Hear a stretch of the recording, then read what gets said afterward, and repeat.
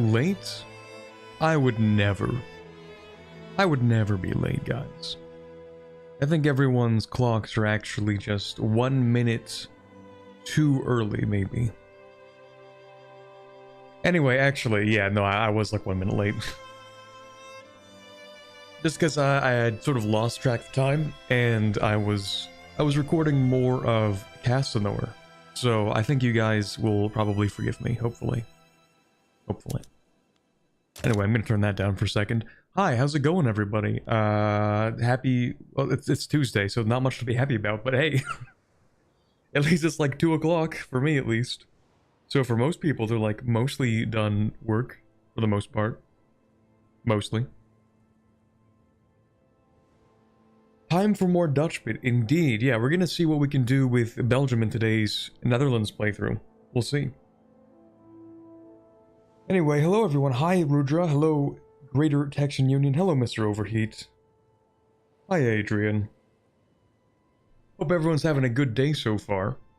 I recently got into Magic the Gathering. Unfortunately. And I say unfortunately because that's an incredibly expensive hobby. Red flag, true and real. No, that's real.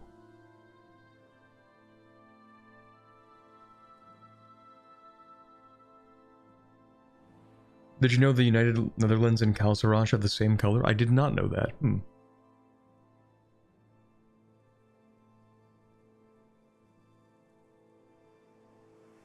That's good, that means more videos. Gotta pump the money for the cards. No, that's true. That's pretty real. Yeah, that's pretty real. Hold on. Yeah, you know what? We're gonna have the brief segment talking about that while I do this. Hi, White Rook. It's going. Okay, yeah, we'll give the brief introduction about the Netherlands again, and then we'll have our brief segment on the Magic the Gathering experience.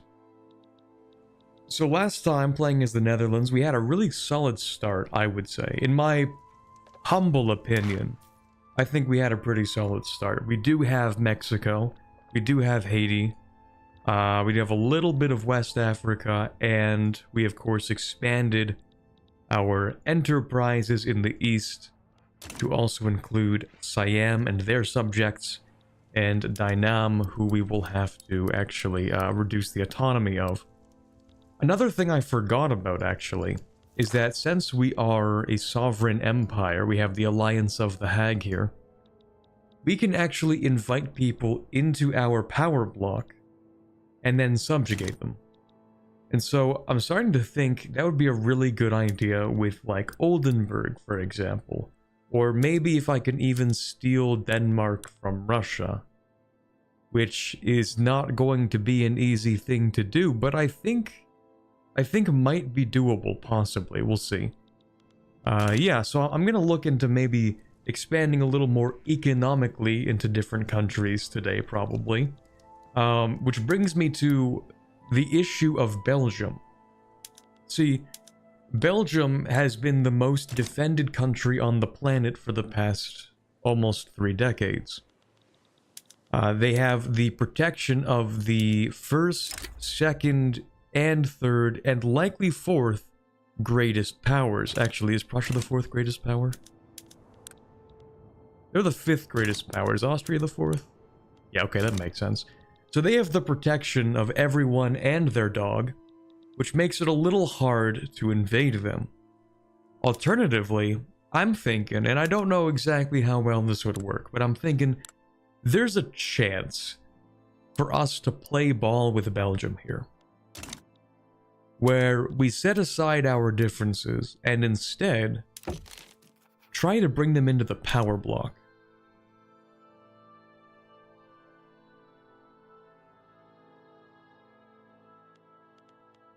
I don't know how successfully that's going to work out, but it really depends on them not becoming a great power, because once they do that, they're going to automatically create a power block, and then it's all over after that. But, well, it's not all over after that. If they become a great power, then everyone else is going to probably like them a little bit less. Which means they might not get protection, which means it might actually be advantageous for us. Maybe. We'll see. What's going on in Alaska? America owns it, but they are currently losing it to the locals in a war. And it's actually rather embarrassing. Like, they might just take Alaska.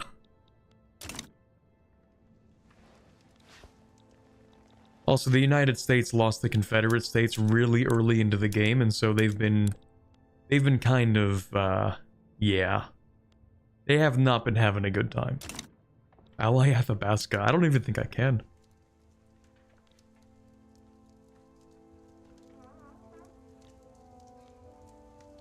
Considering what they will have been through in real life, probably even this timeline, I think the protections are valid. I mean, that's true, but still. You have no chance to bring them into the power block with such little power difference, I think. We'll see about that. Their GDP is nearly half mine. Their population... Well, I don't know how much you will consider the population of just the Netherlands proper. What do we have? It should tell me in terms of incorporated states. Okay, so like 6.8-ish million people. I feel like we can probably get it done. Probably. What kind of leverage do we have going on right now? Yeah, they have a lot from the British, in fact. See, the thing I would hate the most to have happen is that the British simply invite them into their block, and then we are permanently never getting this. That would be disastrous. Unless I can somehow... No, because like Russia, France, and Britain are all going to protect, and Prussia, in all likelihood, are going to protect them. So we have pretty much no choice, I think, at this point, to be able to do anything about this, other than peacefully.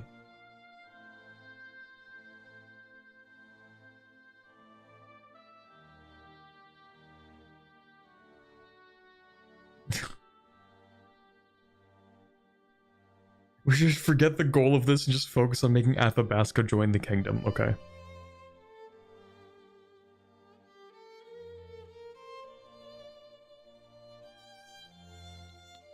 Yeah, we can hover over this. Yeah, see, like, right now they hate us, right? However, I feel like we can probably get it done. Probably. Probably. Maybe.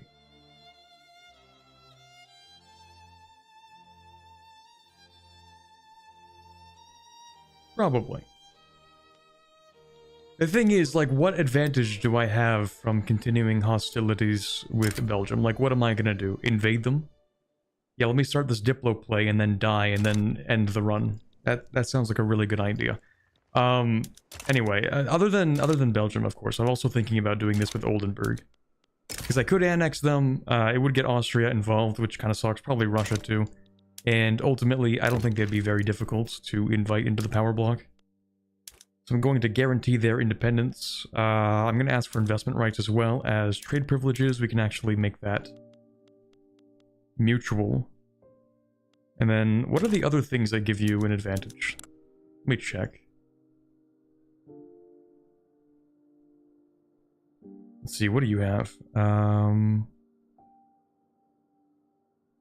Trade privileges, investment rights, guarantee independence. Yeah, we're at least going to do this with Oldenburg. Investment rights, power block embassy, guarantee independence, trade privileges. That should be good enough. We'll make that 10 years. Doesn't cost us very much at all. It'll say if it gives you leverage. Oh, does it? Yes, it does. Why does Oldenburg gain leverage from me getting investment rights in Oldenburg? How peculiar.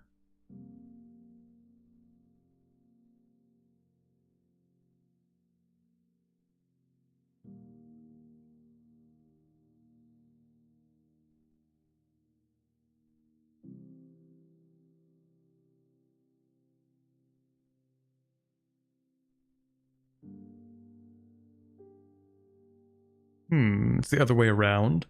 Well, this should also give me... This should give me leverage as well. If I get trade privileges in Oldenburg, that should give me leverage, and this should also give me leverage. But it shows completely different modifiers. Maybe if I do this. No. Interesting. Well, I'm probably going to do it this way anyway.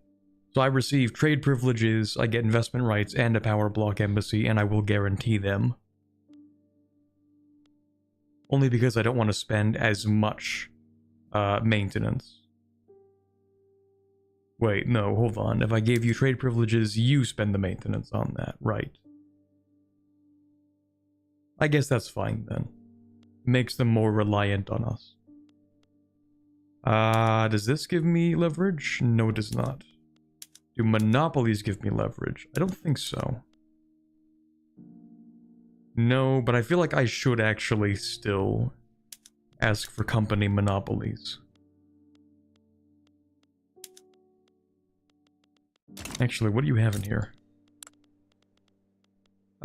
Maybe... You do have iron. I guess that's fine. Okay, we'll sign this. 10 years.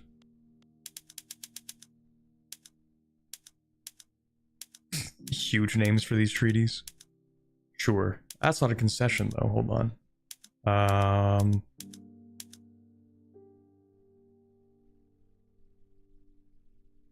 We'll call it that. Company monopolies would count as you owning their buildings, which will count towards economic leverage. That is true. That is true. Okay, we'll go with that. We'll improve relations, of course. So, Oldenburg. Yeah, we're going to get massive leverage in Oldenburg. That's lovely. Denmark. I actually do want to invest a little bit in Denmark. Now, they are completely controlled by Russia, but we can still actually invite them in if we manage to overtake Russia. Which would be difficult to do. Because they're actually allied. Russia is using, what do you have, like one alliance, and they're using it on Denmark. Which is kind of weird. But you do you, I guess. Who else do we want to invite? Let's suppose we could get Spain in here somehow. No, they don't like me. That's fair. Actually, why don't you like me?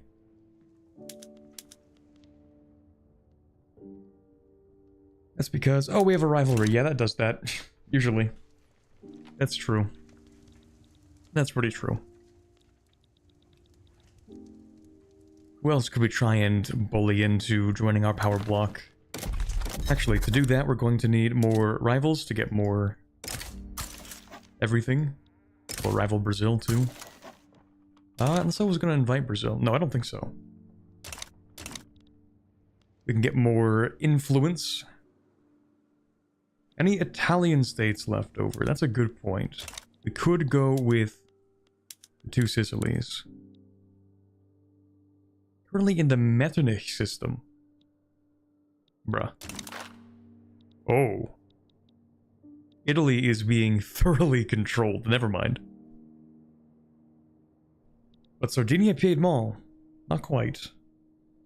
That is actually crazy. That Austria has expanded the power block this far. What do you even have? That's an ideological union? Such a weird one.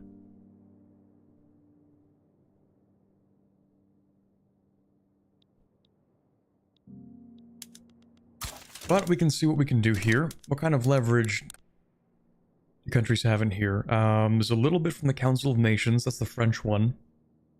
But actually not a lot. It's just kind of being nearby that's giving them that advantage.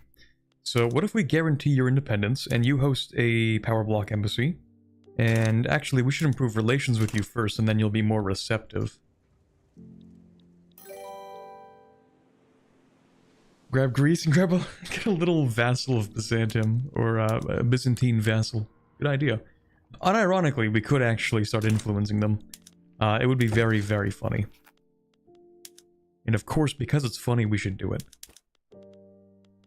Investment rights, I would like trade privileges, and I'll give you mutual trade privileges. We'll go for 10 years. I should probably do it, right? Yeah, we're gonna do that. So what do we have from leverage? It's gonna have to update, I guess. Unless they said no. No, they said yes.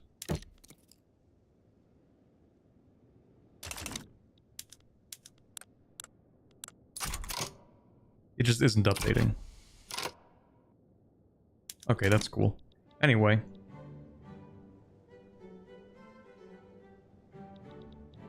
Let's see. We do want a larger army and a larger navy. First of all, I need to build a few conscripts just to make my army look like it's larger than it is.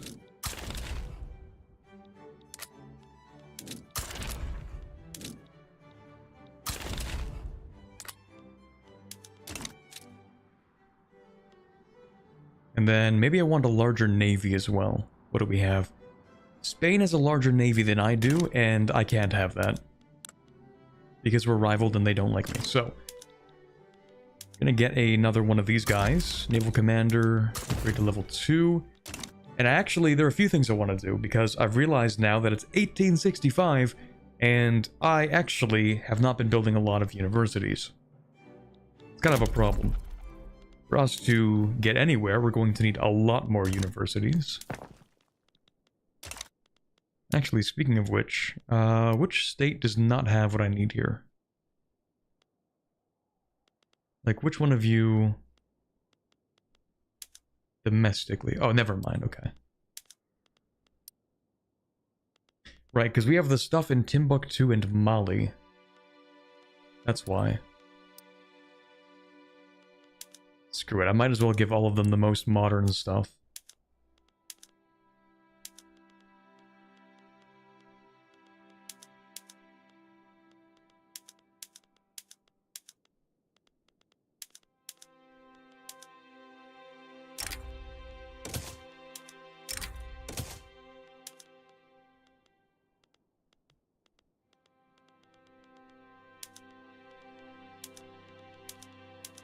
Do that as well. Okay, that should probably do it. Why do I need these ports again?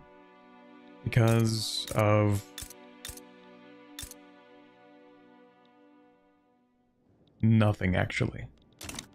Where am I building these? In Holland. And why am I building them in Holland? The infrastructure is fine. Merchant Marine is fine. Trade capacity is fine. Okay, I actually don't know why I'm building these in Holland. Let's maybe not build those in Holland.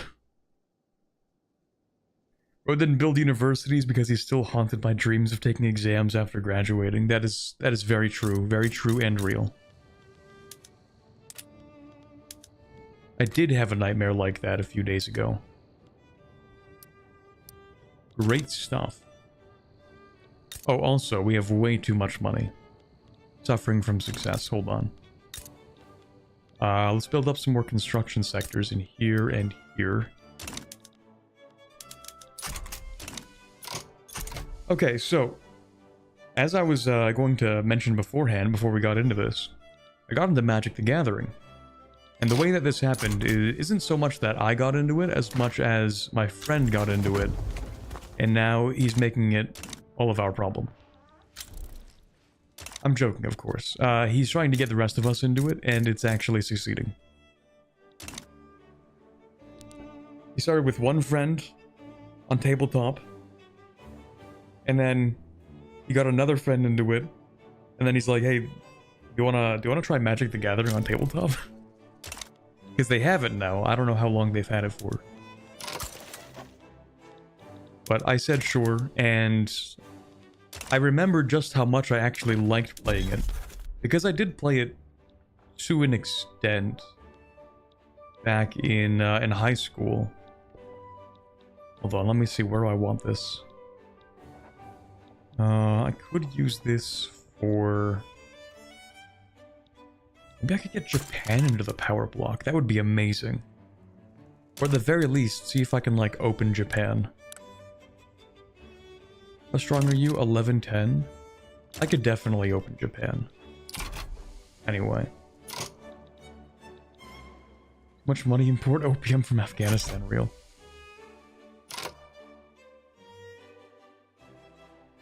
Stay tuned for Corbett announcing the subathon to feed his magic addiction. True. This December, we're running it back. I actually don't know if we're going to run it back this December. We'll see. But anyway. Yeah, so I played a game of it on tabletop. And it was like, you know that scene from Ratatouille? Where you have the guy taking the bite, and he's like brought back to his childhood. That was how it felt playing that game of Magic the Gathering. Where it's like, oh my god, I remember. I mean, I forgot most of how to actually play the game. I had to learn it from scratch, but it's like, oh my god, I used to actually play this back in the day. I remember now.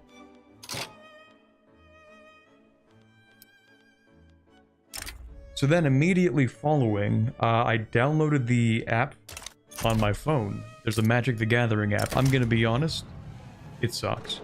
Not necessarily that the app itself is bad, but that playing Magic the Gathering on mobile is a miserable experience. There's just too much to keep track of to put that on a phone. And so the mobile version is incredibly either watered down or just incredibly tedious to play.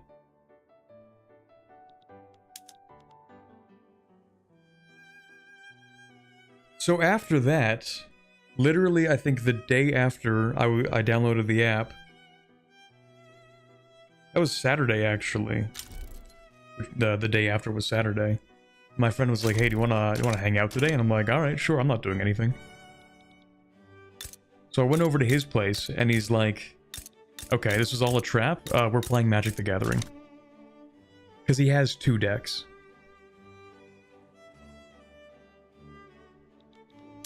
So I played another game of Magic the Gathering, but in person. And then immediately after that, literally as soon as we finished that game, I said, "Hey, I should probably, like, get a deck of Magic the Gathering." And he said, "Do you want to buy one right now?" And I said, "Sure." So we went ahead and I bought a deck.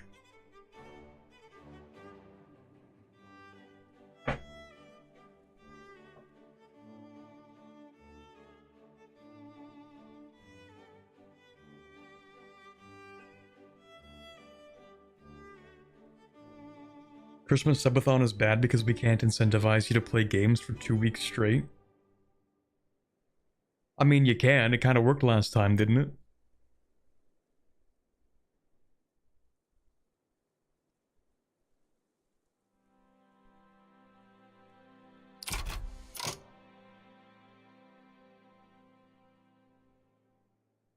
Hey Corbett, I noticed you're behind in being the leader of iced coffee in this game. Fix it. That's true.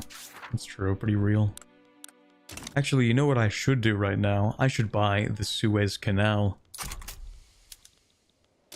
Surely nobody will be upset at the Dutch building the Suez Canal. Anyway, I need a lot more papers that I can actually start building government administration. It's pretty important, actually, because I'm getting fewer taxes. And we love taxes. Actually, let me remove the tobacco tax. I want a service tax. It's a lot better. But anyway, yeah, so I went over, drove immediately over to a store that sells Magic the Gathering. Uh-oh. Hold on, what's wrong with you? The Bambara National Movement. Why are you upset? I'm not even exploiting you, am I? I mean, I probably am, but... radical supporters... That's over here. Did I even conquer this land? Oh yeah, I must have, didn't I? Right. I think they should simply live with it. I will make absolutely no attempts to improve the situation. Yeah. Actually, can't I, no, that requires more. Wait, I have this somewhere? I have 2 violent suppression things somewhere? Do I really? I don't think I do. But it says that I do. 2 active.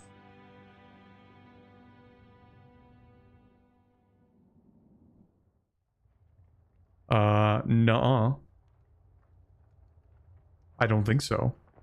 Oh, it's probably including subjects. Yeah, that's probably it. Because I'm looking at this and it's like 7 greener grass campaigns. I actually don't think I have those. I have 4 of them. But yeah, no, that makes sense, actually. That makes a lot of sense. Anyway, I think I lost my train of thought here. Yeah, the rebels are just gonna have to live with it, I think. The problem is, whenever you have a rebellion in Africa, it actually creates psychological gridlock in the minds of the Dutch people. And so they become incapable of downgrading any buildings. They're too afraid of what's going on in Africa to downgrade their construction. I don't know what it is. It's a weird social phenomenon. Anyway, so we went over to a store where you can buy Magic the Gathering, and I was basically.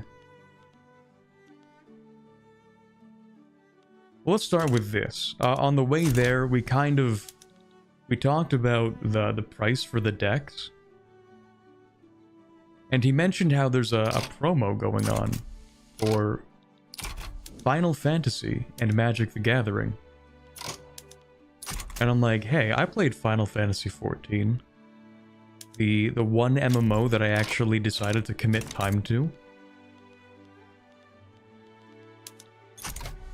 But it turns out that that deck is, or those decks, there are 3 of them, I think? No, there are 4 of them, because they're the commander decks, and so they created 4 because that's like a 4-player format, right?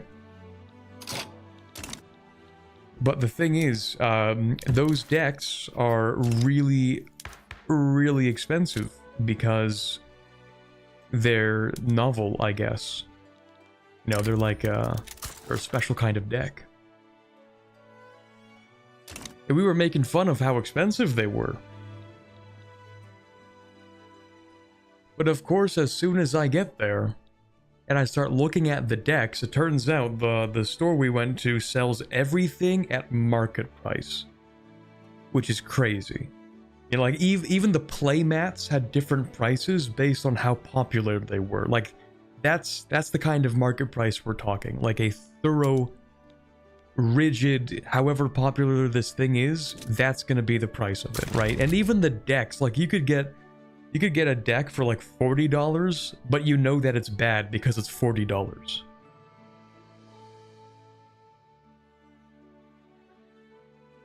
And like a good deck would be like, that's like $80 or like $90. And we're talking like the Commander precons, right?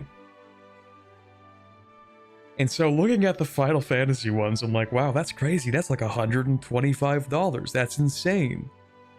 I'm not gonna buy one of those. And then my friend turned to me and he's like, well, you know, it is the first deck you're buying.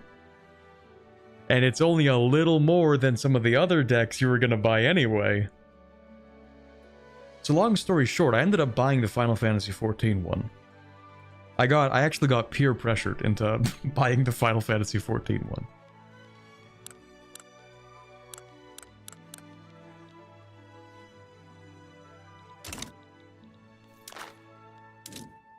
Also, who else can I invite here?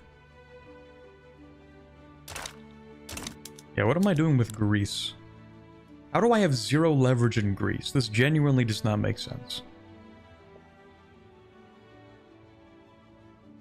What am I missing here? Do I not have an interest in Greece? No, I have to have an interest in Greece. I don't have an interest in Greece. Oh, that's what I'm missing. That's so embarrassing. That's incredibly embarrassing, actually.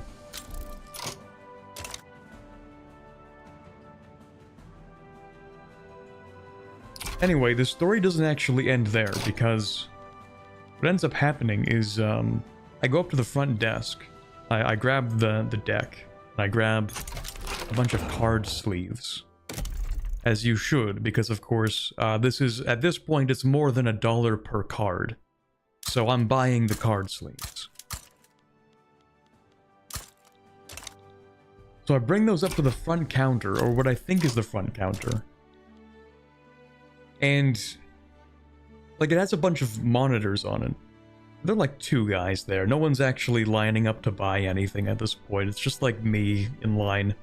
So I walk up to the front counter and I hand over what I'm about to buy.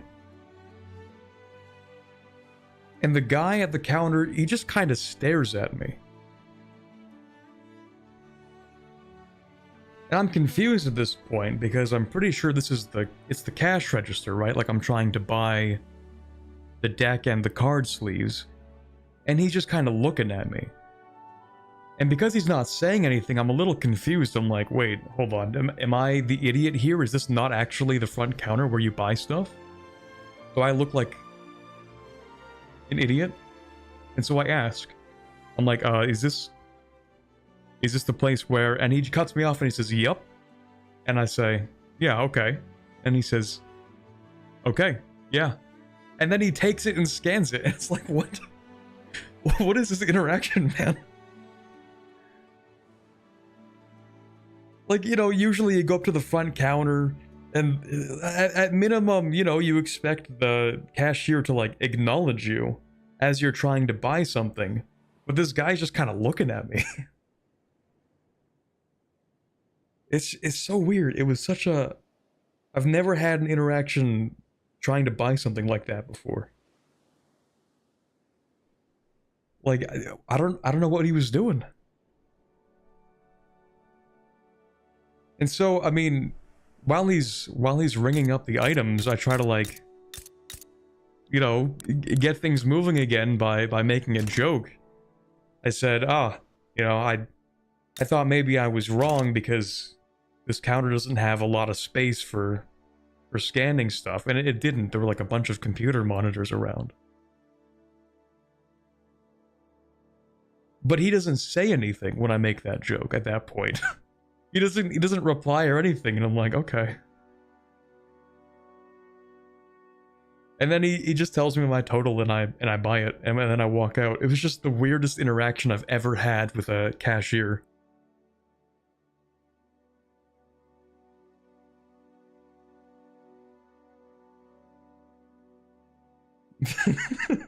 The Skyrim NPC waited for you to interact with them. No, seriously.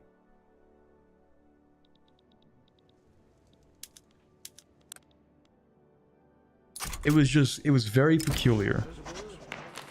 It's the most perfect and authentic welcome into the Magic the Gathering world. It really was the whole experience. As soon as I walked in, there were like 50 people sitting off to the side playing card games. JT Jag, this is perhaps the most expensive real estate on the planet. Belgium is absolutely not for sale.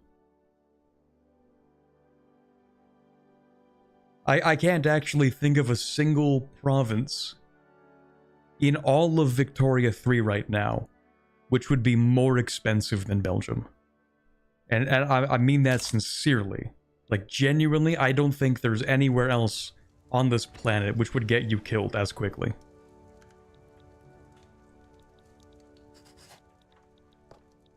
Like, where else could you invade that would have France, Russia, Great Britain, and Prussia kill you for it?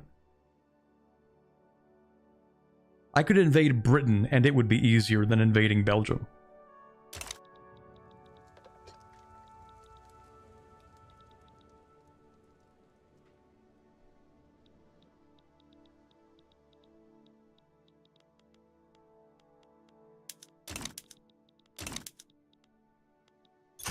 But anyway, yeah, that was my introduction to... Magic the Gathering. Buying my first deck. Technically not my first deck. See, I did play in high school, as I mentioned, but the thing is, I only had one deck in high school. And that was because for you to get into Magic the Gathering, you need to have a job. You need to have money. Like, you need to have money to get into Magic the Gathering. Or a lot of time to create proxies. So either a lot of money or a lot of time.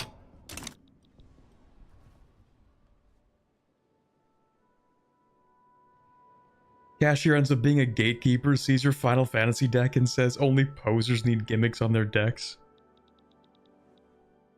And the thing is, I don't even think that deck, the one that I bought, by the way, was the Final Fantasy 14 one. Mostly because the pre-con commander is Y'shtola, and she's goated, one of my favorite characters in Final Fantasy 14. And even though, like, it's not even the best Final Fantasy deck, apparently the best one is like the tightest deck or something, like the Final Fantasy 10 deck. And then there's the, I think, Final Fantasy 7 deck, and then the 14 deck, and then one of the other ones. So, like, I didn't even get the best deck. I literally just, I looked at the deck, and I'm like, Y'shtola? Hell yeah. I'm buying this. Anyway, what am I doing in this game? I am actually... Okay, I have to make a choice here, chat. Am I going to at least attempt to pry Belgium away from the other countries in whatever way might be possible?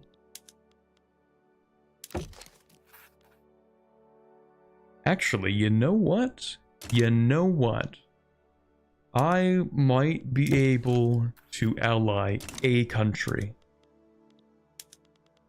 And if I ally them, I think that prevents them from being able to intervene. Now, that being said, I think the country I would like to ally for this is France.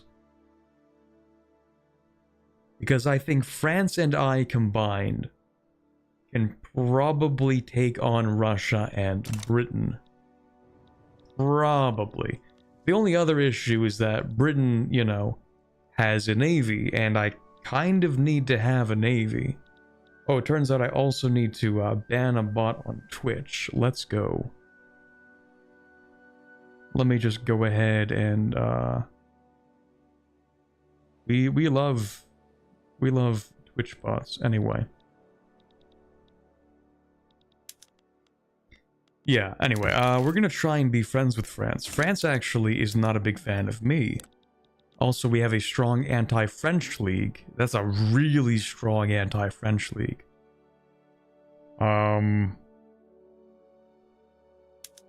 That's a lot of lobby clout. My country does not like France. That's not very useful for me. Unless I can somehow... Can I... A defensive pact should also accomplish the same thing, right? Like, I could, in theory... If I get a defensive pact with Russia, then in theory they can't actually turn against me on Belgium, I think.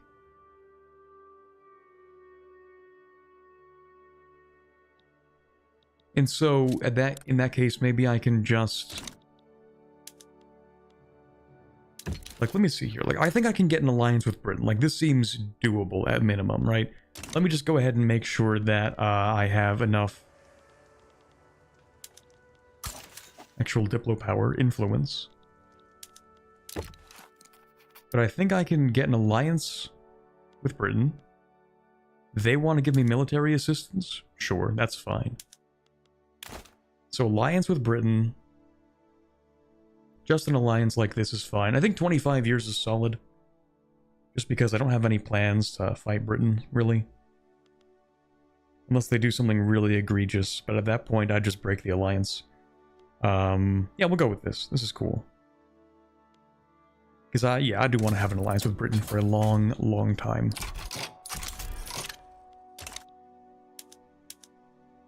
Okay, so the British alliance...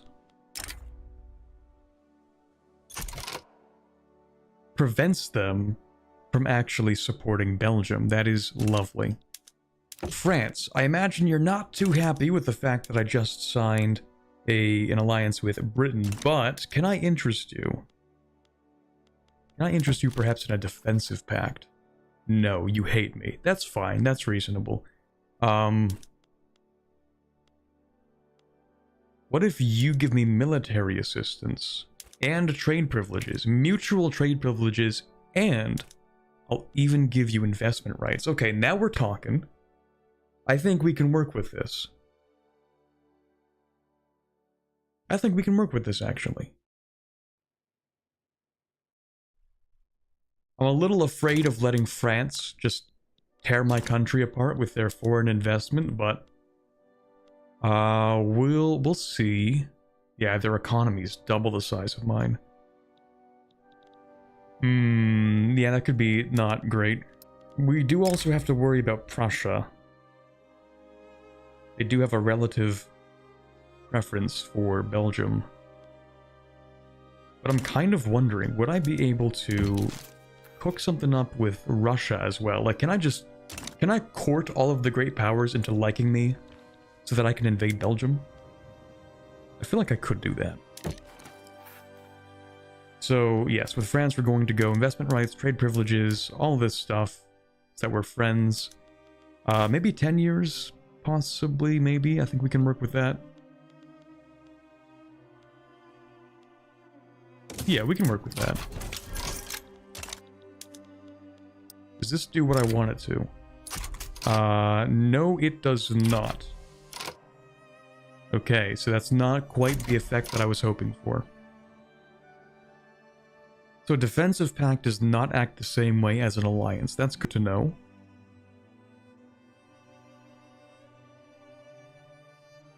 I feel like the correct power move here is establishing a trade agreement with Athabasca. That's true.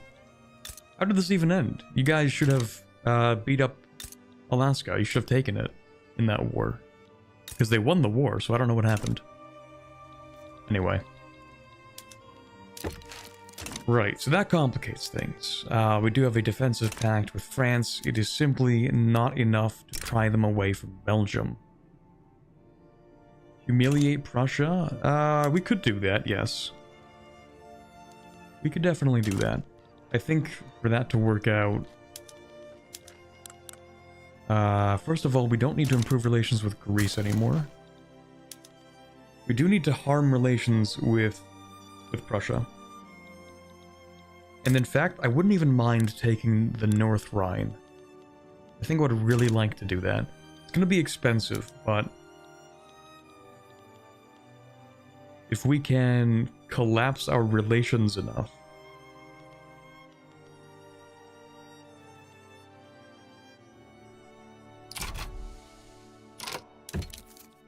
Actually, I would like to know... why does France actually still have this treaty with Belgium?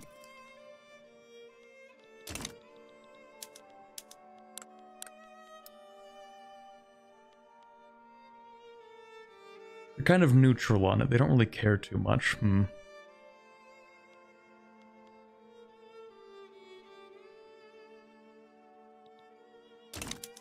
Is there a way for me to slander Belgium?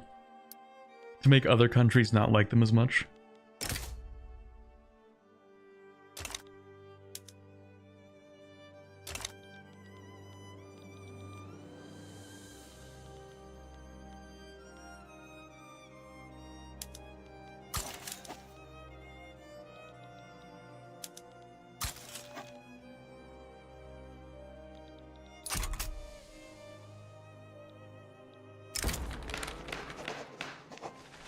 We'll go with the Liberal Union. Those guys should help industrialize.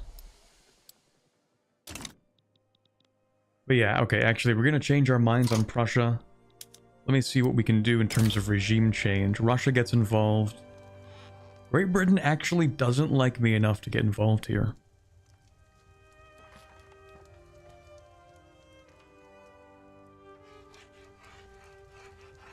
But I would kind of like them to get involved.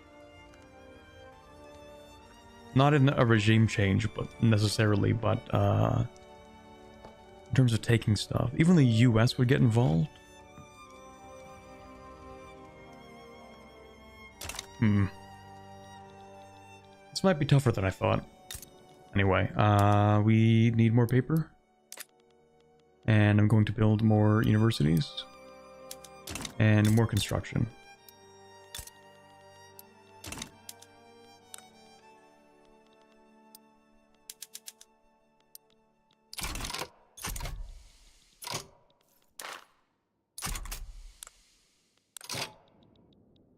We will be able to invite Greece soon enough. Yeah, it's funny actually that Britain doesn't like me that much, but we do have that alliance. How's the opium trade? There's gold in those rice hills. Actually, how is the opium trade? I don't remember if Siam can grow opium.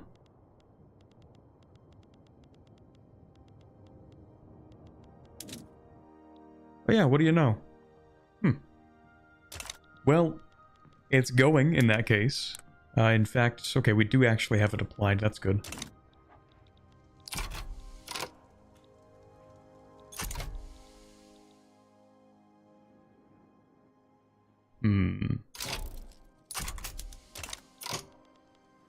I should build a larger army and a larger navy. How much construction are we doing? I think we need more construction, actually. Back down on the Conservative Party, maybe? Yes, because we want the Liberal Union in charge. To see what we can get out of that. We do have laissez-faire, I forgot about that. What else do we want? We don't have commercialized agriculture yet. We should probably start getting rid of child labor. Probably. Wealth voting is fine for now. We're going to keep that as it is. Yeah, okay. We're going to start trying to get rid of child labor. That's a good idea.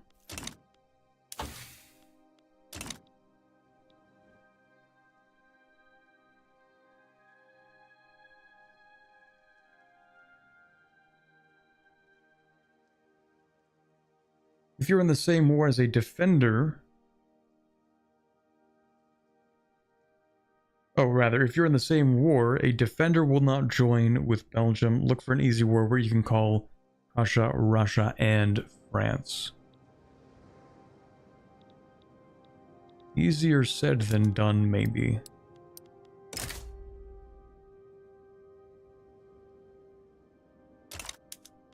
I don't know if it's going to be an easy war, but we can look at the French politics. I think mostly it's if I can get France to not guarantee Belgium, then it might be doable if I expand my army. Which, again, we're going to have to expand more construction. We simply have too much money, tragically. Well, it's more like we don't have enough government construction because we're on laissez-faire, so we only get a quarter of the government construction. A quarter of the construction for the government. So we actually really need to expand that. I don't know about that. Who do we have in charge of the Petit Bourgeoisie? Traditionalist. Can't be any worse than the traditionalist, actually. Yeah, you know what? Sure, why not? Who do we have in charge now? A reformer. You know what? They're actually goated. That's amazing. I was having too much money bad. We have too much money in the private investment pool. Like, we have too much money and not enough money being invested. That's what the problem is, for the most part.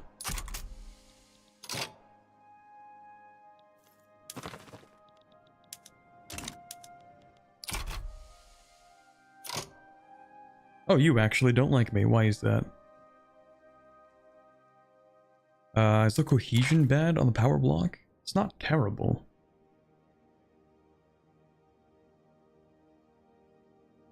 But we need Cambodia and Luang Prabang like us more. Cambodia and you, we're working on that. Okay, perfect.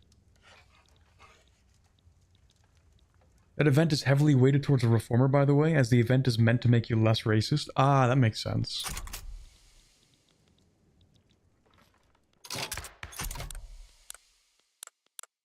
Like how the industrialists are unhappy despite the fact that we, like, just passed laissez-faire. We also just passed regulatory bodies, that's true. They don't like that either. They hate improved working conditions.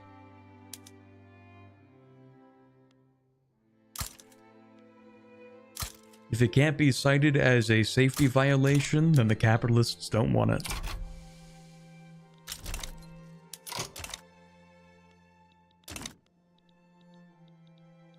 Is there an event that makes you more racist? I mean, yes. There are some, actually.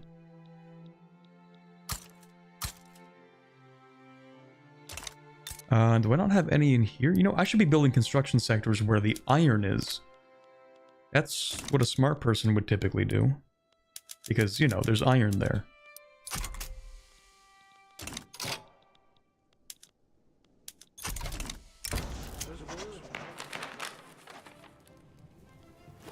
Pepperman the General. He's a Luddite? That's pretty cringe, actually.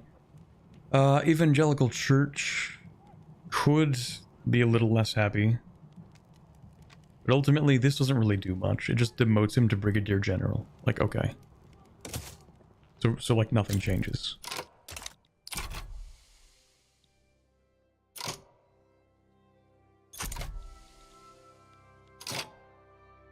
Alright, infamy is pretty low, and our relations with Prussia are too high. And we're gonna get nowhere with this. So, did I remove my interest from Japan? I did. Let me put that back. Greece will hopefully join the power block when the leverage ticks up. How about Sardinia Piedmont? Actually, we don't need to do much with Oldenburg. We don't need to improve relations like that.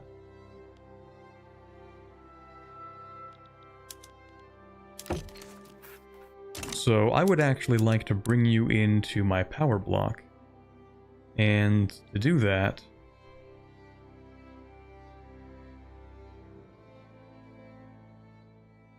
there's actually not a really high bar to clear, actually.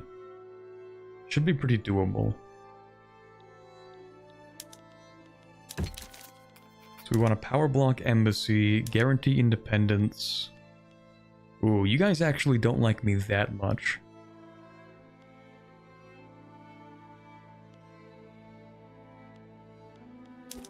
Not even for trade privileges. I mean, maybe a little bit. Investment rights. Maybe just for you, I will get rid of subventions. Nope, they don't care. Okay, what about tariffs? They do not care.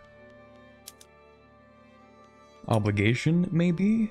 They would sign that if I had enough influence. Sell them goods. Hey buddy, do you want goods? They want tobacco. Okay, but I can give them 10 tobacco. Artillery? Nope. Wine? Sort of, kind of, maybe.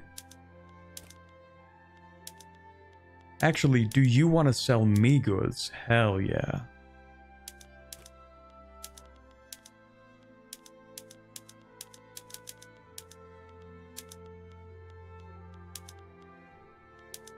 You need coal? I can give you coal. They don't care unless it's between 46 and 56, and then after that they don't want it. Okay. Alright, man. Opium. Sure, you can have some opium.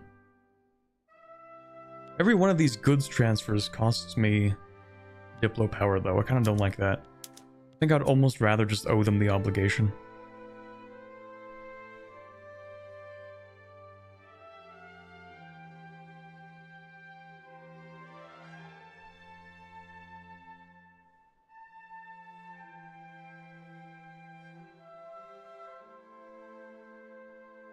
Money it gives is based on their pricing, and they only accept when it's high.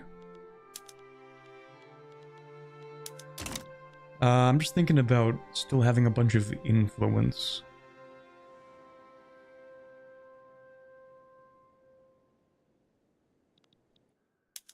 Actually, once I subjugate Oldenburg, I shouldn't have to have a treaty with them.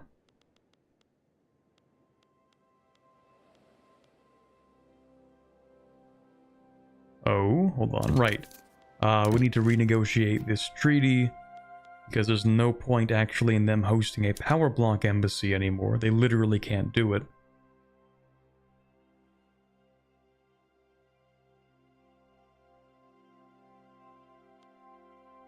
Actually, do I want military access? No, it costs 50. I don't really want that.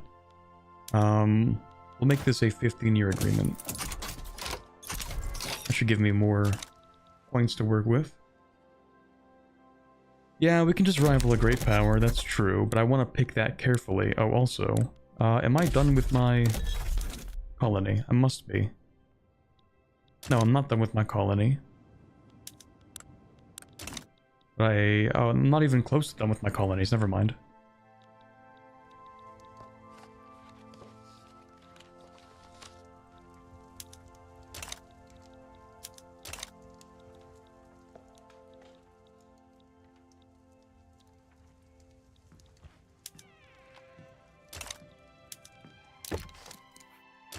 Also, wait a second, I just thought about this. Why is Russia going to get involved in this? Like, what do you care? What do you care for Belgium? Or why do you even care about Belgium? Sympathy towards Belgium. Maybe you should be less sympathetic. I think.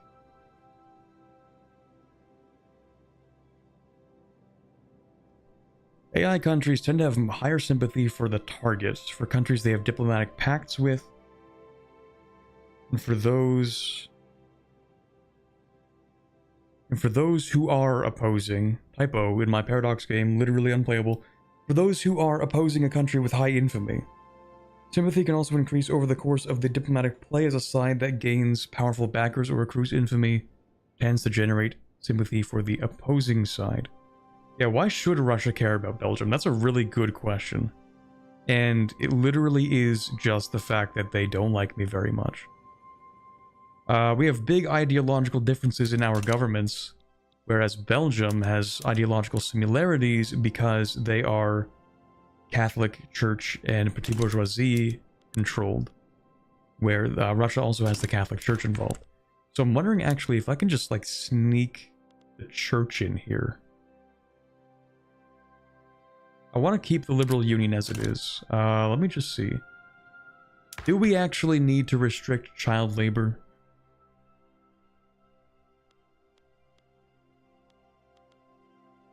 Maybe it's actually fine to have child labor for now, because I want to attempt something. If I bring the church into the government, you should like me a little bit more, right? And thus, in theory, you should have less sympathy? Ooh, I'm cooking, chat. I am cooking so well right now. Call me the chef the way that I'm cooking. Okay.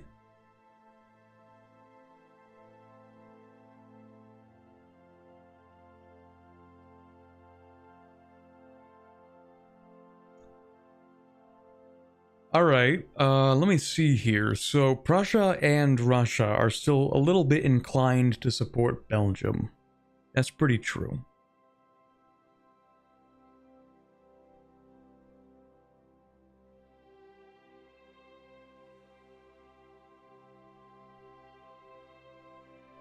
You still have more sympathy. Oh, you know what? Ooh. I might have to do it. I might have to kick the liberals out of government. I don't want to kick the liberals out of government, but I might have to.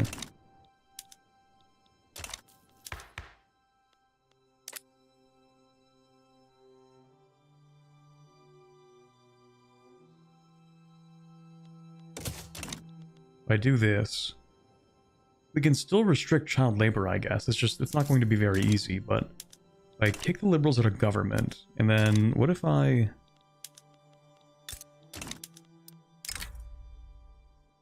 okay, never mind. That didn't change too much. Russia is still inclined to support Belgium, and all Belgium has to do is offer them Hanover, and they will probably accept. Which is not good.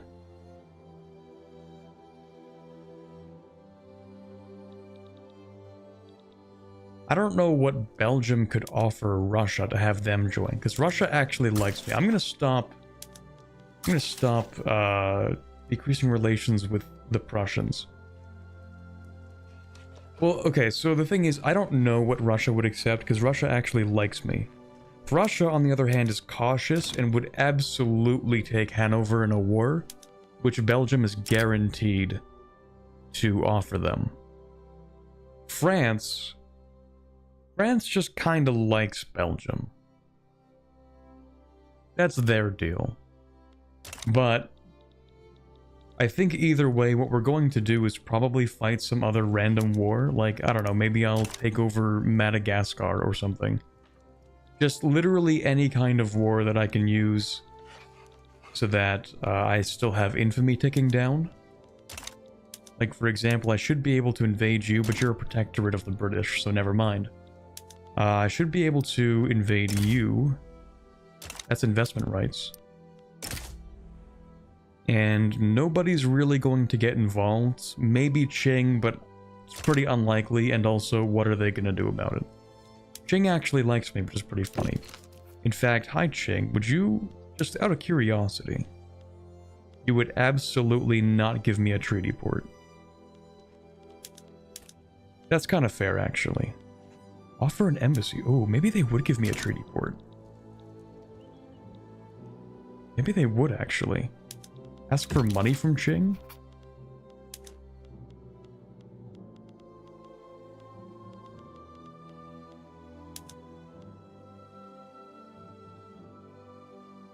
That's not a lot of money that they can give me.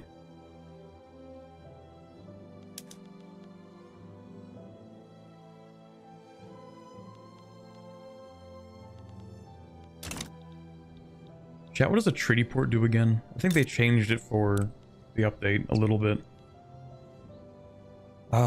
This is a treaty port in theory?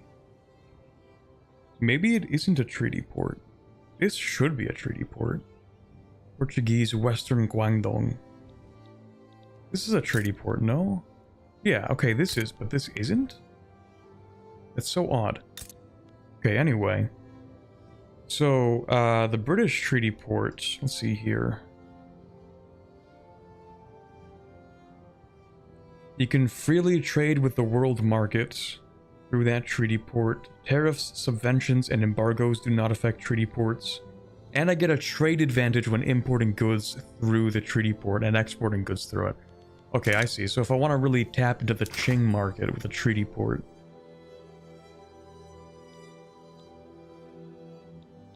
Let me see what kind of tariffs the Qing market has. In terms of its really raw materials and stuff. Because maybe I don't even need a treaty port. I mean, I guess I would get the trade advantage. Let me look for the luxury stuff.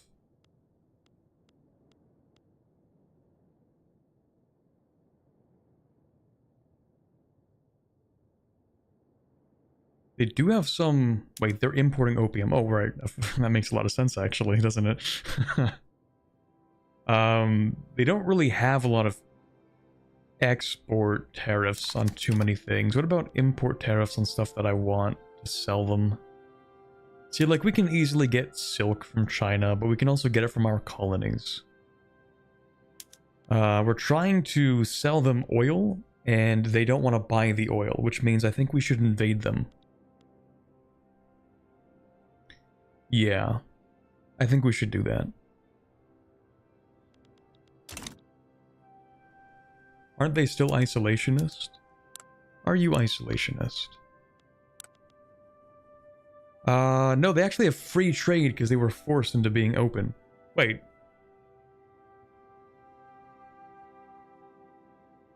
If Qing has free trade, how do you have tariffs on anything?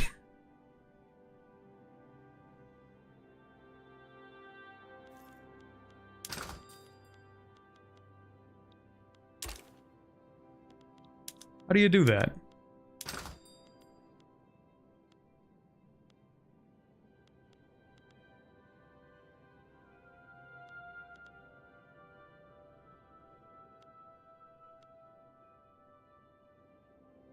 I guess they don't really have tariffs on anything?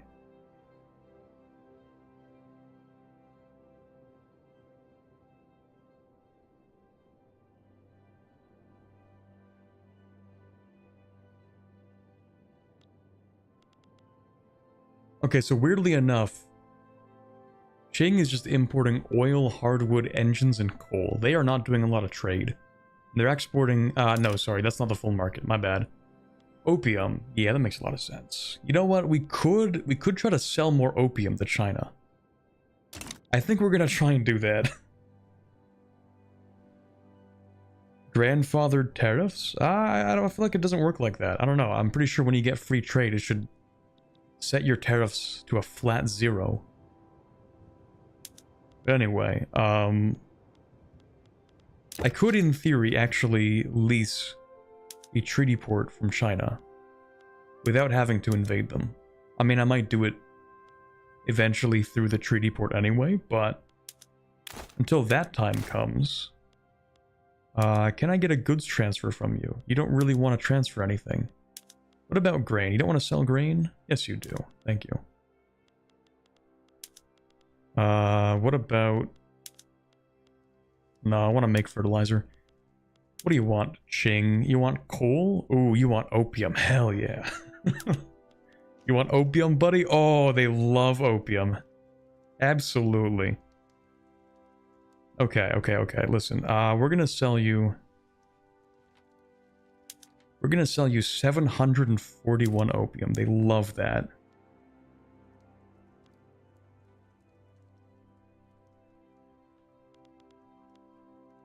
Oh, you're right, get investment rights. That's true. Treaty port and investment rights? That might be a little difficult to do.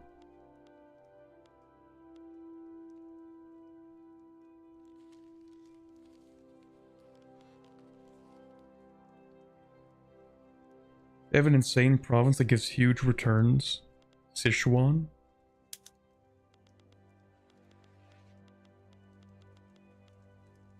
Well, it's gotta be inside. Yeah, okay, here we go. Sichuan. That's a lot of opium. That's a lot of opium.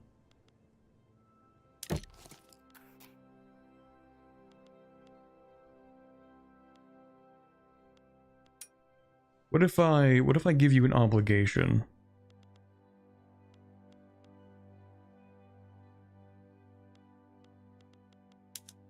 And then I don't put tariffs on sugar, and then I don't put tariffs on tea, and then I don't put subventions on sugar or tea either. And then okay, we're not going to touch that, but let me see. Anything else that you would like to give me? No. Anything else I can sell you? Yes. More opium. Just kidding. You can have coal. You want coal? We actually have a lot of coal that we can sell you. That's cool. Never mind. We've reached the maximum amount. No coal. In that case, actually, yeah, we should decrease the amount of opium that we're selling them. Because then we can, like, actually sell it still. But in a different way. Is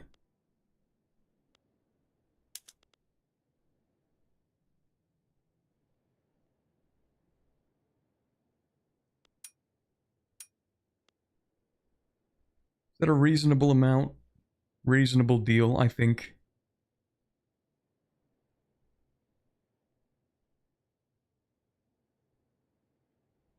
We love unequal treaties.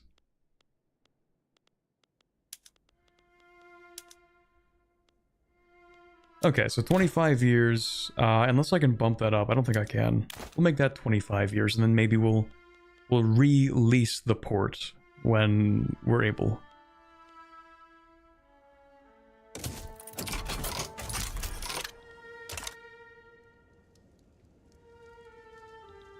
Well, that's such a weird place to put a to put a treaty port. That's really funny. Okay, we're going to subsidize it and not privatize it. Oh, we can't, because of course we're on laissez-faire. I lied. So that's not actually a war with Qing. You know what I would like to do, maybe? I should invade Manchuria because it would be funny. But we're not going to do that yet.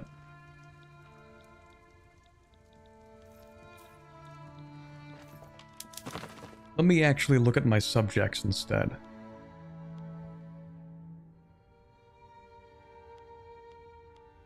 Nobody to turn into a puppet. That's pretty cringe. Okay, we're just going to invade somewhere in Indonesia then. We'll annex Brunei, and then maybe not, because Spain might get involved, and they don't like me, so they probably will. Kutai? Yeah, we'll invade Kutai, and I feel like Qing is probably not going to get involved. Please don't get involved, Qing. We just had a really good deal.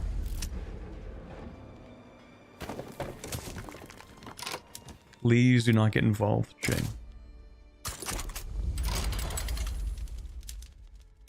We're friends, right? We're cool like that. Right, Qing? I think we're cool like that.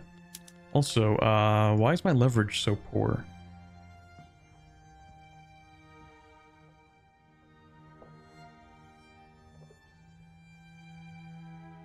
Oh, you just have a massive amount of resistance.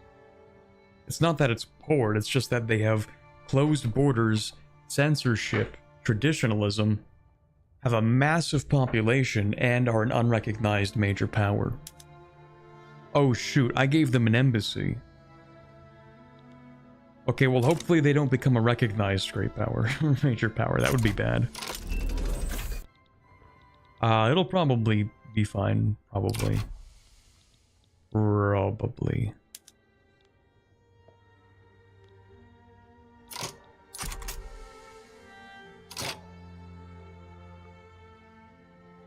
Trade port in China gives the best reinvestment. Trading post give the best reinvestment? I mean, maybe not this one. This is not a very good trading post. But at the very least, our citizens can invest a little bit if they weren't so busy investing in Mexico. See, there you go. Also, right, we got a little bit cheaper invasions of unrecognized countries. No Qing involvement. Good. What else do I want? Finalizing mission is good because that means I can create my African subjects. Actually, chat, is it even worth it to build those? The subjects in Africa, like to release them? I feel like they are useful only because they can create their own companies. And so if I want to focus my companies on like industrial goods, then my subjects can create companies that are good for agricultural goods, and so they can still get a good throughput bonus.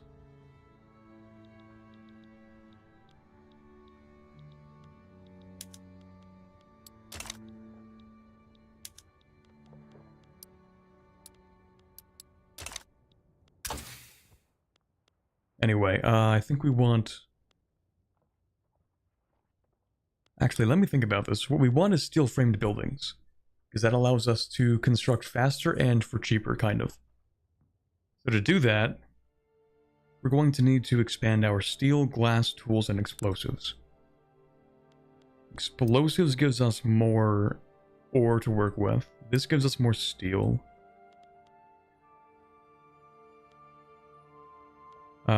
We already have leaded glass. Crystal glass. This is the best we're going to get for glass for now.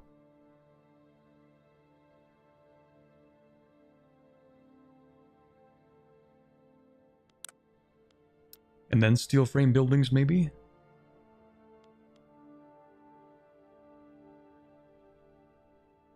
What's the company situation like for the Netherlands? Good question. First of all, how are our companies doing? Not terribly, actually. Well, that's the Dutch East Indies Plantation Company. Yeah, our steel company's not doing great. In terms of our unique companies, what do we have, actually? That's Paris. See, I actually don't know which ones are unique. That's Lombardy. Anglo-Sicilian Sulfur Company. So that doesn't have anything to do with the Dutch. Let's see. Bolt? Nope. Holland Shipyard Syndicate. No, that's a regular one.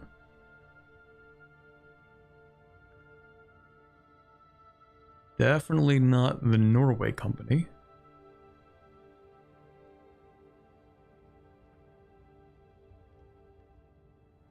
Oh, here we go. So we get the petroleum company that gives us colony growth speed. And the Dutch state... Oh, hold on. This might be just for the East Indies. And the Dutch state is in Indonesia. Well, we don't actually have any state in Indonesia. Our subject would. Philips as well, we do get that. However, that is a pretty late game company, Electrics Industries. It does give you maximum innovation investment, which can be pretty good towards the end. That's Bohemia, Brandenburg. This is in South Africa for gold. Yeah, not a lot for the Netherlands specifically. I don't even know if the Dutch East India counts as a company in that sense. Well, no, so the Dutch East Indies are not a company. They're nationalized. But they do have their own company. Dutch East Indies Plantations.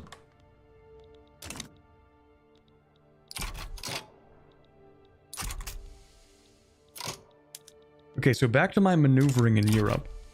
Well, once this war starts, I guess.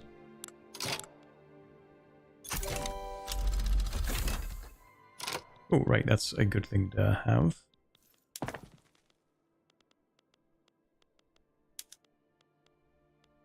We do want better railways whenever we start building them. Sewing machines, mechanical workshops. GDP is going up pretty quickly. We also have a new mandate, which gives us a new principle. What do we want for this one? Exploitation of members kind of seems like garbage, I'm not gonna lie. Foreign investment. See, we can kind of always invest, so the only thing this would be useful for is increasing economic dependence. Which wouldn't be a terrible idea.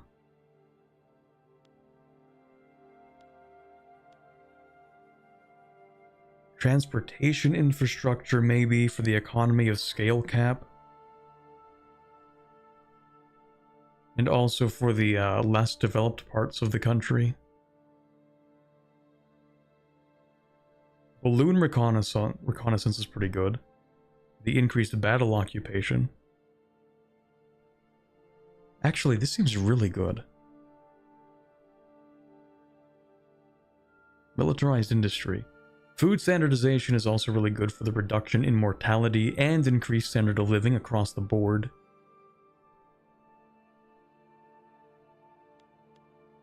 Construction is, of course, also quite good for the company you get.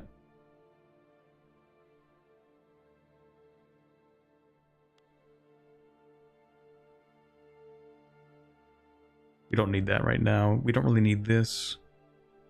Don't really need this either. Well, law enforcement giving you authority is not bad. External trade is quite nice. I mean, yeah, it does give you the influential trade center. That gives you influence. Quite good. Trade capacity and trade advantage. I feel like companies might not be a bad idea. I mean, just getting a free company is massive. And the earlier you get that, actually, I think the better. You know what? We're gonna go with companies.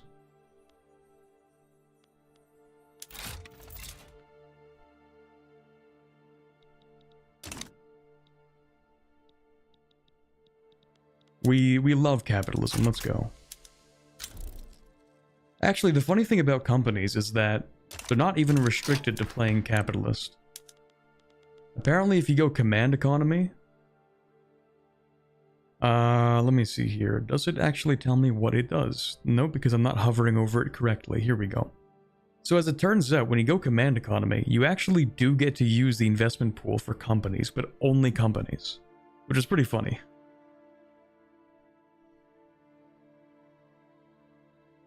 But the funnier thing about that, actually, is that the companies immediately, I think, are nationalized.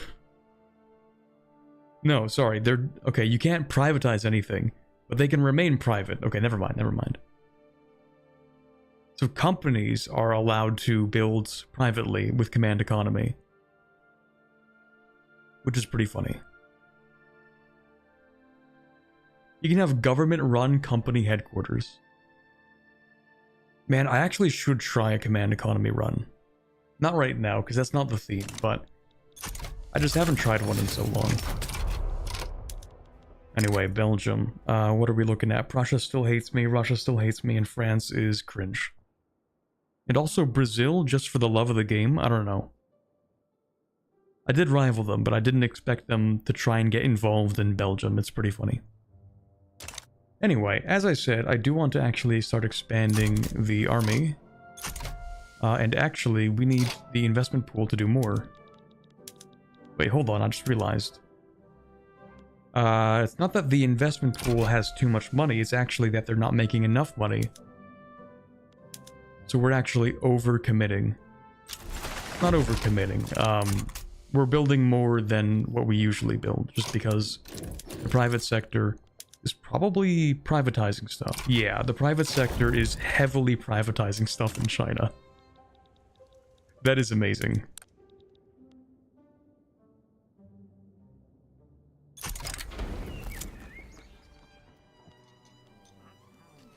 That's fine.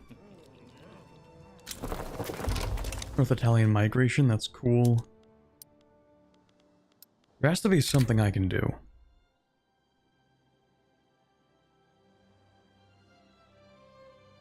What if, and this is a bit of a stretch, but what if I start the play and then try to get Russia on my side with something, like maybe an obligation?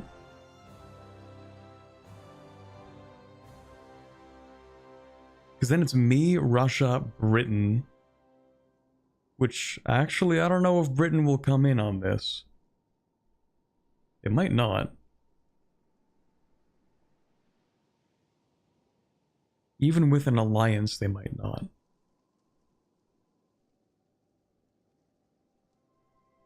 But in theory, we could probably beat Prussia and France if I get Russia and Britain. In theory.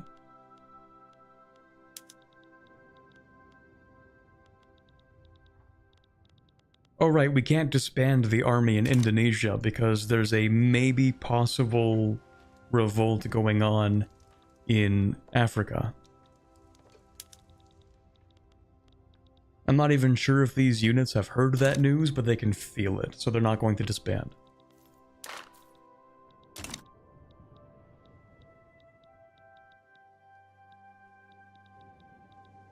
Greece, would you like to join? No. Sardinia, Piedmont. We're not even close, actually, right? Can't you call France into that secession whenever it fires? Theoretically, that's true, actually. That's pretty true.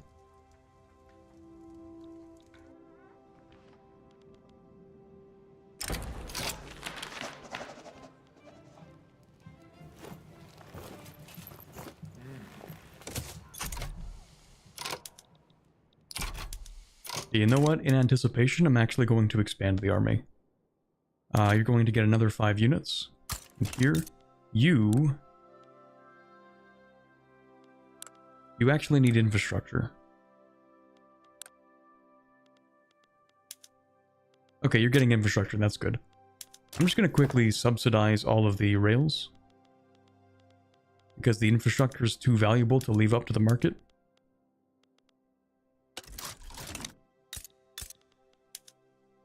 just in case. And then I'm going to start expanding the army and the navy. We'll go with navy first because it takes a while for the navy to actually expand. It just hires slower than everyone else.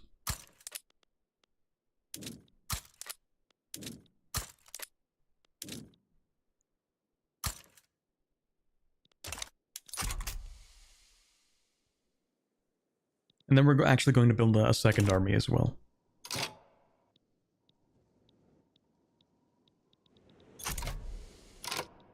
In the meantime, actually, we're going to hand this off to the Dutch East Indies because I don't want to own it.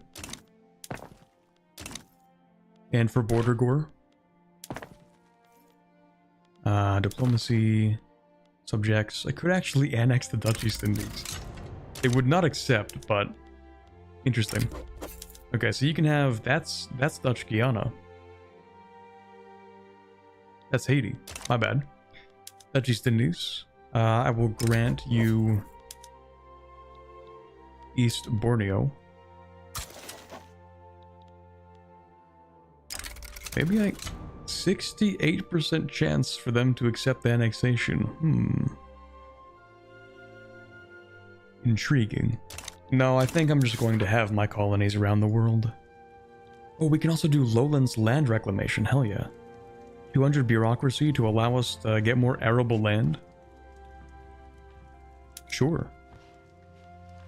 We can also establish our colonial administrations. Ooh, do I want to just make one in Senegal?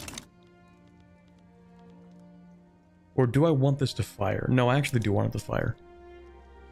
How do I make them angrier?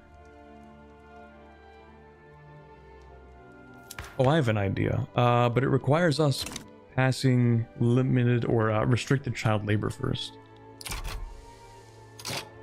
Kind of depends. I do want to make him angrier, so you know what? Maybe I'll just increase taxes.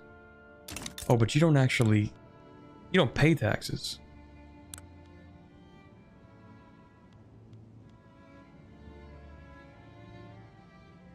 Do you pay taxes?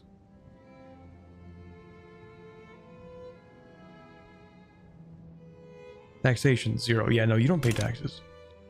That's not going to change anything.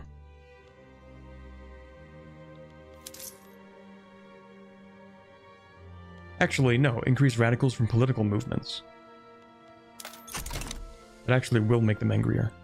Even though they're not the ones paying taxes. It's about the idea. Oh, here we go. That only increases it by 5%.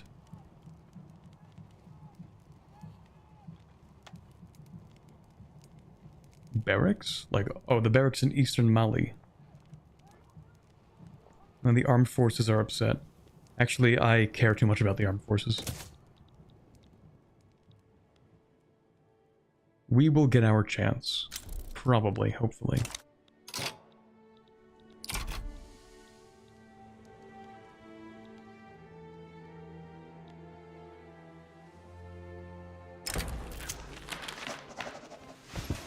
Yeah, we'll take that. Sir, you feel that? There's a revolt going on in Africa. How do you know? The vibe is off. The wind has a particular smell to it. The smell of treachery. That's pretty much how it goes. Double checking my Belgium real quick. Yep, that's what I expected. Okay, cool. Actually, that's not what I expected. Why are you... Oh, you're at war with Sulu. Maybe you shouldn't be. Anyway. We're just going to continue consolidating Indonesia. That is not a subject. Here we go. Nobody's complaining. Okay, good. Annex Bulungan.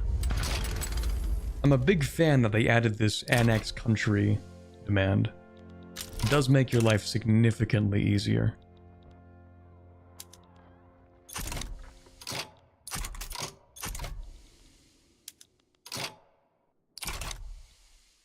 Chad, have I seriously been playing this game for like maybe a year at most?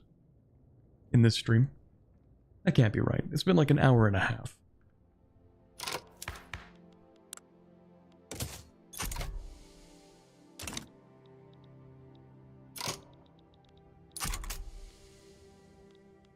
Surely. Oh, actually, I just remembered something. Dutch East Indies, I'm actually going to restore your payments.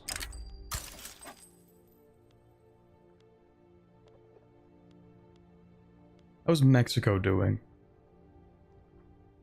Yeah, Mexico just kind of has insane prestige because our company is giving them insane prestige.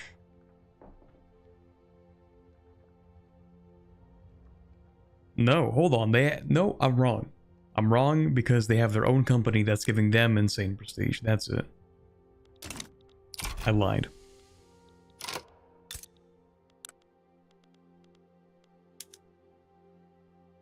Okay, so, you know what else we're going to do? We're going to build a lot more munition plants. Just because when this war gets started, we're going to need them. And also, remove these subventions for import. I was kind of hoping I'd be able to export more ammunition, but I guess there aren't enough wars going on.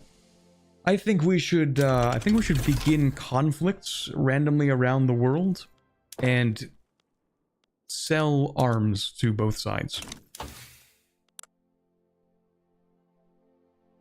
I think that's a good idea.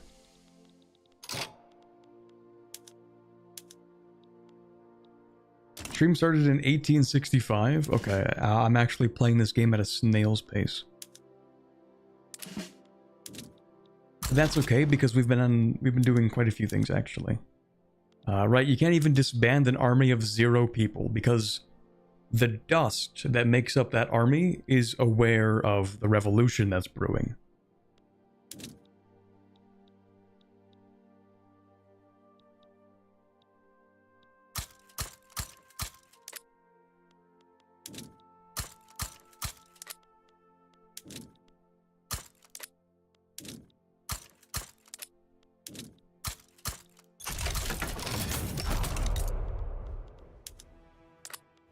Okay, we're also going to build another artillery foundry and an arms industry.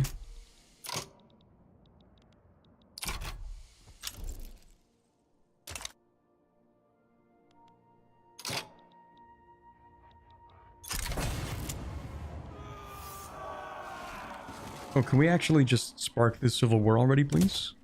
Nope. Okay. Do you intend to conquer Belgium? Yes. It's requiring a lot of political maneuvering. Dude, even Britain, A2 brute?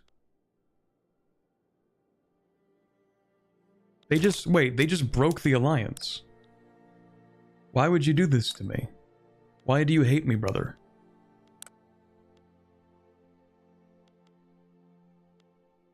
Why did you do this? Also, okay, so Britain breaks the alliance with me for funsies, and then, but they don't want to be guaranteeing Belgium, and yet they do it anyway because it would be silly.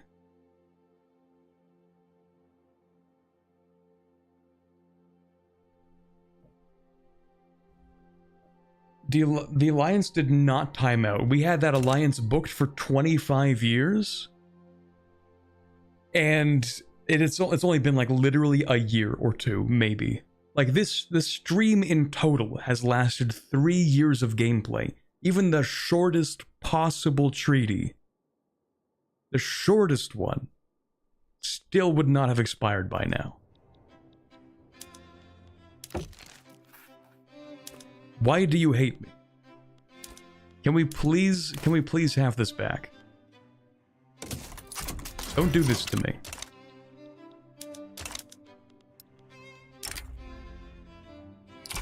Okay.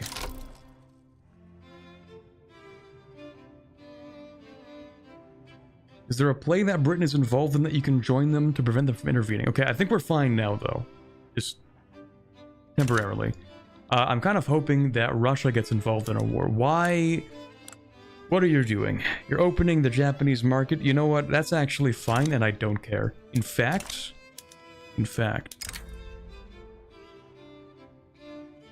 We might be cooking with that. France goes to war with Japan. Unless Japan might back down though. Let's not hedge our bets right now, but I mean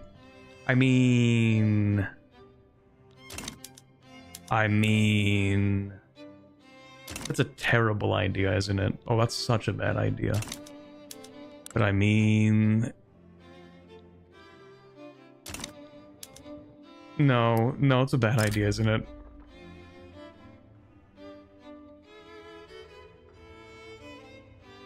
We should not get involved in that, probably. Join on the French side? No, there's nothing that they would accept. Oh wait, I can support unconditionally. I keep forgetting that's a button in the game. I can get involved on the French side.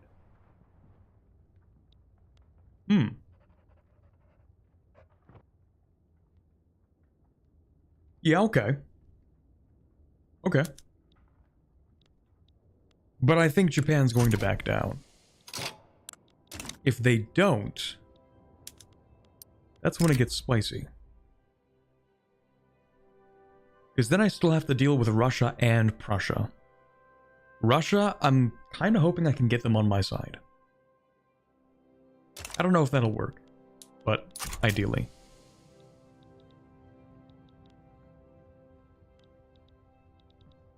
Please don't back down, Japan. I kind of need you to distract France for approximately, I don't know, 7 months? you weak-spined scallywag, you. Okay, that sucks. That really sucks.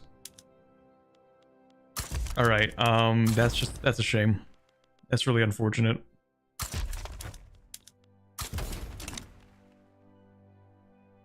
Okay, plan B. There really is not a plan B right now.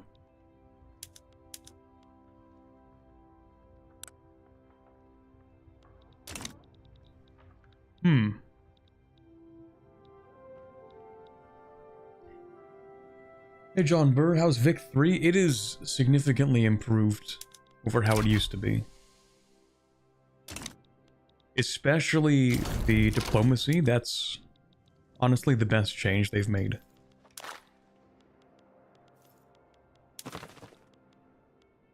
Wars still need to be improved, but the diplomacy is a lot better. I'm gonna give you East Borneo. And I'm going to give you North Borneo. Are you not going to colonize this? Oh, you are. You have claims on it. Okay.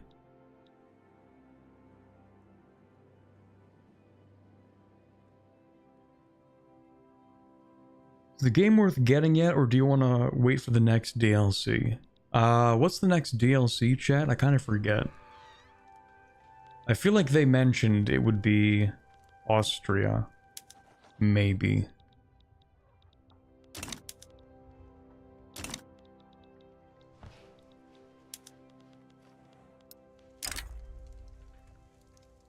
And now, did you no, you didn't. You didn't. You wouldn't.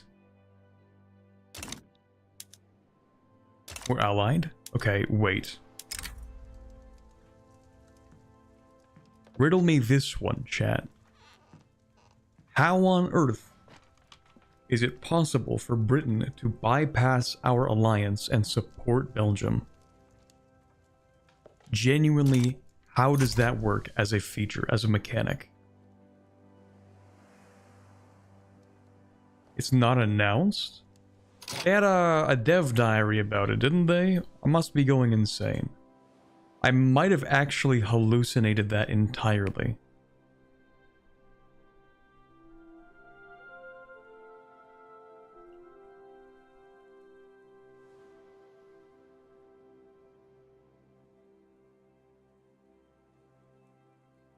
No, they definitely mentioned it, right? Is the treaty inactive? Inactive? I can't imagine it would be inactive. The treaty with... How on earth Are you not fulfilling military assistance? Are they dumb, chat? This literally should not be possible.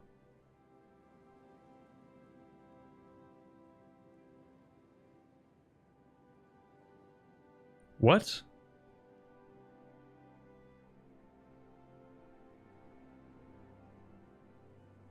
It's free. You don't even have to do anything. It just... How?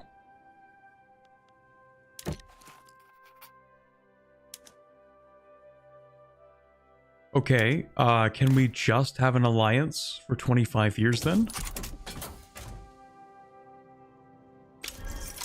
Yes, okay, that's... Sure, you know what? Sure, why not? Okay, problem solved. Don't suppose we can have an alliance. Wait, can we? Do I have multilateralism?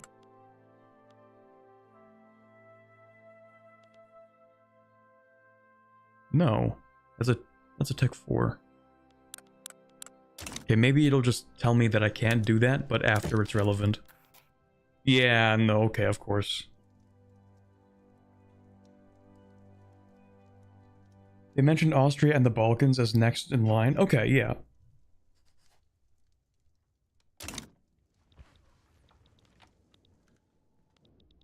Okay. Let's also annex Borneo. I don't think Spain's going to get involved. Also, I realized that the reason it's so cheap to annex this country is because we have insane tech and colonial affairs effects. Also, they mentioned that Sulu's at war with the British. Makes Sulu a protectorate. Oh yeah, there's also Bali. I should annex Bali. No, I should not. Never mind. Shan? Maybe? Maybe? Burma? That might be stepping on Britain's toes too much.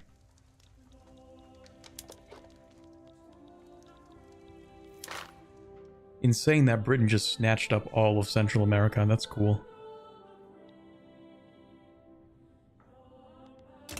Venezuela, maybe. Protectorate. Russia gets involved. There's gotta be something that I can convince France to help me with. Money's not even real, actually.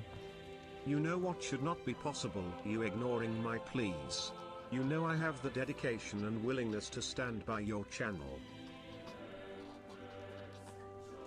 Thank you, Rosset, for the $5 super chat.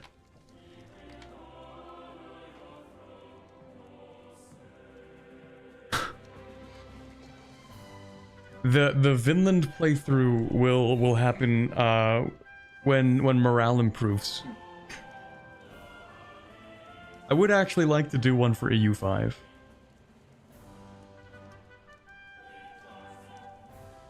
Can you get Panama and make a channel, a canal, if you will?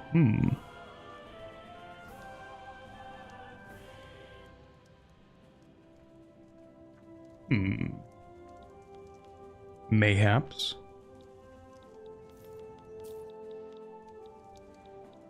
Actually, would somebody help me over here? Britain would. That's not useful. Unless I can get Russia to help me over here. Like, what if I just want a little bit of Sinai? Or actually, who do the French hate?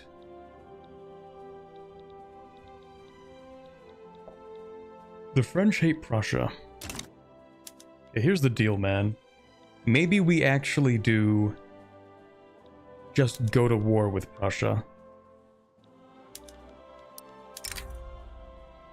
Maybe we go to war with Prussia, we call in France and Russia, because I think they hate each other.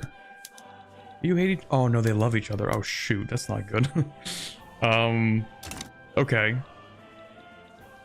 Well, yeah.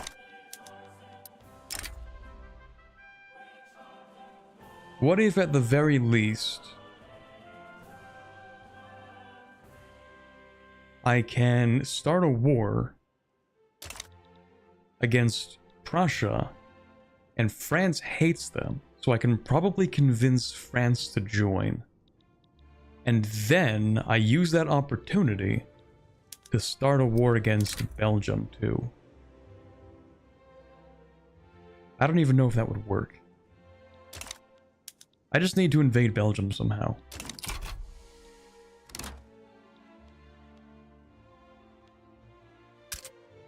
Why do you have attrition? There's no one in this army. Okay. But Corbett, don't you know that war is bad? War is bad until it benefits me, and then it's really good, actually. Have you considered that?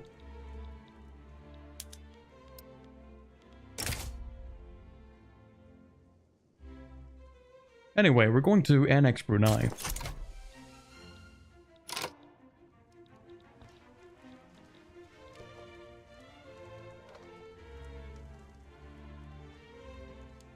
You can also use different war goals as a starting point, as the AI have different support weights then. I suppose. Like different war goals against Belgium, you mean? That could be. What even are these armies? There's nobody here. Who's steering the ships? I have 2 armies in Manchuria that have 0 people and I can't delete them because the dust is afraid of the secession movement in Bambara.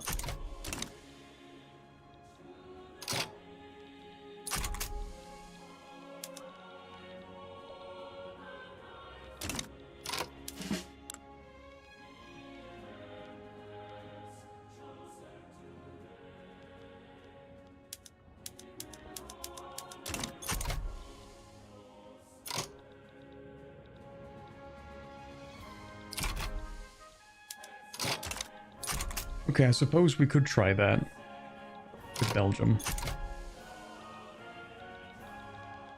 Just going to have to wait for this war to start. I'm gonna speed 5 that. The economy has been doing really well. We should probably surpass Austria pretty soon. But some of that depends on me funneling a lot of money into the construction companies, or into constructing anything right now. Because currently, my private sector is privatizing everything not nailed down in Qing.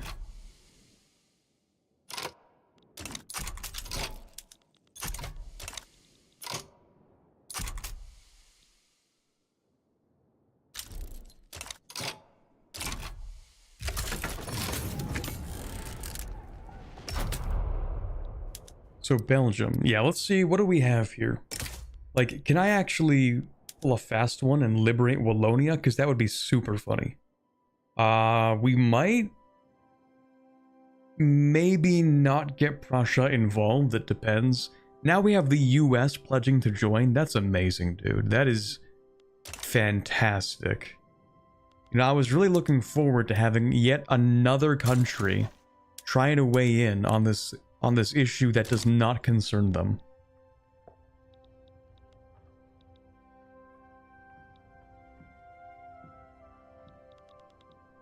That's really cool.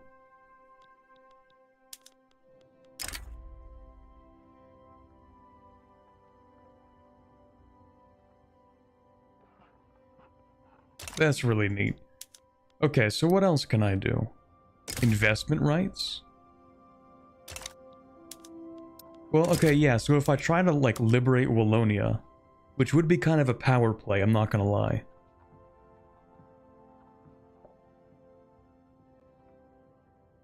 It seems like it could maybe just be France. Possibly.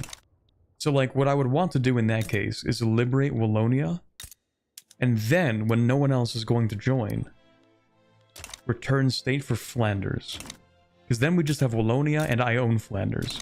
And then after that, I can try to influence Wallonia into being either a power block member, or whatever we can do with that, right?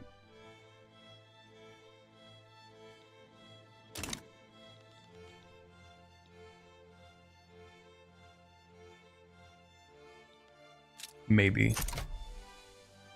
Or I can just make my army really big and go bankrupt fighting a war. Let's go. Can you get Belgium to defend another nation? Probably not. Let me see what we can poke around here in Germany. Belgium's looking pretty locked in. Very neutral. Strong Belgium moment.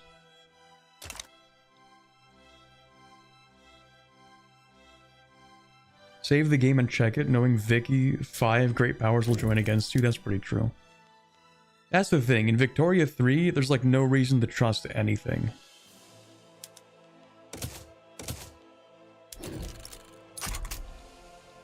I want to finish expanding my army first, though. So that I look really big and maybe intimidating, hopefully. Also, let's build these first because they take a long time.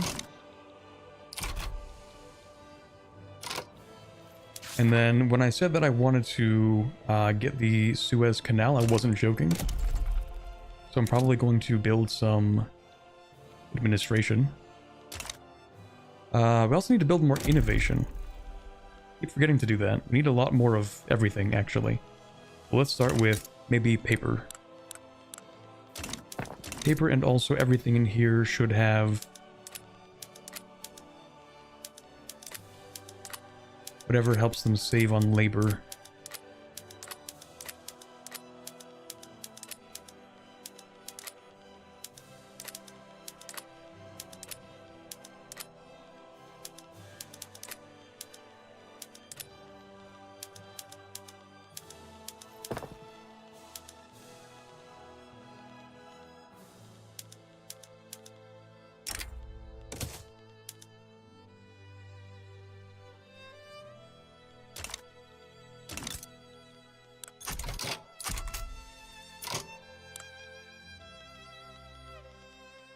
So, paper. Actually, how are the trade centers doing? I think we should try and import more stuff, or do more trade. Easiest way to solve a few problems, really.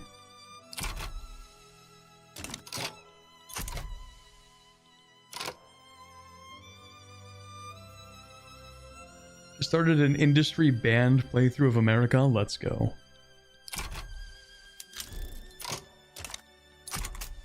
We love agrarianism. Okay, we're done colonizing over there. I guess we'll go with Inner Mauritania.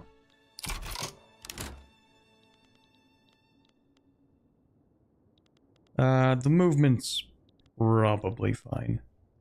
People are starving. Oh, right, it's just that part, that's fine. So, army.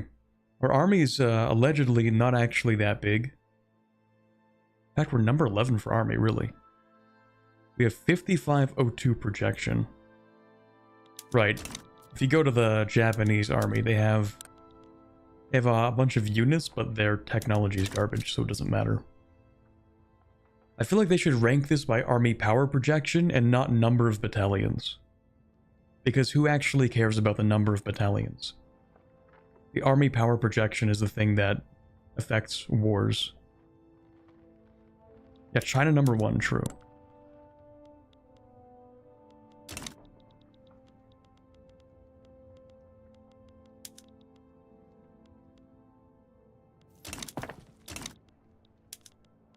Okay, we did save. I'm gonna save again, actually, because I just built a few things. Well, no, hold on. Let me check how expensive things are in the army. More declared interests, I guess. We will do Oceania and England, I guess, to get a better trade advantage, maybe.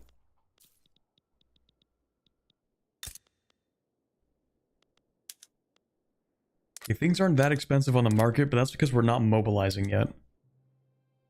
We will probably have enough ammunition, probably enough guns. Okay, that's fine. Maybe I will save, actually.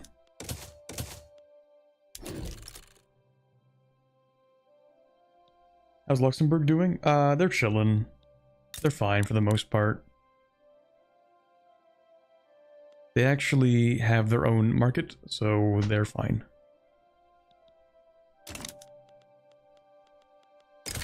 Okay, so the theory goes... Hold on. I don't know why I closed that. The theory goes that Britain is incapable of supporting Belgium in this war. I don't think this is going to go well, but I'm going to say... Screw it. I just want to see what happens. Britain, you cannot join Belgium. We are allied. This is not physically possible for you to do this. You better not do it. Because you know you can't do it. You know it's physically impossible for you to do this. Right? Because that's the point. That's the point of the alliance. Britain. You better not do it. You better not. You better not.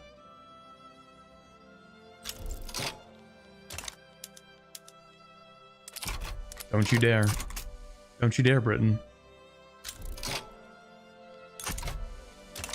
Don't do it. I can call in Prussia? Oh, they want Hanover, that's why. I'm not giving you Hanover. Okay, so as I suspected, yes, I actually can... What is this? Oh, it's my treaty port, that's funny. I can use an obligation to get Russia in here.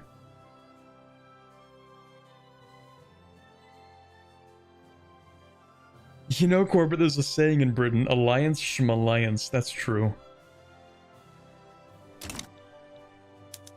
Why are you like this, Britain?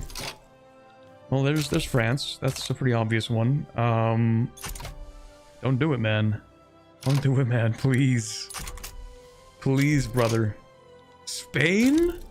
You aren't even on this list. What is happening? Okay, apparently that... Am I about to start a world war over Belgium? I actually might.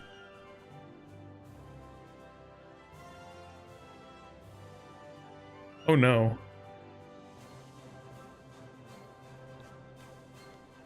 I just wanted to have Belgium. I just wanted to have Belgium.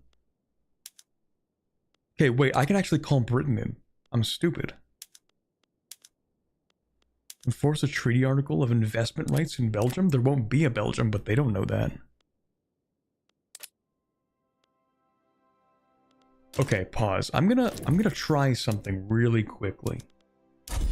Because if that's what we can get...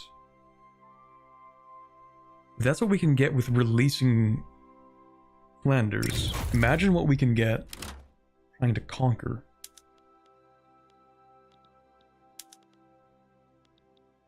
If we think about it, it's not even conquering, I'm just asking to return my rightfully held territory. My rightfully claimed territory.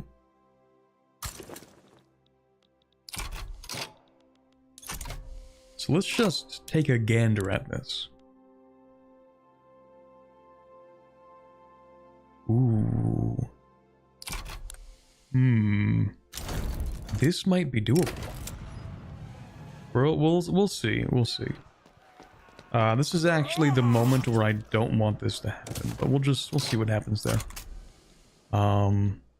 This could be doable.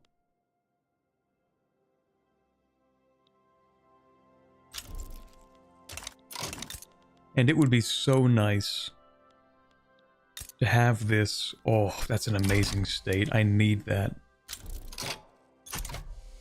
Okay. So who can I call in? Britain is really heavily weighted towards Belgium. Prussia is not going to do anything. Spain, for some reason, might get involved. I can definitely get Britain into this. Russia, I can definitely get Russia into this.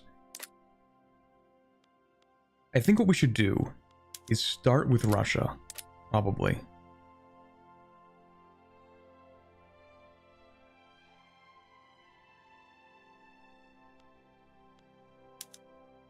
Like, what if we start with an obligation from Russia? France sides with Belgium.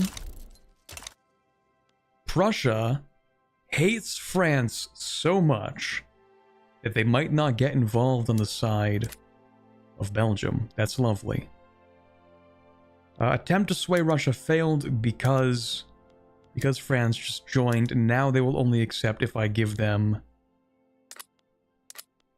that stuff over there. No Spain so far. It's tense. I can definitely go in with... If I do this, would I be allowed to annex Belgium?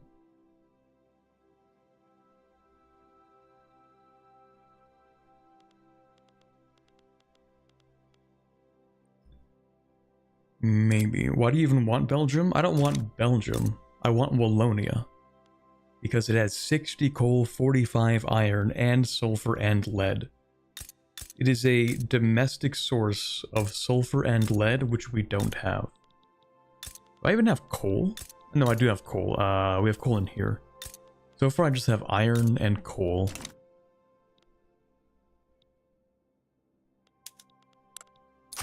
Let's let this play out for a little bit longer.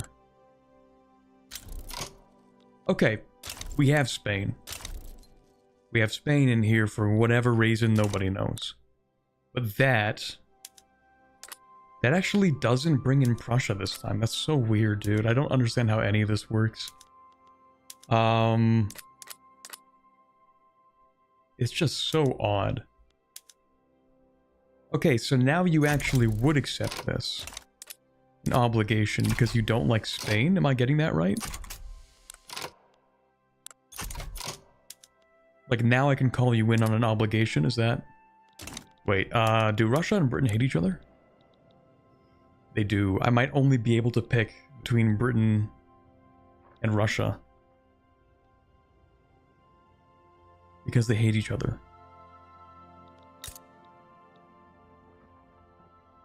Wait, what? Russia views Great Britain as a threatening force. Oh, I see. It just didn't actually show it correctly. I see. Okay. If I call in one or the other, I don't want the other one to hate me. That's the problem. Prussia's a no-go right now. If I call in Russia, I might be able to call in Prussia, but then that might pit Britain against me.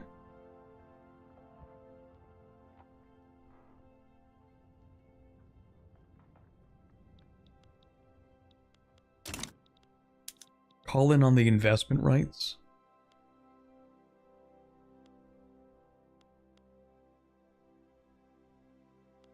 This is a ground war for the most part, even though it's going to crush my overseas empire, but in a ground war, I think I want Russia. Britain's cool and all that, and I get a voice crack, that's cool. But on top of that, I mean, it's just we're facing the French army right now.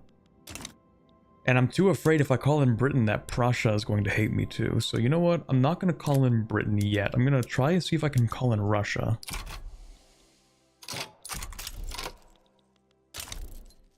Okay. Pause. Because I can also call in Britain. On the investment rights. Oh, I'm cooking. Oh, I'm cooking so hard, chat.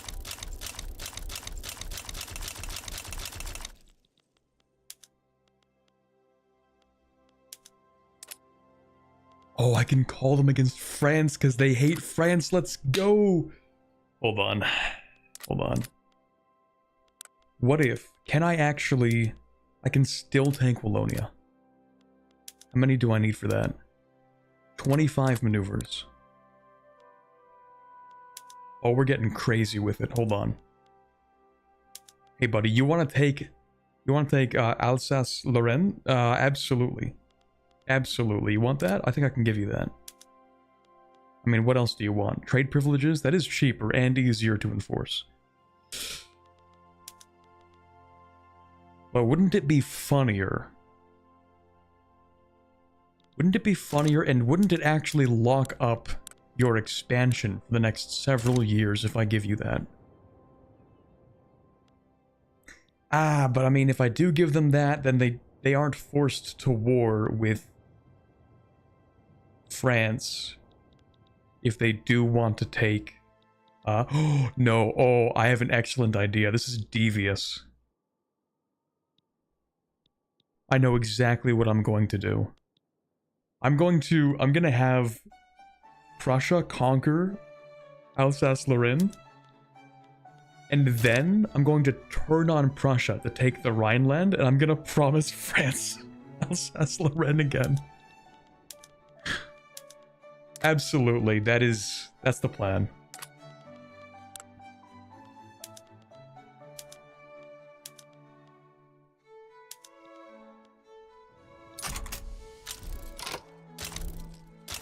America joins with Belgium. Prussia joins with me. Oh, this really is... I'm starting a world war. This is great.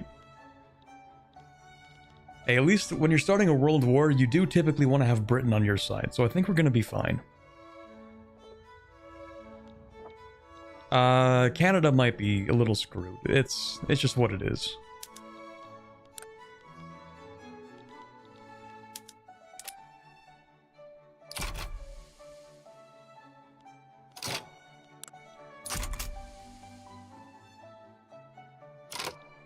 This is actually peak.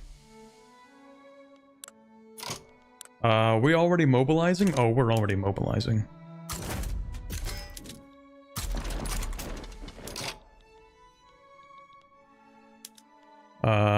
Yeah, let's...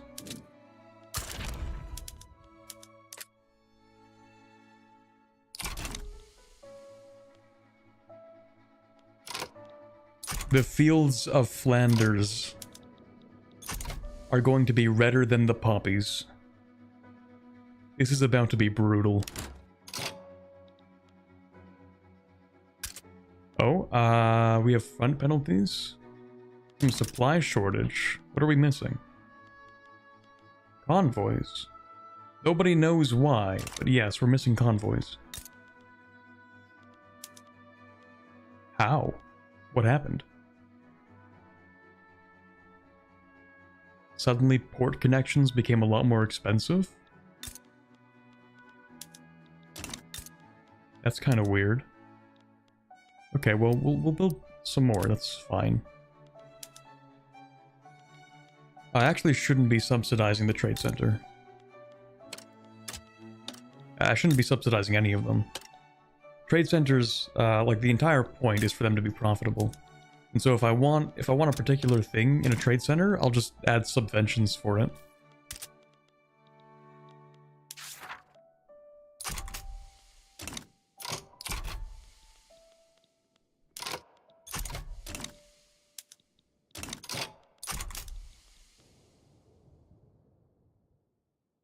I love starting world wars. France declared a rivalry. Okay, we're not going to do a rivalry with France because I want to gaslight them later. So let's not worry too much about it. This is the Catholics versus the Protestants all over again. Yeah, but I feel like it's going to be worse somehow. This might be the right time to also demand Wallonia. And then make it primary. I'm afraid of them actually backing down. So just to make sure they don't back down.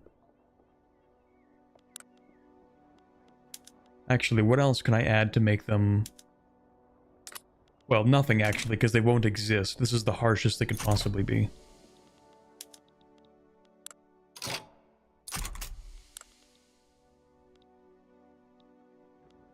Oh, we are gaming now.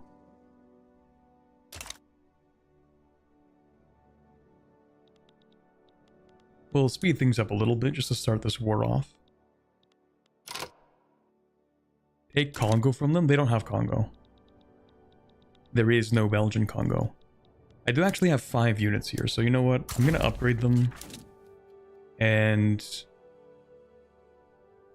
It's Liberia, bruh. I actually am going to occupy these French colonies. Not that I can really do much with that. The main war is going to be in Europe. And frankly, this is going to be extremely painful.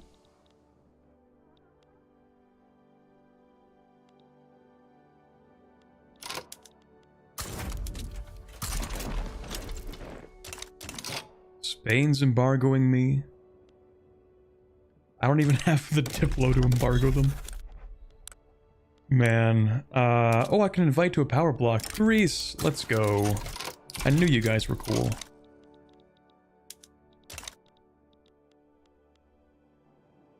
Okay, well I guess there's not really much of a point in improving relations with the US since we're about to go to war. I'm going to embargo Spain because I don't like you, and that's kind of it. Austria's embargoing me. What, 2 chicken to join a whole world war? All you'll do is a slight condemnation of exercising in my own backyard, if you think about it, really. Actually, should I just nationalize all the French buildings? No, it's like 0 GDP. 4%, it's fine.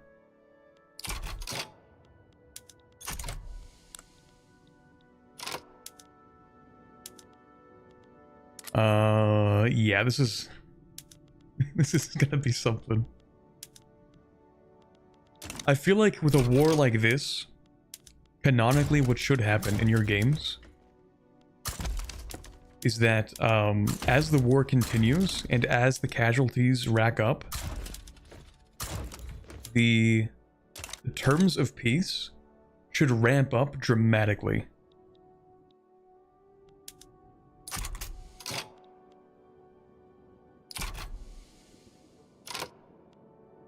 Like, during the war, we should be allowed to add war goals that make the terms even harsher.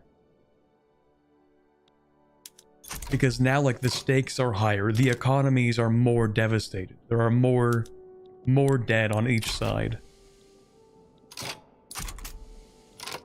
And so, at this point, a war like this, I think, should end in more than just Alsace-Lorraine, Flanders, Wallonia, and then, well, there aren't even going to be investment rights because I'm going to annex that stuff, but who wants to do a Versailles? I mean, it would make sense for there to be a Versailles-like treaty at the end of all this. And I will immediately actually increase taxes. Like, we're going to crank up taxes. The population is not going to like this, but they don't really matter, so.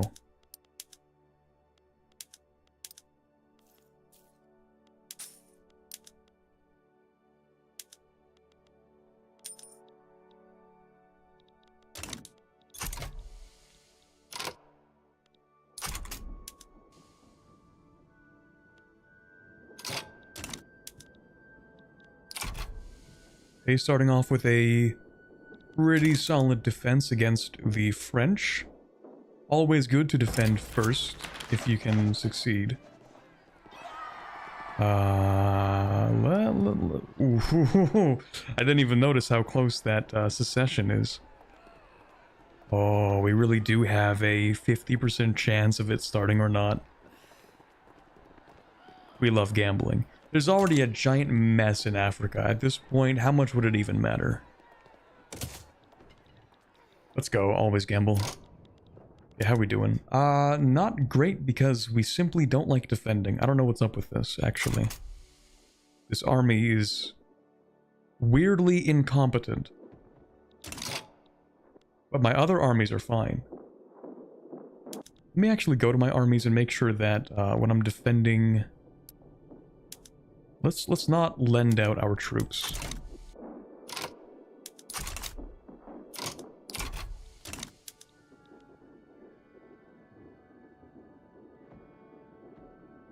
Oh my god, the horrors of war. They're already starting.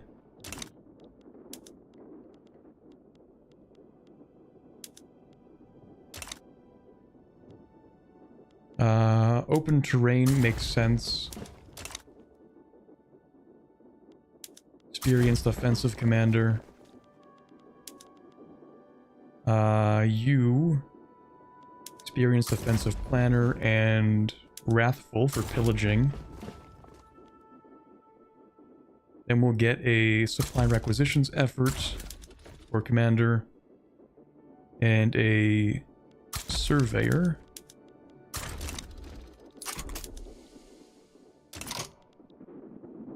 And we're going to make the objective. Of course, we kind of want. Actually, I kind of want to handicap Belgium's fighting capability. So if we can take Wallonia first. It doesn't actually, like, transfer the control of the stuff yet. Not in this version of Vic3, I suppose. But at the very least, it'll increase devastation. Which should reduce their throughput and make it harder for them to make anything, really. Not that they're even making anything. Why? Are you just importing everything you need? Or do you have no population? No, wait, what? Well, they can't get anything. Oh, right, I have a navy. I should use that, probably. I should use that to blockade the French. Maybe. Maybe not. We might get our butts kicked.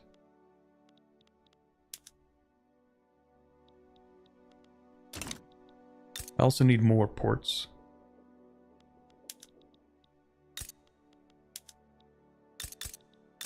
More ports and maybe more construction? Or no. Never mind. Just more ports for now. Unless we need infrastructure somewhere.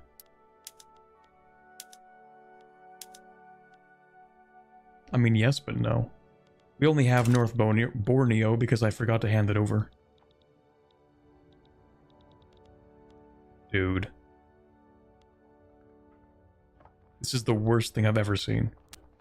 This tells me nothing useful.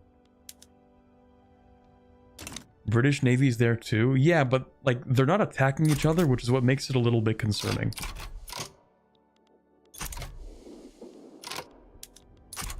Like, I don't want to get caught being the only guy fighting the French Navy.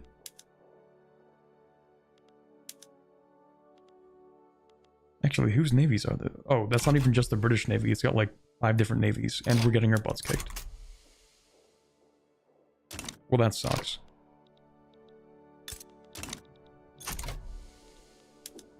Okay, solid defense. That is a... Okay, I was gonna say it's a terrible offense, but... it remains to be seen. We know that we're pushing pretty solidly along the front. Oh, you know what I forgot to do? This is important too. We don't need this. We don't need that. We don't need that either. Enlistment efforts. Oh my god, you guys are spamming the emotes. It's in my peripheral vision. I'm like, what is that? Basically, we're doing total war. Yeah, we're gonna do that. 1, 2, 3, 4, 5. 1, 2, 3, 4, 5. You can get 5 of these too. 1, 2, 2. Let me do.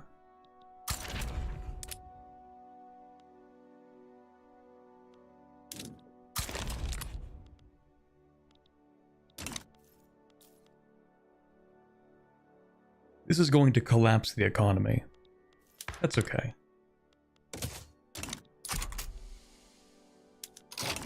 Actually, how's the equipment doing? Because I did kind of build ahead of time. Things are not too expensive yet.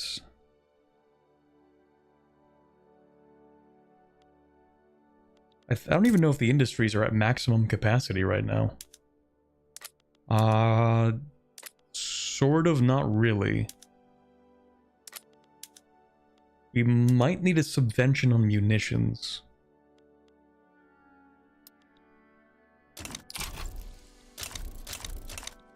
Oh, what is happening now? All right, we have our own secession. Okay, so this actually did fire. That's not a huge deal. Like, we can just literally call Britain in and they'll probably deal with that for us.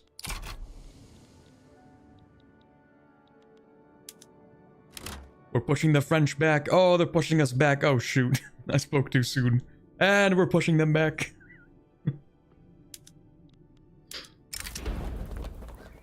I don't know who's pushing who back at this point. Somebody is pushing somebody back and things are happening, in theory.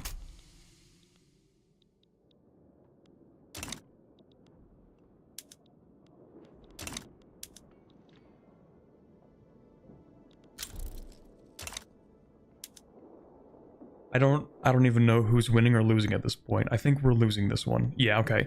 As soon as a retreat happens, that's when you've lost. Except I have seen it before where somebody's retreated for absolutely no good reason, and then in the end they pull through somehow. But that's not today.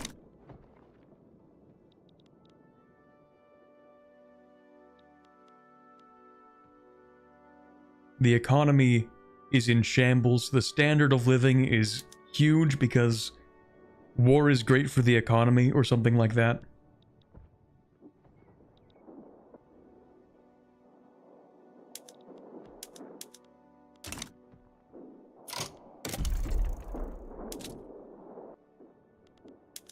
I do also need more railways in here. That's pretty important. How'd you get the North German provinces? I just invaded Hanover at the start.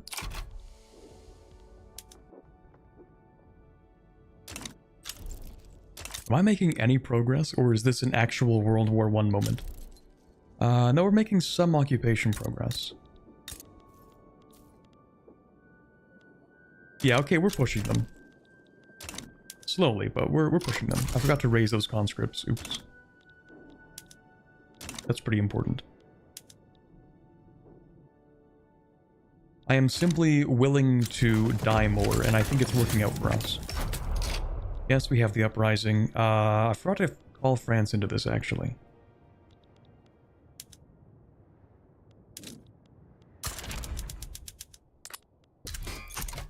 Let me see if I can just do this. Because that might work. Get a couple of conscripts into this army and then just send them to the uprising. Except that they're not mobilizing. Because they're stuck, maybe? No organization. You are stuck and you don't know how to move. Okay, that army might be hopeless then. What if instead...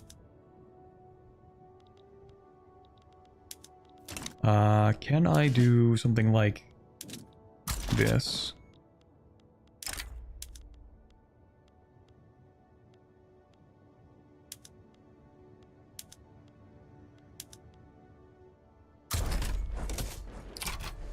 Okay, yeah, they will transfer over here. How are we doing in Europe? Portugal is holding on there. A little bit. Sort of. We just need to take Belgium. Surely I think we can take Belgium.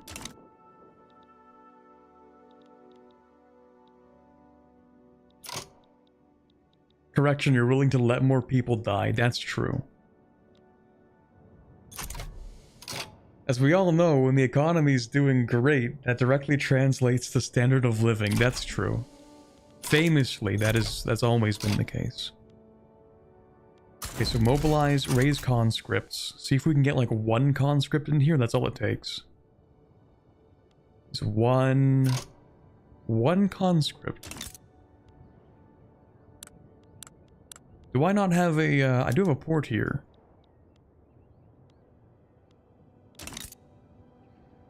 So you are in a position where you should be able to acquire conscripts and organization, but you have a 100% supply shortage because it's funny when you have a supply shortage. There's no other explanation because they really should get maximum supply just from existing in this province.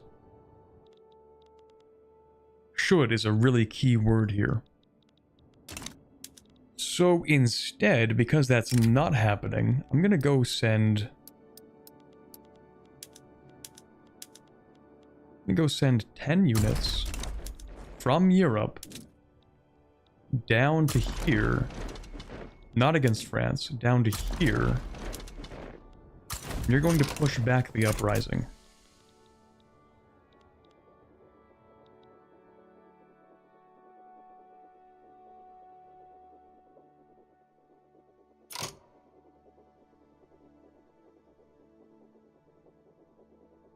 Probably all the other conscripts in Helra that you built take priority. That could be. That could be pretty true.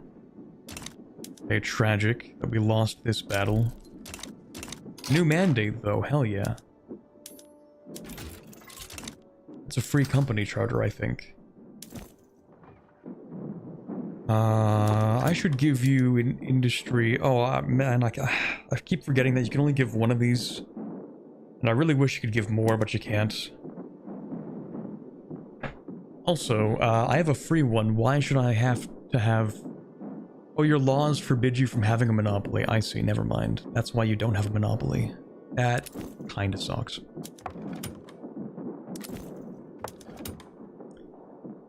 Okay. Well, you can have trade rights, I guess.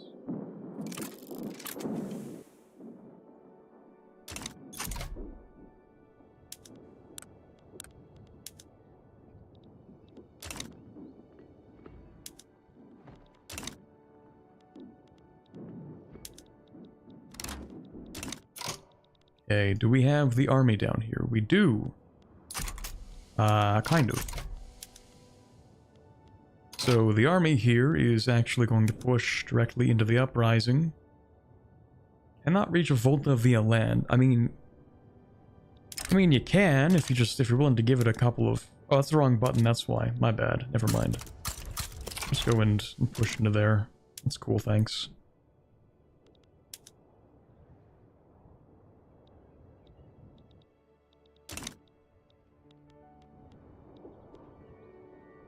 Come on. Surely we can take either Flanders or Wallonia. Flanders first, probably.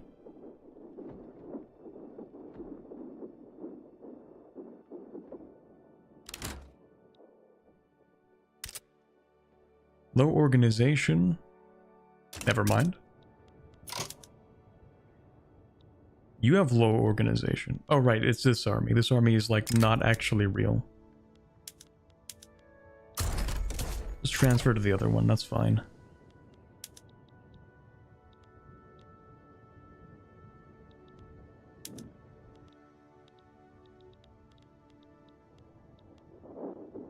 Oh, let's go. Wallonia has fallen. How did Wallonia fall before Flanders? That's kind of weird. Oh, no, I'm blind. It's the other way around. We took Flanders, not Wallonia. I thought that the border shifted inwards to here, but no, it shifted here. That makes sense. Okay, one more battle and Wallonia should be ours. And then what's next? Alsace-Lorraine for what I promised Prussia. Actually, this does call into question how this is going to work. See, I want Wallonia and Flanders. See, with Britain, I can't quite figure out what's going to happen if I give them this.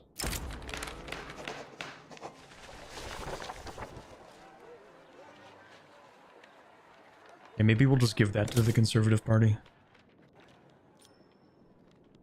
In theory, Belgium shouldn't exist, so the investment rights don't really matter. But will the investment rights supersede me trying to take one of these two? I don't know. Either way, Belgium will surely capitulate soon. We're going to get what Germany wants.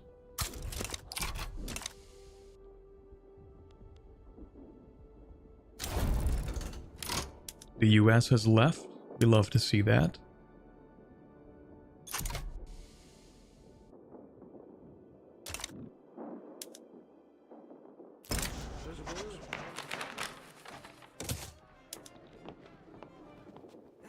We might even get Spain to leave.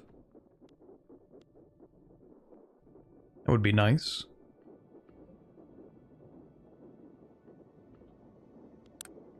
How much have I spent on this war? A lot. Yeah.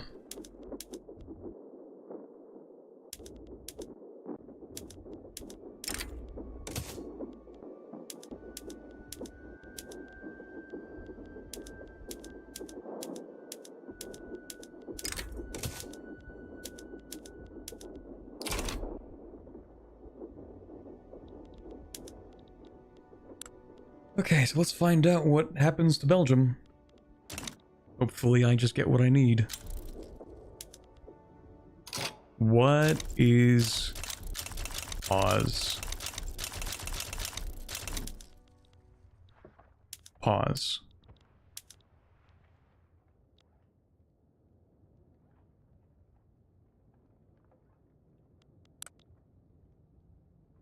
That is so funny. The Confederates are going to liberate New England. You'd think they would want to, I don't know, take like Kansas or something, right? Expand their territory, but nope. Alright.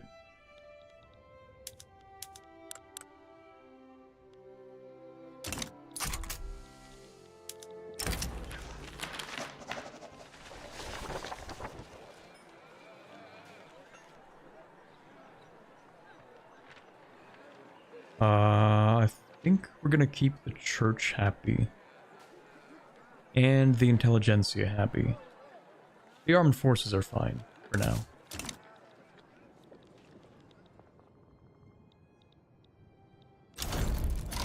Spain leaves. Belgium capitulates in about a week. 2 weeks. Oh. Our navy was defeated. That's a shame. Oh, let's go. We are so back. Ooh, that's really expensive to incorporate. Hold on a second. Reset production methods, of course. Let's maybe hold off on that for a quick second.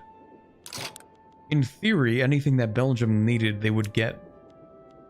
Wait, no, they just had no government administration. I was gonna say, like, I should get a bunch because they had some, right? No.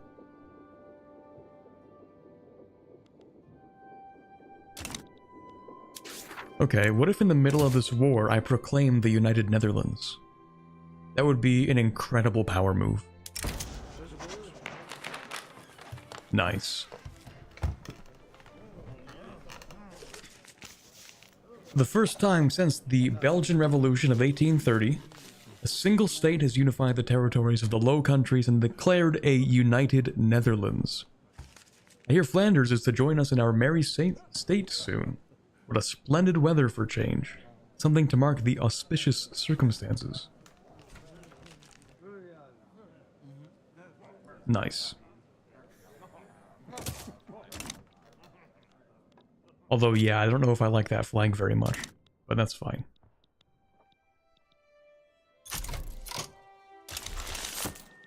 Alright, and we integrate Luxembourg immediately. I forgot about that. Let me just make sure that we...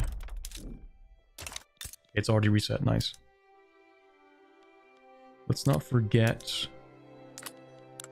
Not forget what we need to do here. It's mostly a lot of government administration. 6 in here. Ugh, yeah, we're getting like no taxes out of that either way. Need to build a lot of that. Utilizing our strength. Which one is that? I don't even know.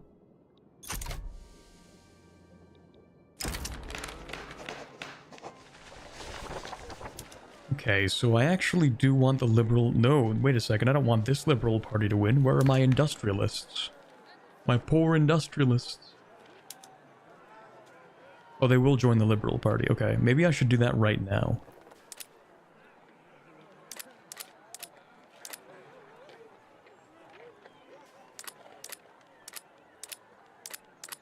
Yeah, we'll do this reform.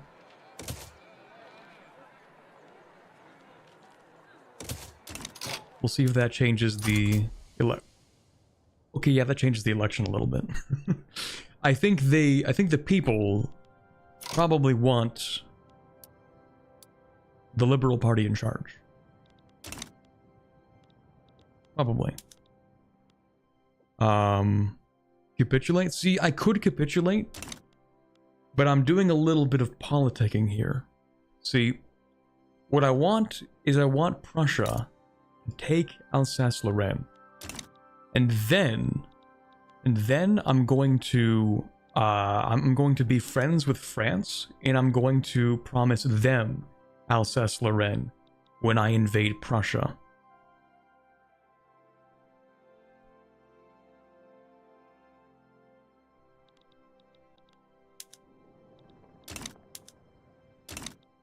Because I do want Prussia. I want the Rhineland for the most part.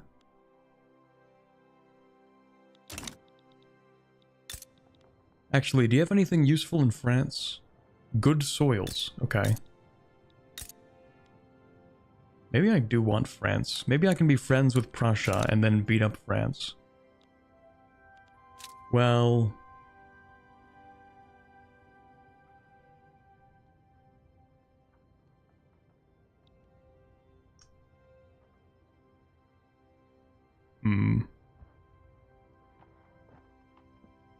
Hey, Jugs. Are you going to take the rest of Hanover? I would like to.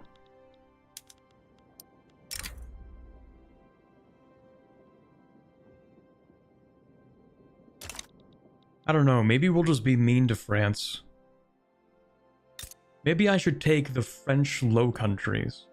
Because it's called the Low Countries, which means I should have it.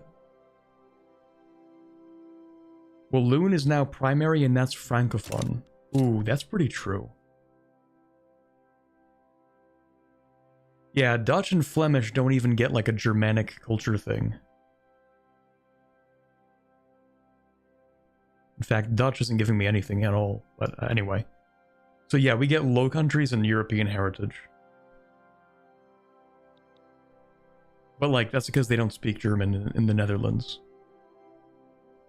But in Wallonia, that is French.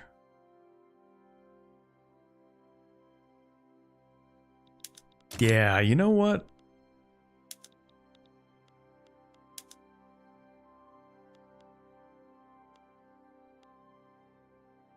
Maybe we're done here.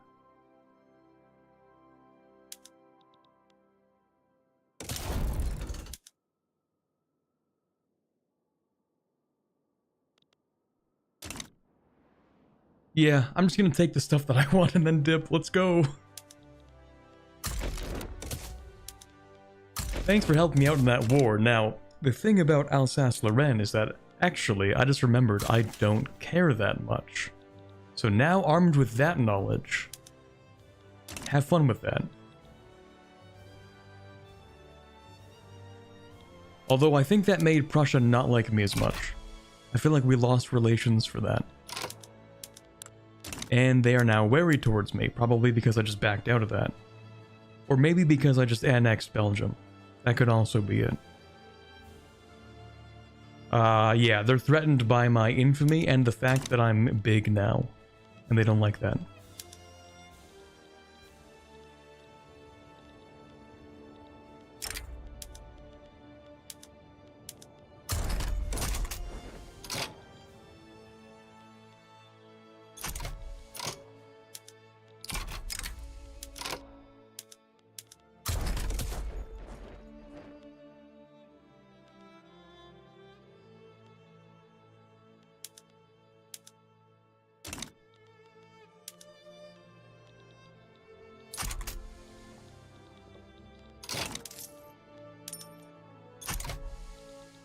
At the very least, the economy should begin to stabilize a little.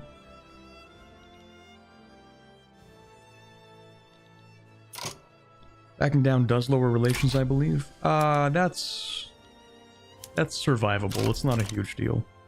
You know what's funny enough, actually? France likes me now. They actually stopped rivaling me. I have the opportunity to do the funniest thing imaginable. Okay, no, I'm not gonna do that. Game respects game, I guess.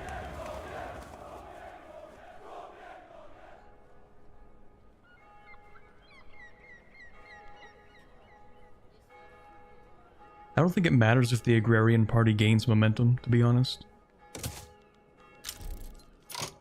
Because, like, what are they gonna do about it?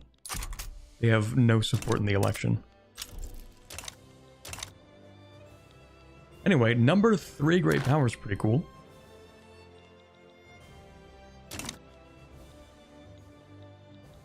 Bring us to glory, please. We'll see about that.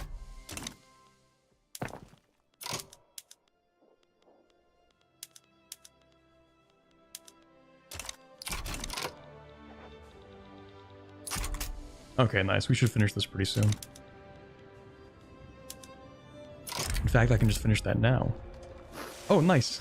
2 extra arable land in Holland. Let's go. It will crush the uprising. Everything is as it should be. I'm actually going to disband this army because we just saw why it's not good to have that. And then this is going to become our new colonial garrison. We don't need this army. We don't need this army. We really, really don't need this army. And in fact, I'm going to hand Borneo over to the Dutch East Indies.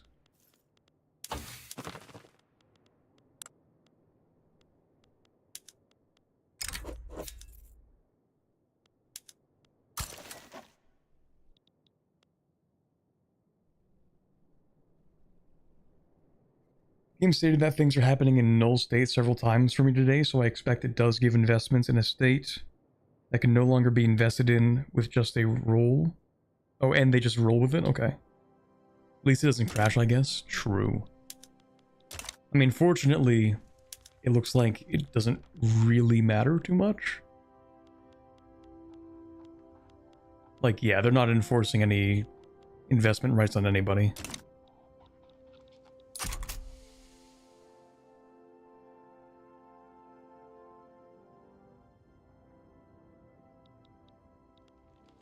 I gotta be honest, the flag, it's kind of growing on me a little bit. But only a little bit. I will guarantee the independence of Sardinia, Piedmont. Trade privileges, investment, power block embassy. We'll make that a solid 15 years.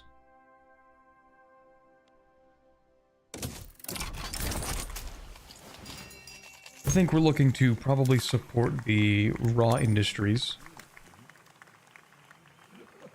The raw goods industries. Let me just take a look here. Iron is huge.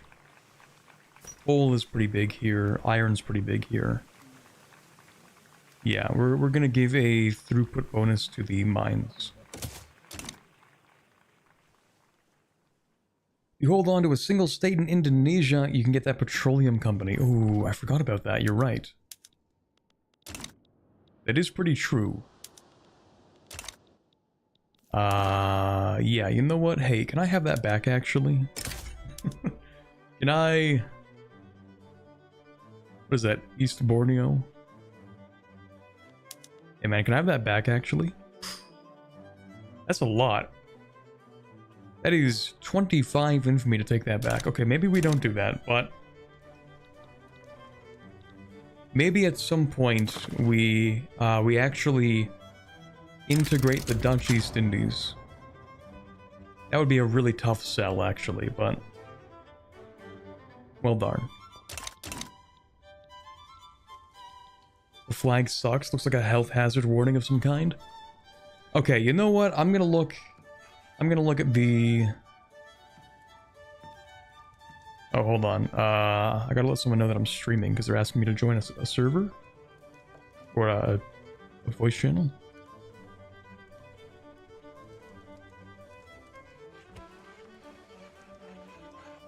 Okay, I'm gonna look up the Vic3 Netherlands flags.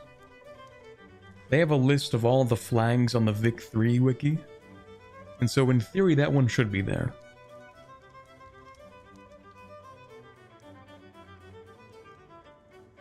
Just conquer Bali, that's true.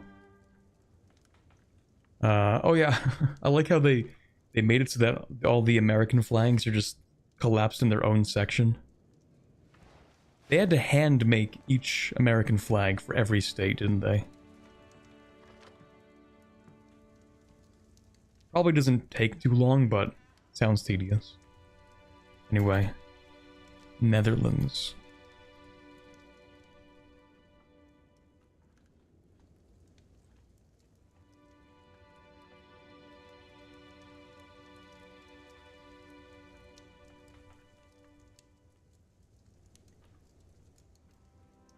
That's gotta be...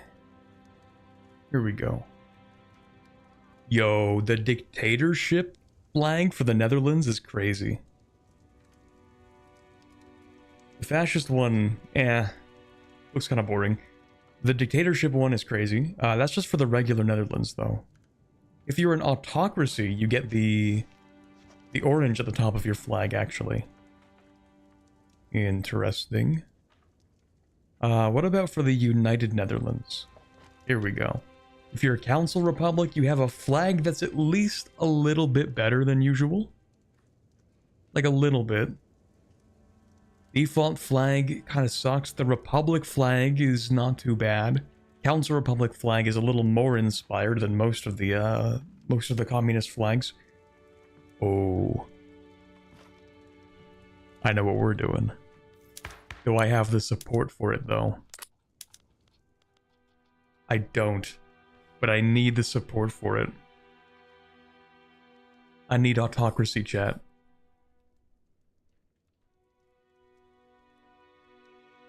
How do I convince the people to give absolute power back to the king?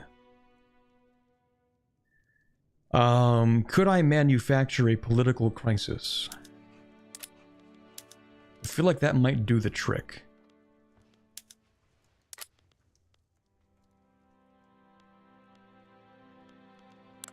I think we should invite authoritarianism.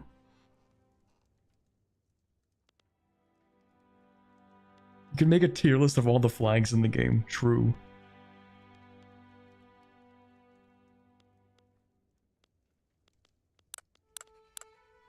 At what point, roughly, would it make sense that we could get more authoritarian characters? Probably after researching corporatism, right? No, that's not what I'm looking for. Political agitation... Maybe?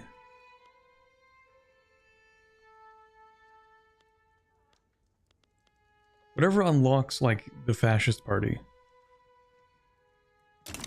Because I'm pretty sure...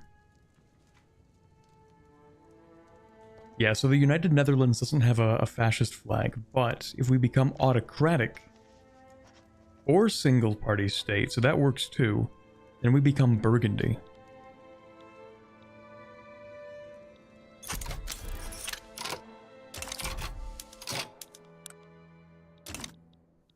Oh, also, can I subjugate you now?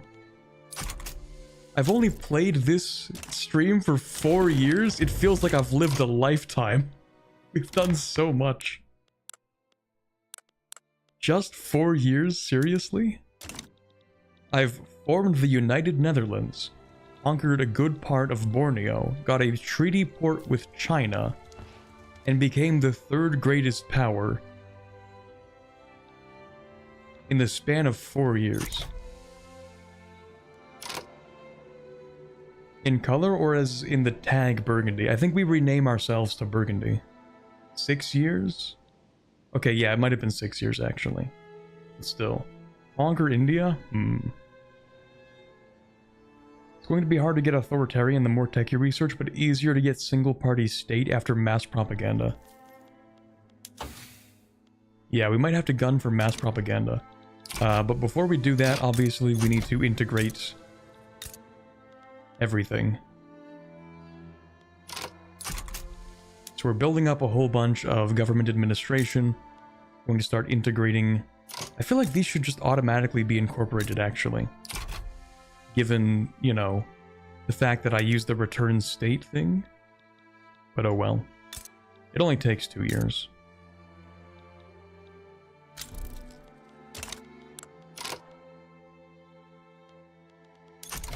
So have to make sure that we actually get enough of everything. Enough bureaucracy to make that work, and I think we can. What are we doing? Privatizing motor industries in Flanders. Oh, that makes sense, actually. Yeah, because everything that was owned by the government is instead actually going to be owned by my companies. I also need to expand infrastructure in here. So I'm already subsidizing that. The rails are subsidized. You could actually use your transportation.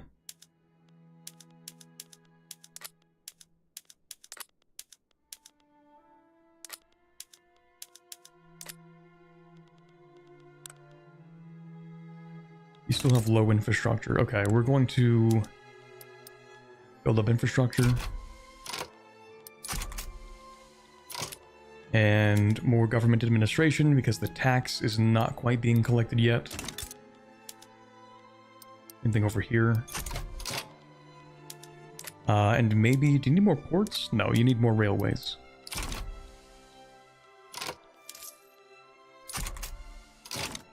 Okay, and then we can go over here and actually get rid of these. And let's look at the economy, national GDP. A lot of that is in Wallonia, but it's not really built up yet. So I'm gonna put this in here. Do I need more population to move? Yes, I actually do. Let me get rid of some of these taxes. And then I'm going to try and get population to move from Belgium into the Netherlands. Because this is where the industry is.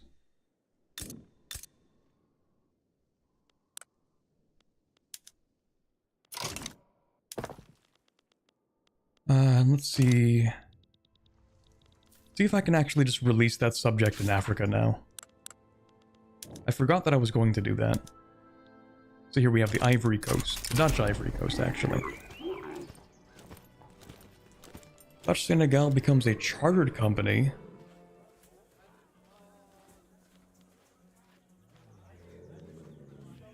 Yeah, that's a good idea.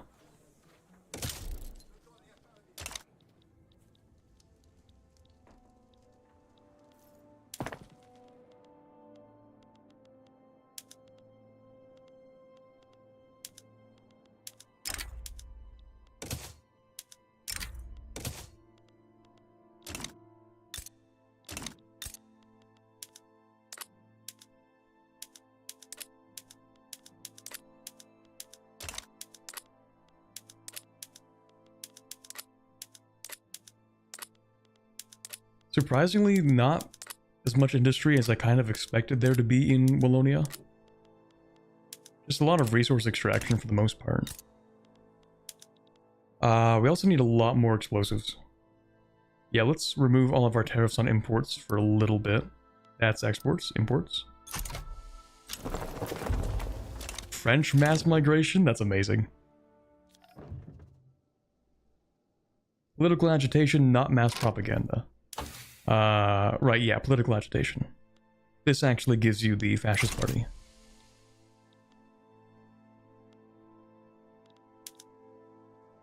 Okay, so yeah, we're still just doing mass privatization for the most part.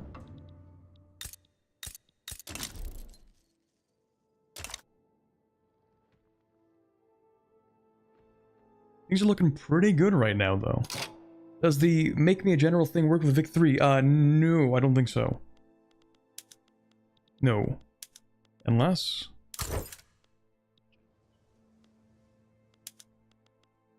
No. That's there mostly for EU4. And only when I call on people to activate it.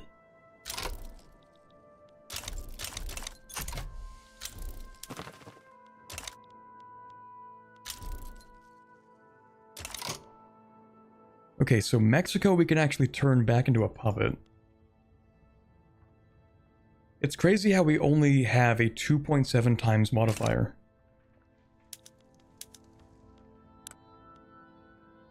And it really is just because they make a lot of coffee. That's mostly it. #1 reserve coffee, so they get massive prestige from that.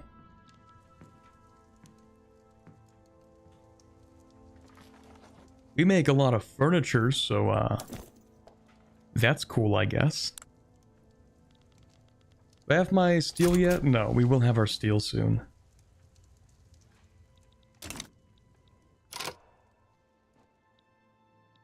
Alright, you guys don't like me very much. Okay, no, I'm not gonna do violent oppression in Belgium.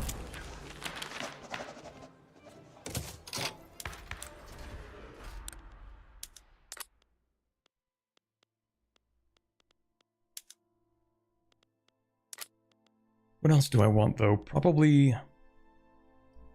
It would be interesting to get secret police, actually. Maybe we do a little bit of authoritarianism as a treat.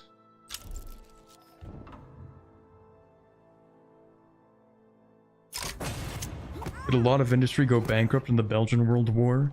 A lot of the Belgian industry probably did.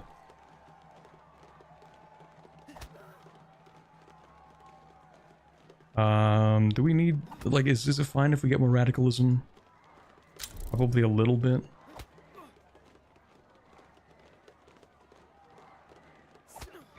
Oh, yeah, because that's the labor movement, actually. That's the issue. Lower consumption prices. Iron, coal, and steel cheaper? We'll see about that. That's actually a really good idea. I didn't even think about that. Wait a second. Instead of exporting... Wait...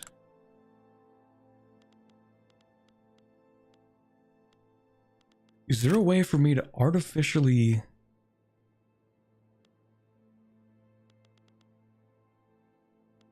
reduce the prices of industrial goods without them becoming unprofitable? Because if I could do that, if I could make iron cheaper, then it becomes cheaper to build.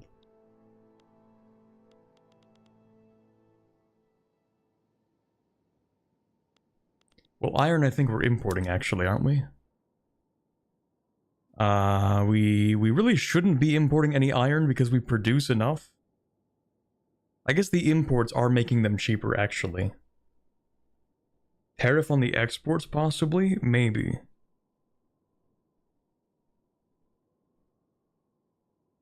We don't really want subventions as much. But I think I want to tariff the export of steel.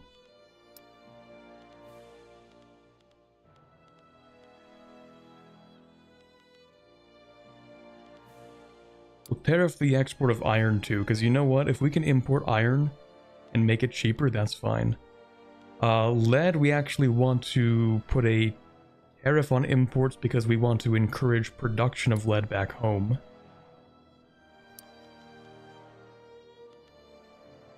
Oil, we're fine for exporting for now.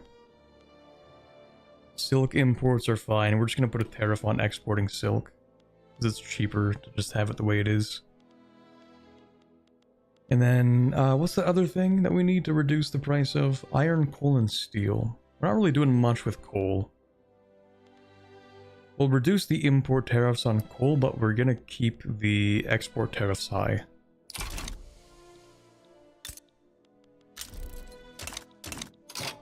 Oh, you don't like me. What happened? Ah, because I overtook you in the prestige rankings. They're just butthurt. That's funny. Oh, someone's not used to being the #3 great power? That's a shame.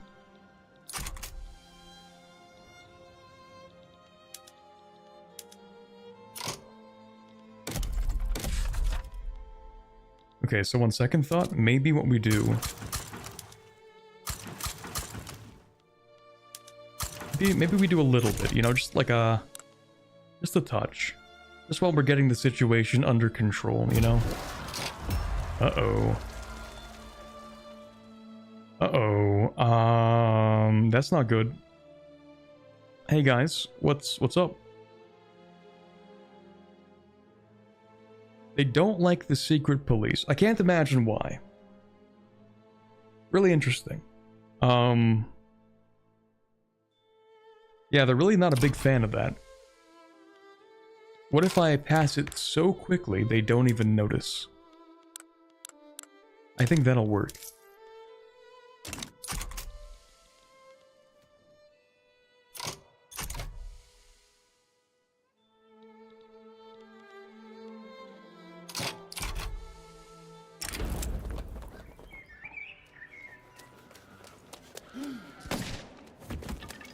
Oop. Yeah, that's crazy. Nothing to investigate here, nothing to see. Nothing to see, folks. Let me actually just reduce this to get more legitimacy in the government. Never mind, that's not helping the legitimacy.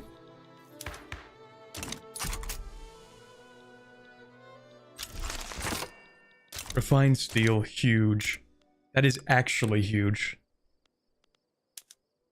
Because prestige steel increases the throughput for all of our buildings that use steel.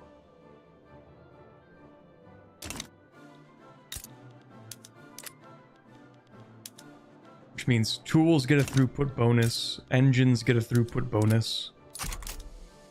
Really good stuff.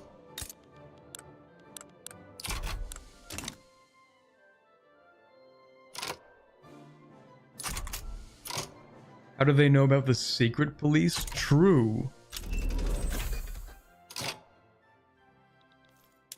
I think they're actually making it all up. I don't think the secret police are real. I think it's all just a figment of their imagination. There's nothing to worry about. And after all, if you have nothing to hide, then it's fine. Don't worry about it, guys. Who would be opposed to just keeping the country safer?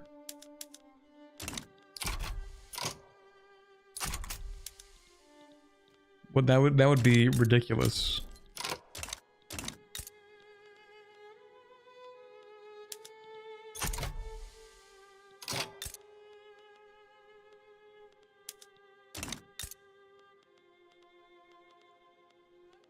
Do I actually produce engines anywhere? I do. Okay, that's good. I don't know how much I'm willing to invest even more with the government right now. I think I'm just gonna let the private sector handle everything after I deal with infrastructure. Like, infrastructure's fine here, infrastructure's fine here. After that, I'm just building a whole bunch of universities. Everything else, that's up to the free market. That is not my job. Got 21 universities in Flanders?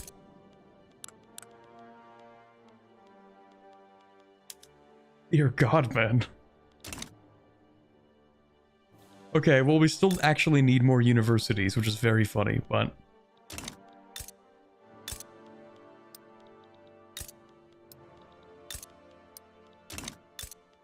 Then we'll build like 5 more in here. Let's see here.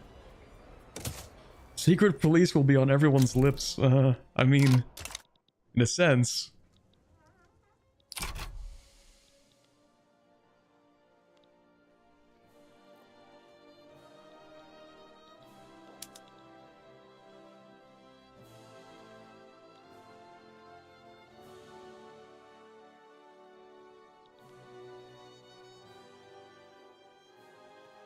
I don't think they're actually going to do anything.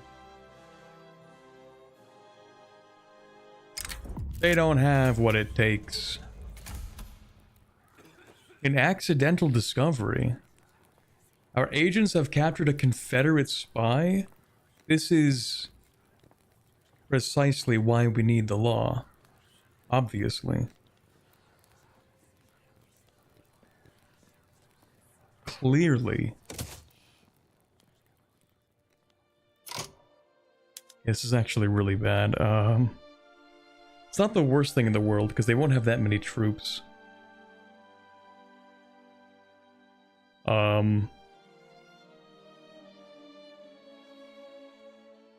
See, the thing is, even if there were no radicals, I think it would actually still start a civil war. Just starting the secret police is creating a civil war.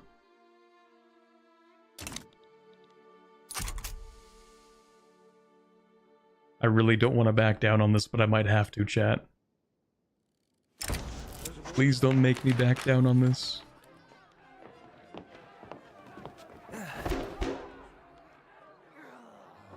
Hold on.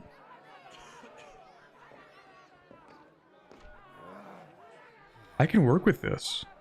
Universal software. I can work with that, actually. You know what? I don't even mind. We can do that. That's cool. They still don't like it. It's not enough. Oh, shoot. Please, you people are incessant. Please. Okay, there might maybe not be a civil war. That's a good change. Maybe.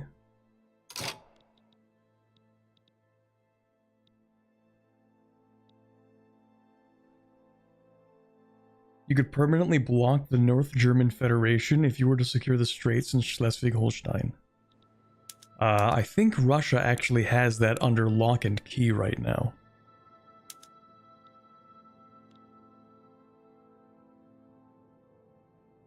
Things are happening.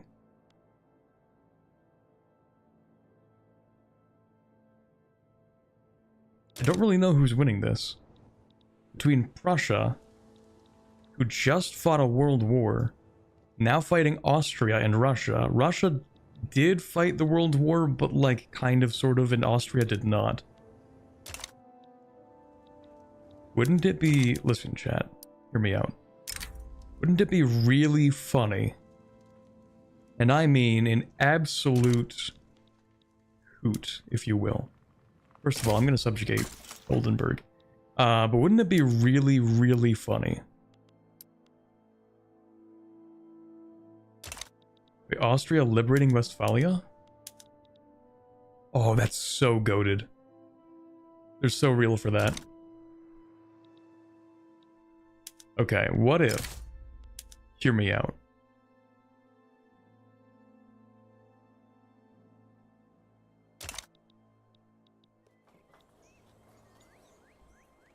What if I took the Rhineland?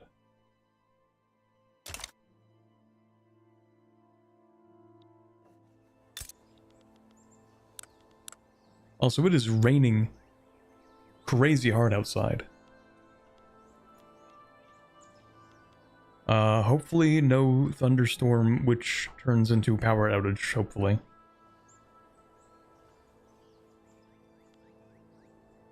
But, like, hear me out, chat. I go to war with Prussia while they're at war with Russia and Austria. They get collapsed upon. I take the Rhineland. Westphalia is popped out. I subjugate them through my power block. And then I get infinite materials to fuel my war machine. Because this literally is the Rhineland. One of the industrial hearts of Europe. Actually, isn't there something about, like, this specific zone here that has, like, a massive amount of industry in it? I think.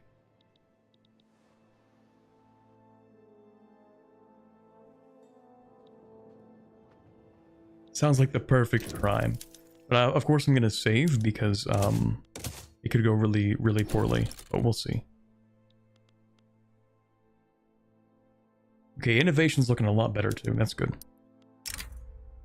I can even call in Britain, but I don't know if I want to actually, because I don't want them to back down.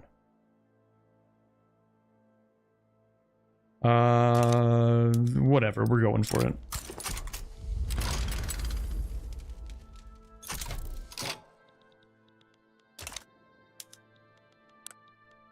They are confident.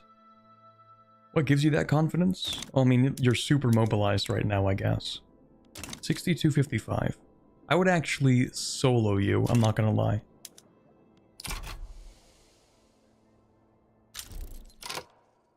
Oh, new emperor. Please don't be regressive. Industrialist protectionist. We can actually work with that, that's cool. Unfortunately, he is like 15 though. Just give him like a couple of years and that'll go away. Oh, they're already moving troops off the front. I'm already doing my job. Yeah, here's the thing. Like, I don't think I actually want to sway Britain in here. I could. But I think that would force Prussia to back down. And I don't want that.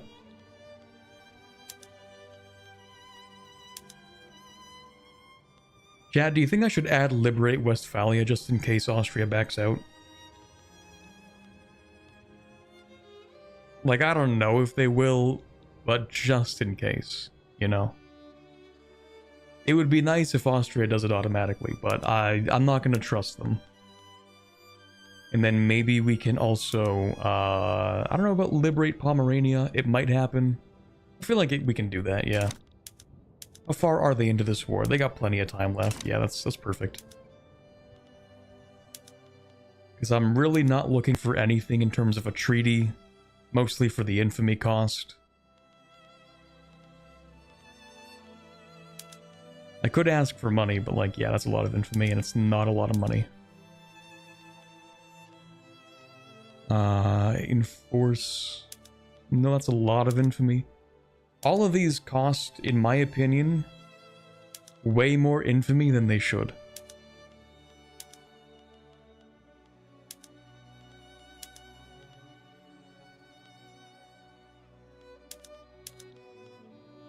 Especially war reparations, like, that's a lot of infamy for a little bit of money.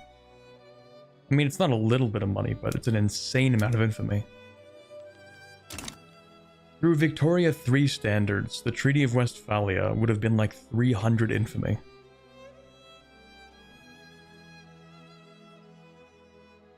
What's the best way to destroy their sphere, destroy their prestige?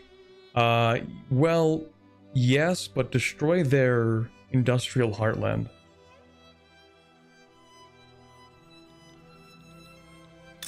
Make them poor, for the most part. If you add Liberate Pomerania and don't make it there before they peace out with Austria, you wouldn't be able to reach it. Well, I feel pretty confident they'll be able to reach it, probably. In fact, I have a little ace up my sleeve I think I can pull with this. So I actually will add Liberate Pomerania. You know what I'm gonna do? Add Liberate Westphalia, and then I'm gonna call the British in.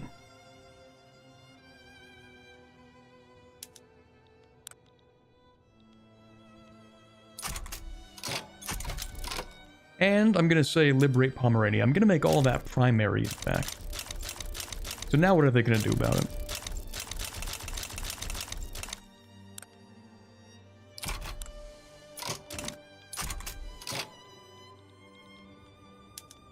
And just for the fun of it, I'm also gonna blockade their coasts because I don't like them. I really wish this did not connect up here. It makes it awkward, but...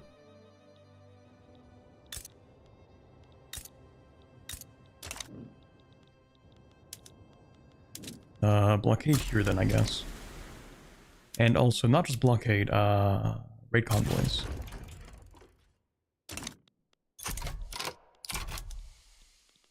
We're going to dismantle Prussia today.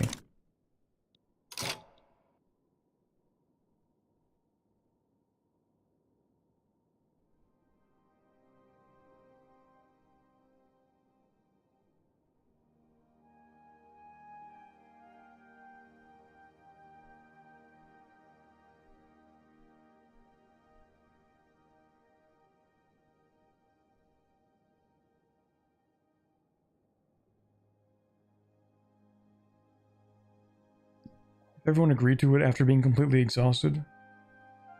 You can take 300 infamy? I mean, okay, that's kind of true. That's pretty true.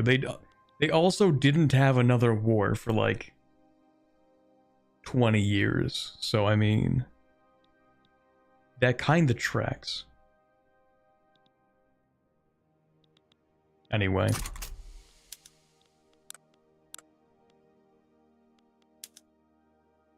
What else can I do with my 10 remaining points?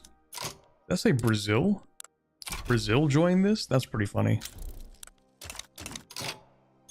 Okay, let's start actually mobilizing.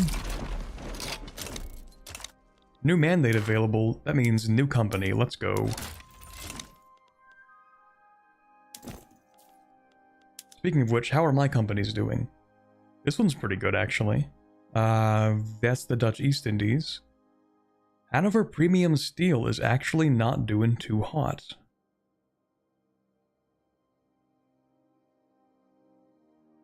And I don't know why when the Svealand Metal Corporation is doing crazy stuff.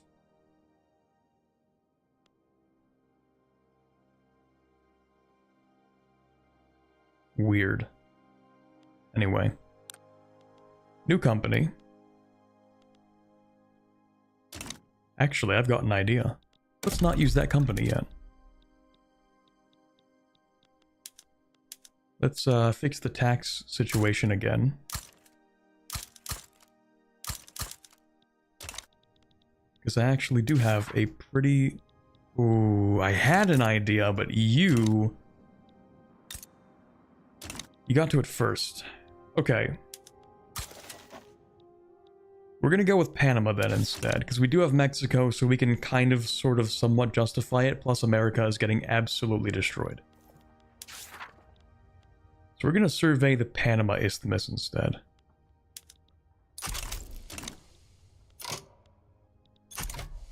Because if I can build the Panama Canal, then that's just a free company.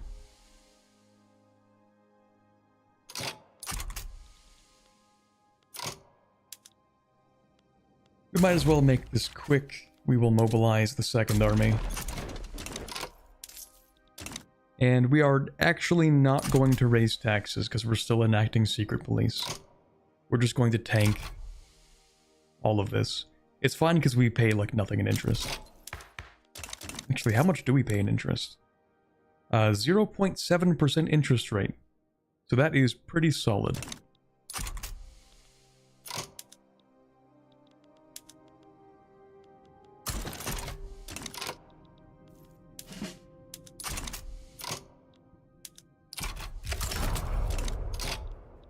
Alright, our war goal.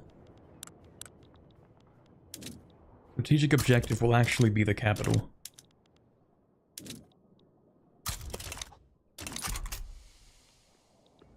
Now push. Not an excellent start, but we're not doing too bad. We also need better military technology, probably. It'd be nice to grab machine guns. Secret police, huge.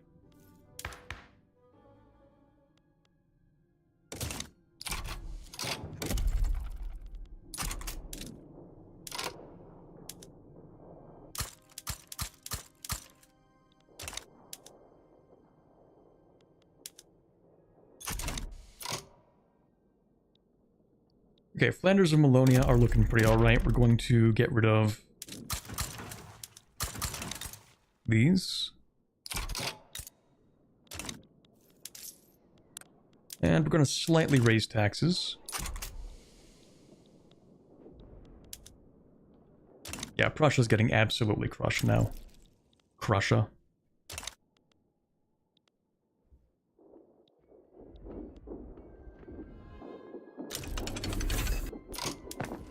More steel, excellent.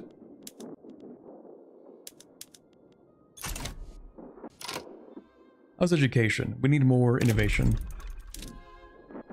More universities.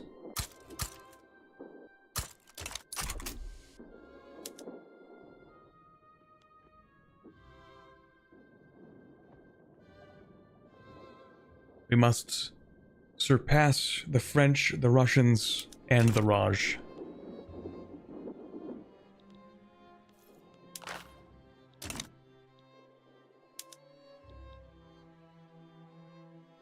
Even Vic3 can't escape the Swedish bias. True.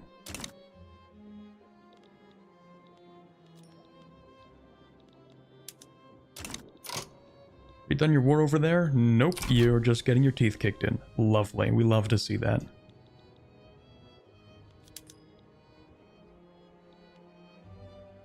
And the British are actually not doing too hot. I don't know why.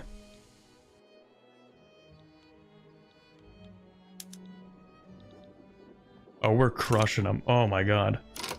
Hold on, let me send my army. I thought they fixed that issue, but oh well.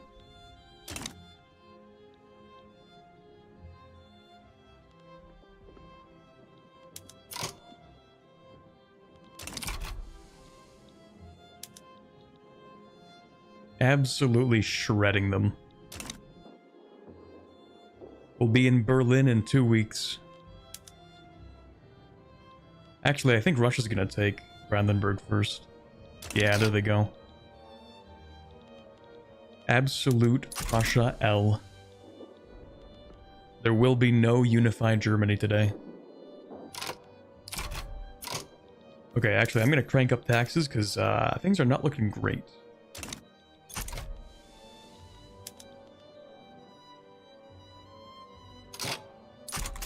Oh yeah, I didn't even take the Rhineland.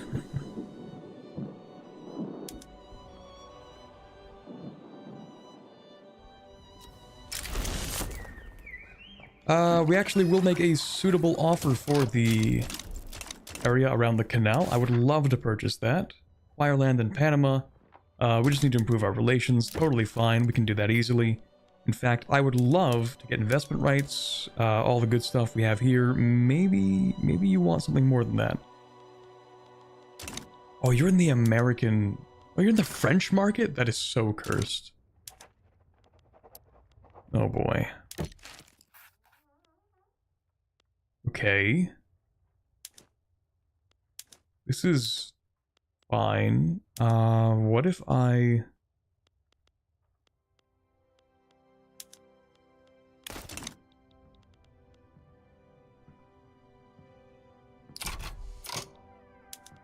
Do you have any debt?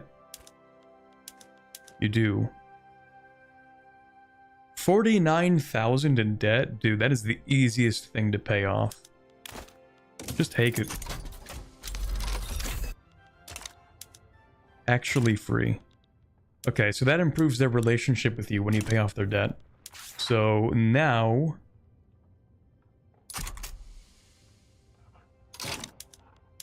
no, sorry, it increases their attitude, not their relationship with you. No, it did improve the relationship, just not enough. Okay. There we go, there's Westphalia. And Pomerania, so you know what, we're just going to go ahead and ask for the Rhineland. They're going to peace out. Very nice stuff. We're going to incorporate that, of course, and also reset production. Okay, nice. Oh. Path to liberalism, really? Did we complete that now? Huh. That's crazy, just don't look at the secret police. So you're a market liberal. You're a radical. You're a reformer.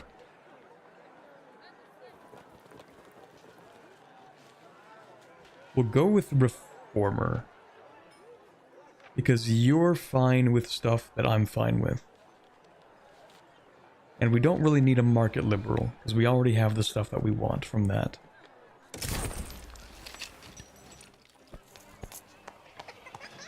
Utopia for the modern artist? Our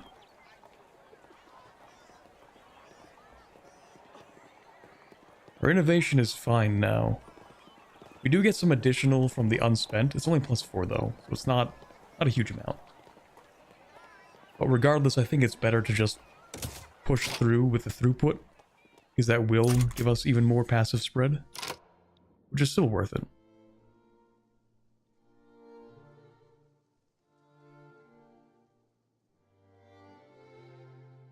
Only happens in places where the front moves into new strategic regions now. I could have sworn North and South Germany were, Oh, no, what do you know? Okay. You were right.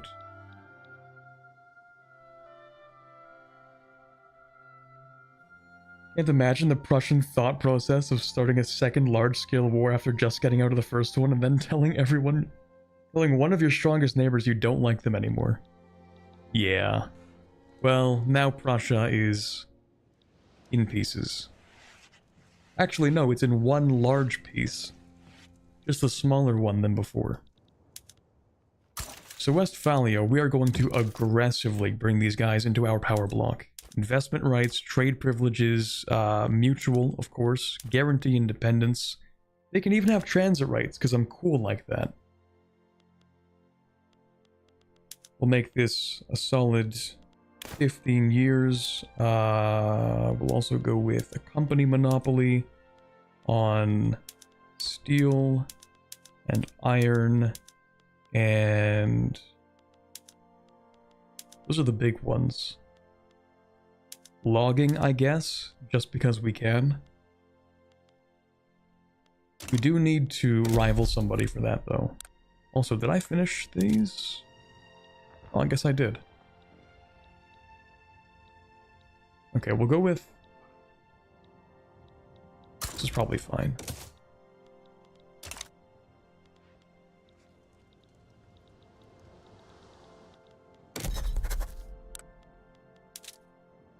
Rivalry with Russia. They surely hate me at this point, and I can live with that.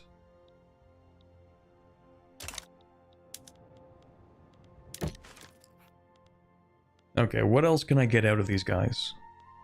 A money transfer, maybe? It's not worth much. What other concessions? Monopoly on furniture. And maybe glassworks. Just big monopolies on stuff. I should probably do it.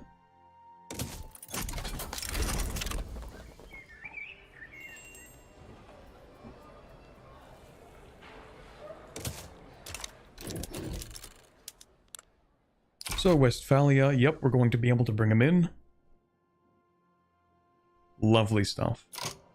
And did I ever make an agreement with you? I did. We're getting pretty close to bringing in Sardinia Piedmont as well. And we're having a pretty solid playthrough. I honestly didn't expect this much from playing the Netherlands, but here we are.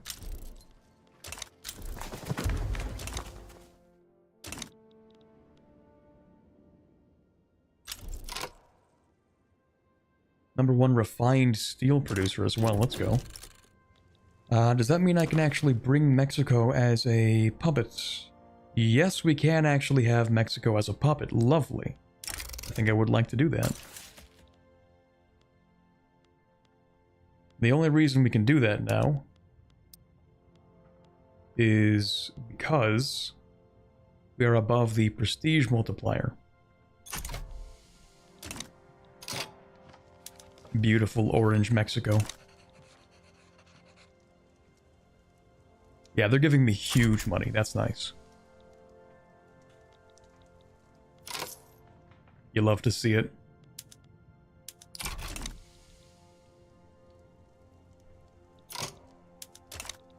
Can I subjugate Greece yet? No, not yet. Power block's doing well. Everybody loves me. As long as your Dutch economy doesn't develop Dutch disease, it'll be fine. Don't worry. Surely we will not ever have tulips as valuable as a house. Surely. I don't think that'll happen. That would be ridiculous, guys.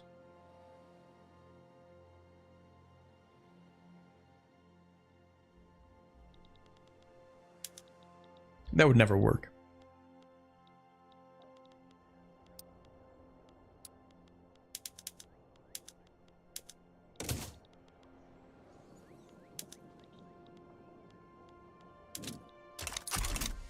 Okay, yeah, let's calm down a little bit. What we're doing here. Breton mass migration, huge.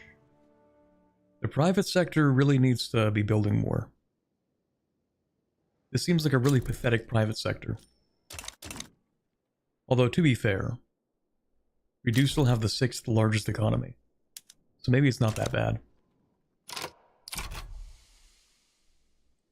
The game doesn't model financial bubbles, does it? Nope, it does not.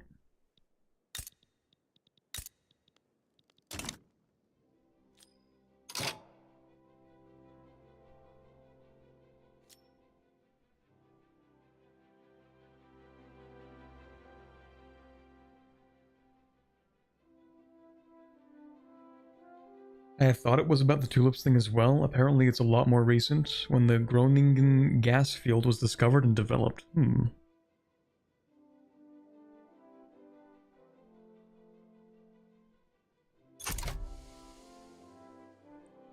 Groningen gas field. That wouldn't be the one off the coast of... No, that wouldn't make sense. Groningen's a place. But for some reason I don't remember where it is as a place. Oh, it's right here.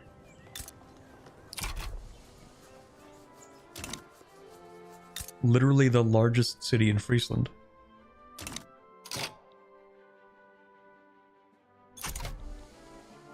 Yeah, something I wish the game was better at having would be like the Great Depression. Like the Great Depression just can't even exist in Victoria 3. It's just not a thing.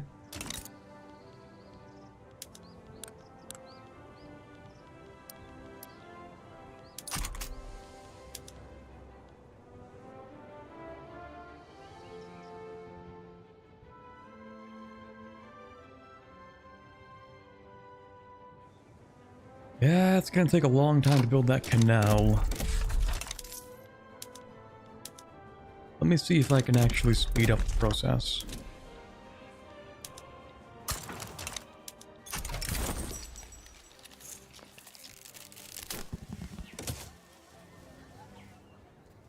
Kind of.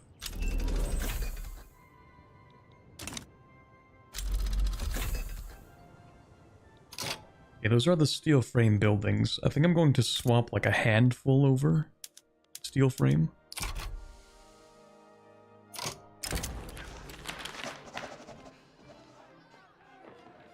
I don't really care much for the Agrarian Party right now. I think it's fine to keep the Liberal Party in charge. It's just that eventually... Well, we're going to want mass politics at some point, and then when I do that, we're gonna go to single-party state, probably. In fact, I could even enact censorship. Do I do a backsliding on civil rights? Maybe. No right of assembly. Secret police.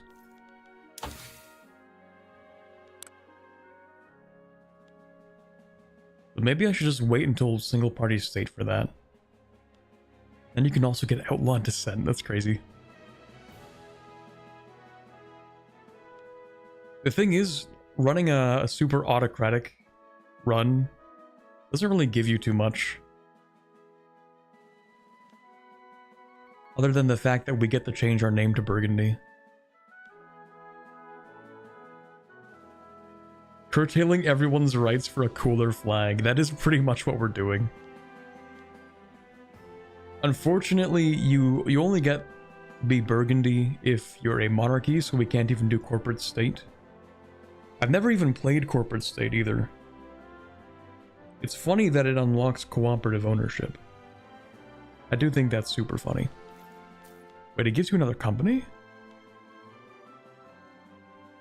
I mean, I guess it makes sense. It is called corporate state, but I just didn't expect it.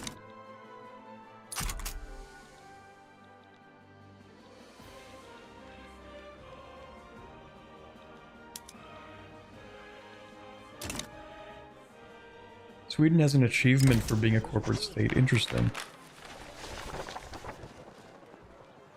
Okay, no, we're gonna continue our streak of increasing liberal rights, sort of, kind of, until we have maximum secret police. And then at that point... Oh, interesting. And then at that point, hopefully we can just go ahead and grab political agitation.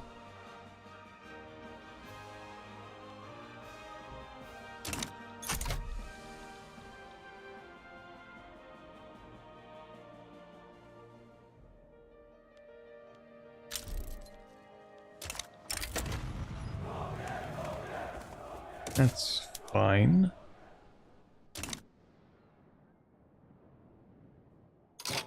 Dude, look at the US. Wait, what happened to the... Oh my god. Buddy, man. The straight line downwards. Are they... They're not in debt, are they? No, they're not in debt. Well, I'm sure they're in debt, but what I mean is they're not in defaults.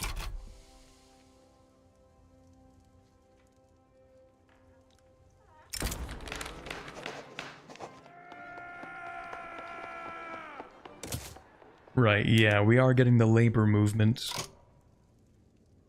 But don't worry, it's okay, because we have the secret police. Nice, more arable land.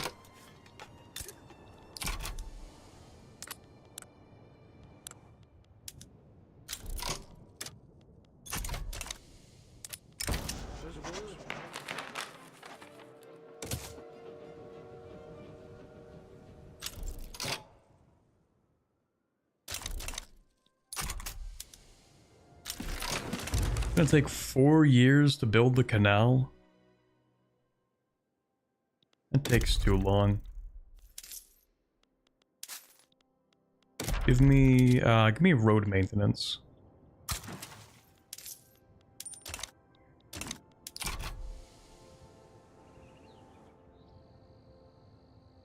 Okay, it's a little bit faster now, like half a year. Alright, next, what can we actually do? We could do censorship. But that would kind of reduce my technology spread. You know what, I guess it doesn't even matter if you reduce the technology spread if you can just get like a lot of innovation above the cap, right? Oh, I'm doing knowledge sharing. I should stop doing knowledge sharing. With Mexico? Yeah, no more knowledge sharing for you. Siam, no more knowledge sharing.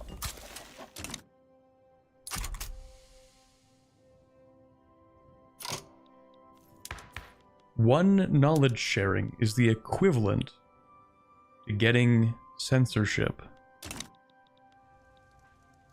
Dude, Michigan, free Michigan, let's go. This is amazing. This might actually be the best timeline.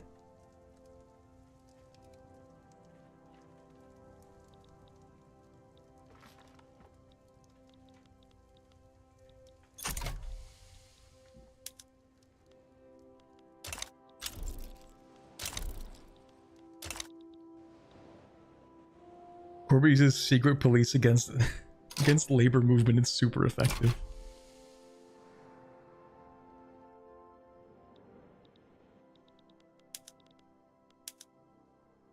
It's actually really funny to have secret police, but not censorship.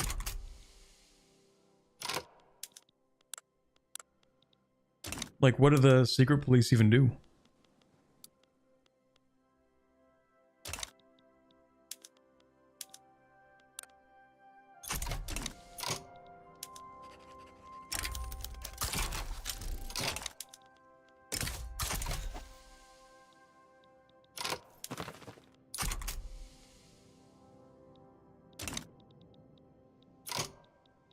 It would be anti-terrorism and stuff? I guess so.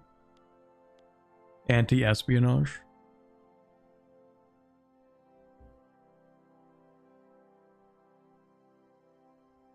I think it's very espionage, actually. Anti-espionage and espionage.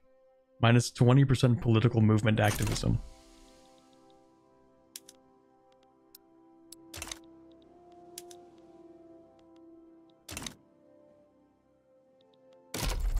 Now, why do we have unrealized taxes? Is that because you don't like me? That is because you don't like me. Okay. Well, that's fine.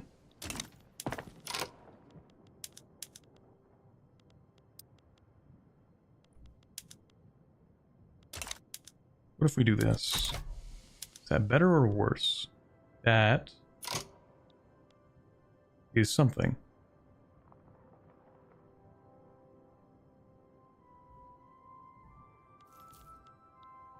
Do we have tariffs?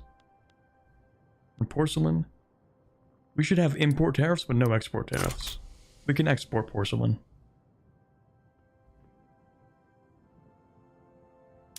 Yeah, that's fine.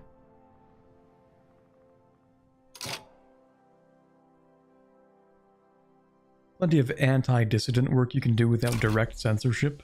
That's true.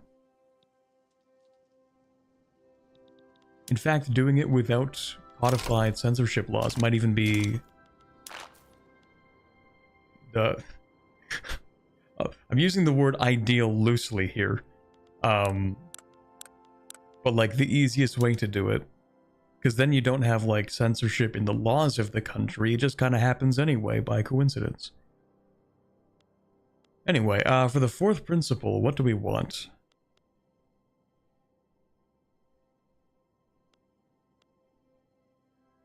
Could go with external trade because we do like the additional influence. That's pretty nice.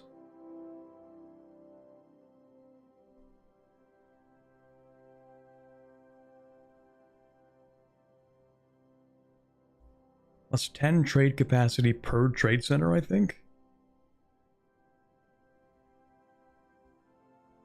Which is pretty good. Plus 0.5 influence per level of trade center. That's massive, no? That's like insanely good. How many levels of trade centers do I have? 107? No, that can't be right. Domestic total.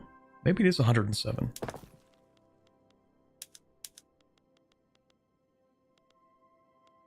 $117 trade centers. That's a pretty sizable amount of additional influence.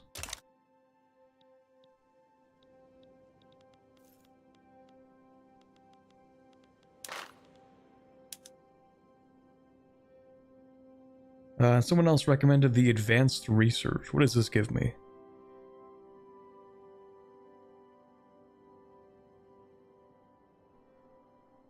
Maximum innovation investment plus 5. Reduction in ahead of time penalty. Which I usually don't mind. Oh wait, that's per level. So that can be at most 25 maximum innovation, 25% technology spread, and 25% ahead of time penalty. That actually is really good. You know what? I might even go with advanced research.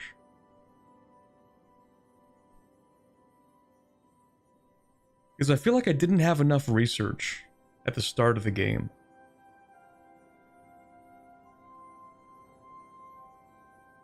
When Spheres of Influence came out, external trade used to give something like 5 influence per trade center. It was pretty crazy.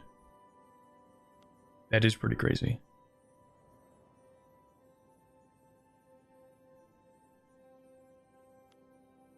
Yeah, we'll go with advanced research. I actually like that. We do, of course, need compulsory primary school. Maybe I should focus on that, actually. Let's go for human rights instead of machine guns. Because we're just cool like that. We're such nice guys. Who needs machine guns when we're being cool and chill and doing human rights things?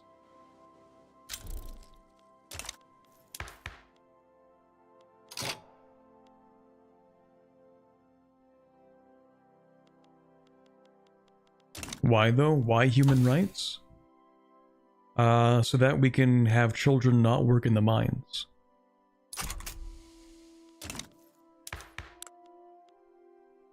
And then that improves our technology.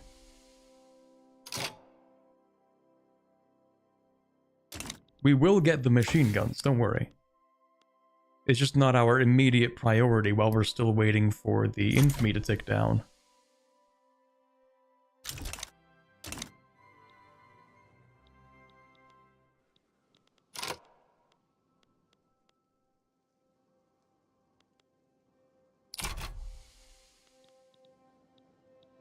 The children yearn for the schools, exactly.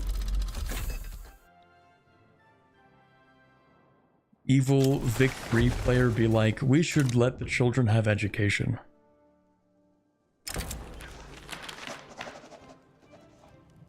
Border crossing in null state, that's crazy. I actually don't want a diplomatic incident in Brazil giving 13 infamy to the United Netherlands. I think that would be really bad, actually.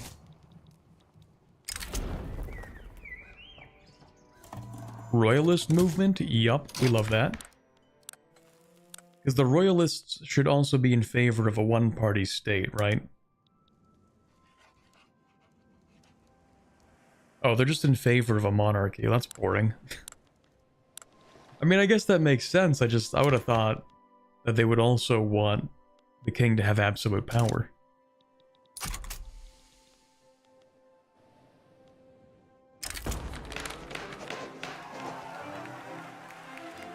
You're a reformer. I actually prefer a reformer over a potential radical.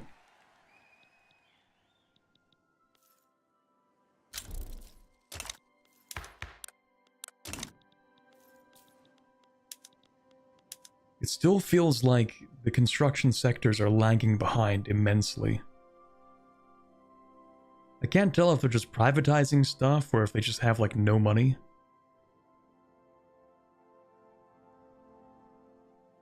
I feel like there should be more reinvestment here. But oh well. It's still working out. There's the Prussia rivalry. We love to see that.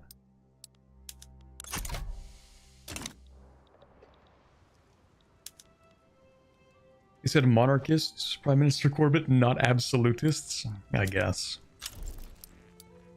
I guess.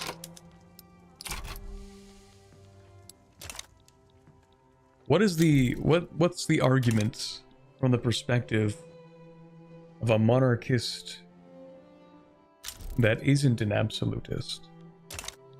Well, okay, I guess in this case it's because we already have a king, so it can be just like status quoism, I suppose. Just like, yeah, just keep the king and we have our voting and it's fine. But imagine like we were a republic. What would be the argument there then?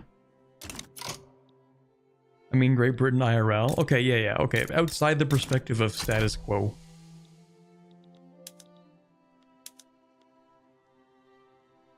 Like, imagine you're in a republic and someone's like, we should have a king, but not with that much power.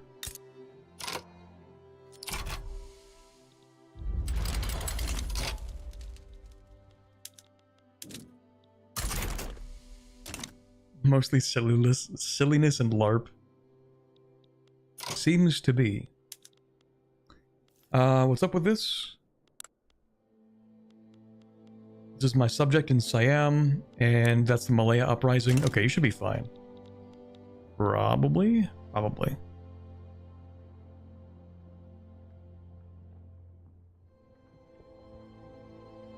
The argument for monarchy might be, think about how dumb the average Dutchman is, then realize that half are dumber than that. Okay, but that's not a pro-monarchy idea. That's like a anti-let people vote argument, isn't it? It's like, people are dumb. So like, no voting.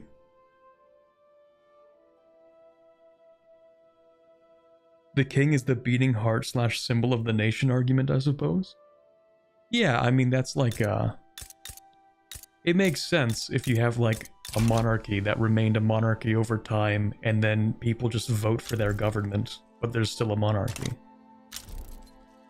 But if you have a country that has no monarchy, and has democracy, then the monarchy thing is just a little silly.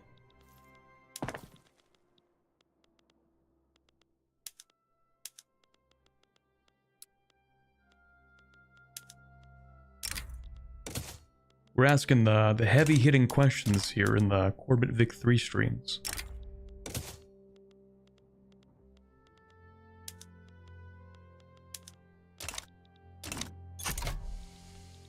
Monarchy is good because all monarchies are rich. True. That is real. Name one poor monarchy. That's what I thought.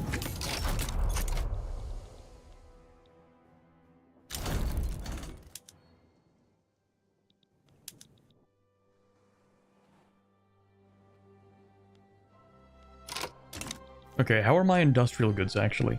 It's kind of funny because iron, coal, and steel are never going to become 20% cheaper. Like, straight up, unless we just ban all exports. I don't think it's happening. I'm not even... Wait, no, I am exporting steel. Okay, we actually should put a maximum tariff on exporting steel, I'm not gonna lie. We should do that. Also, because my steel is cooler than everyone else's steel, so we should actually gatekeep that. Next, iron. Next, coal. Am I even exporting coal? I'm importing coal. I should not be importing coal. I am situated right in the middle of the industrial heartland of the world. We should not be importing coal. But the private sector is simply poor. Wait, I have an idea. If coal becomes more expensive,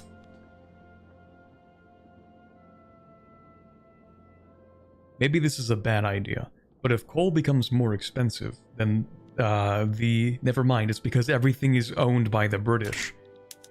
The argument has fallen apart, gentlemen. All of our coal is owned by the British. Oh god, no.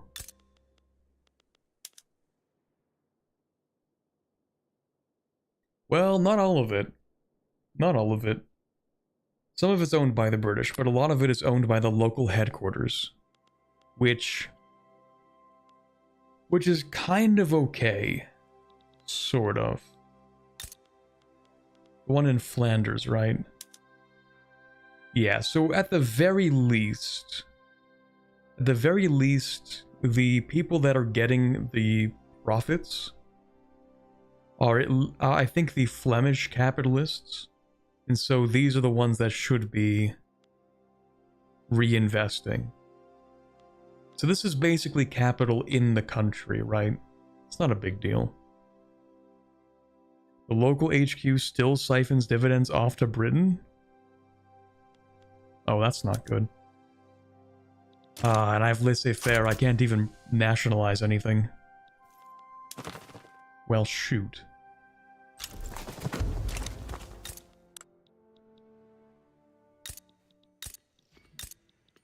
Okay, I think we have enough immigration now. I think we can stop. It's enough people.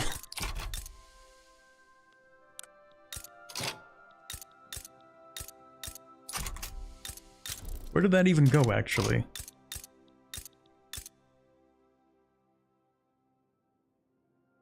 Adjacent to the mass migration target. Yeah, okay, we're getting a mass migration target from Italy, but, like, we don't have enough space.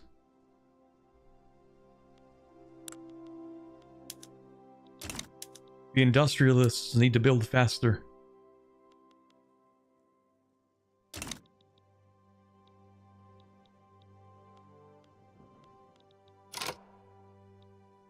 Don't build coal in the homeland, build it in the colonies, wages are lower.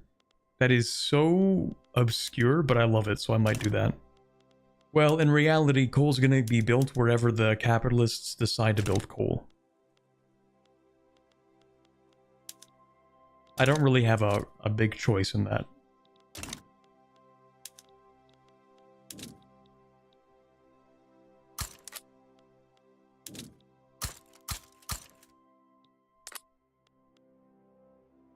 What is that? 40? This needs to be 45.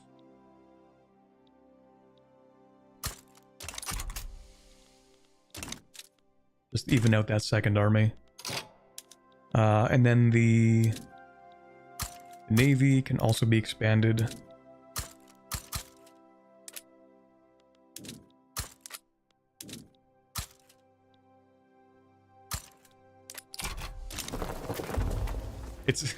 It's enough people. We don't have enough space. We don't have enough jobs. Literally. People are moving here and they're immediately becoming unemployed. Is the migration attraction really that high right now? It shouldn't be. Oh, no, it is. Okay, right. The intelligentsia are doing... literally just doing propaganda, and people want to move because they think it's great here. And then they move here, and then boom, unemployment.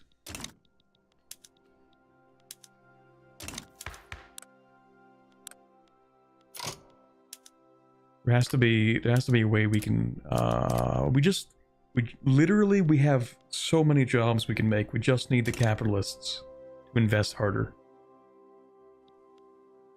Actually, we can invest. We can spend money, it's fine.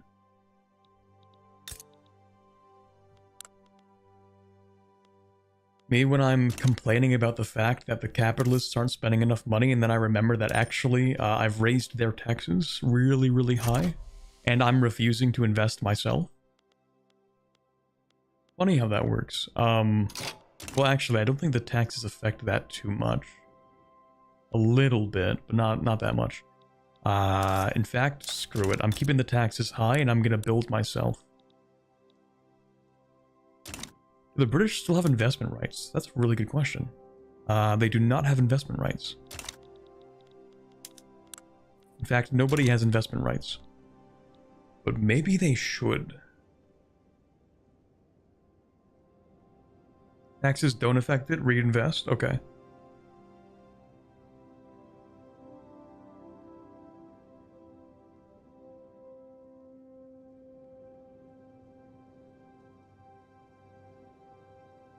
Robert, was it you at some point that said something like Vic3 is interesting because it teaches you firsthand what the economic motivators for imperialism were? I don't know if I said that, but it would be something that sounds like I would say it. So maybe? It's like that whole thing where it's like, oh, there's no rubber in Europe, but you know what there is, where rubber does grow. And then, you know, etc., etc. That kind of thing. Don't ever give investment rights into your country. What if they have a really good company that gives solid throughput?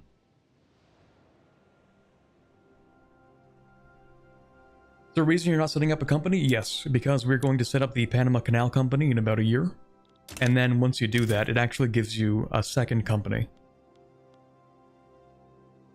So there's really no point in setting one up right now, because where is my Panama Canal company?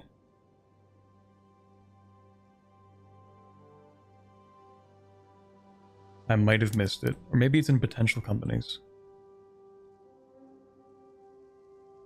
I don't know. It'll show up when the canal's done. But the canal is special because it gives you +1 free company. So you might as well just wait until the canal's done, make the company, then make a second company.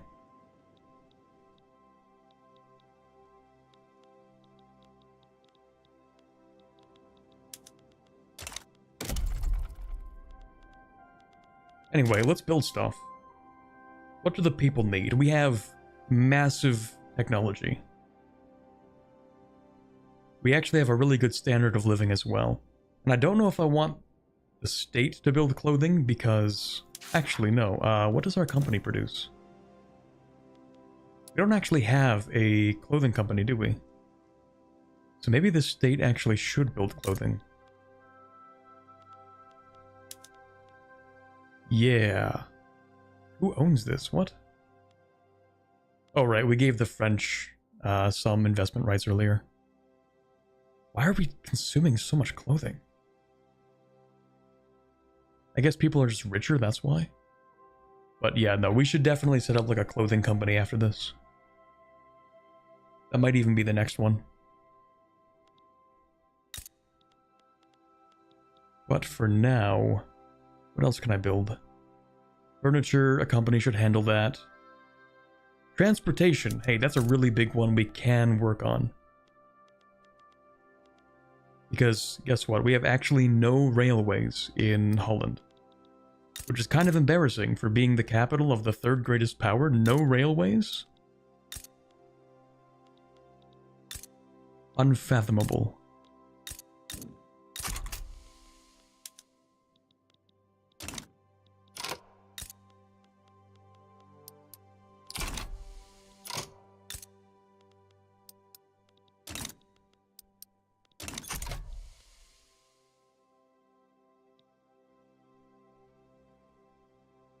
Swear a year ago we were second great power though?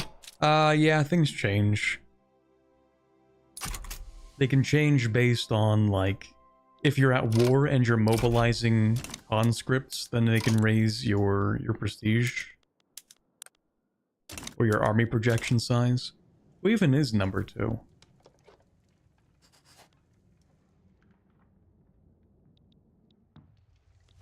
It's not America. No, they're a minor power. I could actually subjugate them. Oh, this would be so funny, chat. Okay, no, we're not gonna do that, but day by day, we get closer to the Dutch-America timeline.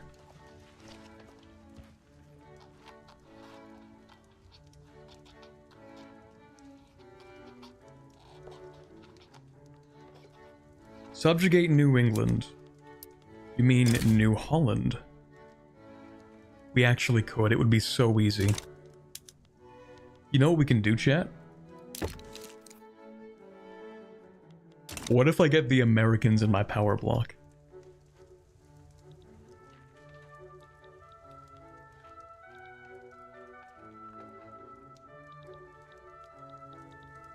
I don't even have to invade them.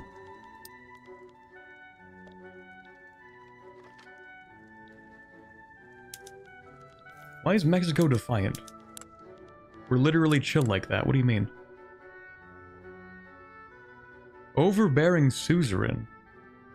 Relax, man. Do you understand just how much I've invested in the Mexican economy? I own 1/5 of your economy.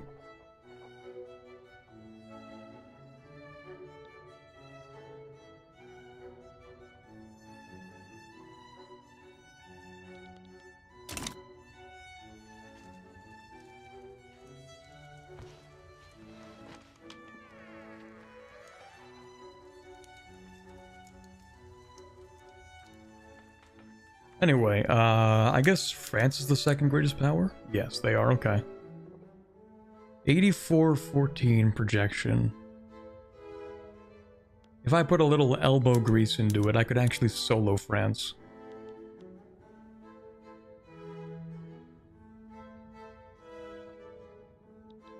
New Amsterdam, true. True Amsterdam. Did the South win? They did, yes.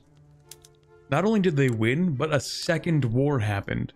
And Britain helped the South, so the Confederates also enforced New England and Michigan's independence. Surprised, actually, that Britain didn't want to, like, take Alaska or anything. But I guess they figured it wasn't even worth it. Also, I don't like how New Brunswick owns this. That's kind of cursed.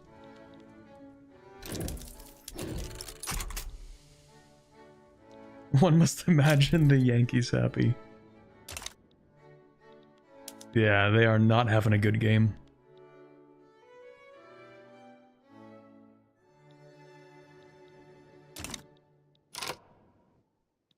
Transportation shortage in here, that makes sense because you actually don't have any railways. And invite a country to the power block. Ooh, there we go. Who's that? Westphalia, let's go. We're so back. Welcome to the Alliance of the Hague. The Hague? The Hague. And there's no unified Italy either. Italy has been entirely carved up by the great powers into their spheres of influence. This is amazing. Peak. I'm guessing you weakened them heavily with Mexico too? Oh, not at all, no. I literally just invaded Mexico like day 1, or really early into the campaign, and then didn't look at either of the Americas after that.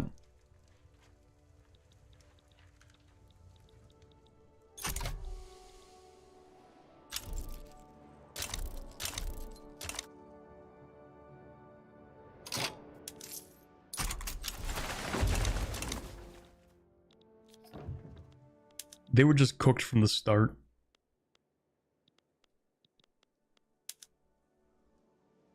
Three private constructions in the queue. It is bleak.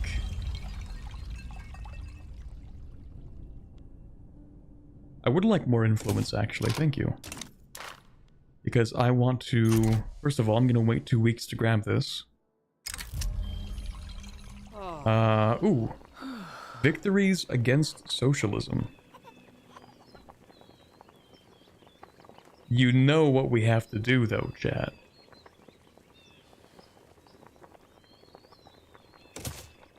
We're gonna take the bottom path. What is your total reinvest? Really bad, like abysmally bad. Down horrendous, even. Oh yeah, I did actually get my human rights. So let's get rid of child labor. Finally. In English we say The Hague, in Dutch it's, yeah, it's like Den Haag.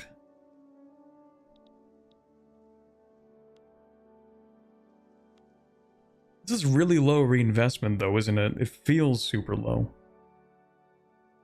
Or maybe my construction is just really high. That could be it.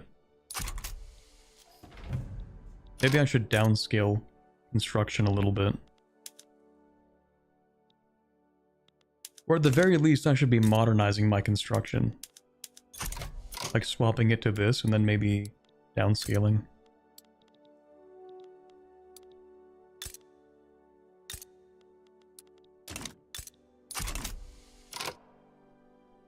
No, it feels really low? Yeah. It is pretty low, isn't it? Let's get to the root of this problem. Okay, so the investment pool is only getting 80,000 from reinvestment from the financial districts, the company headquarters, regional company headquarters, manor houses. So, the financial districts over here do have a lot of money.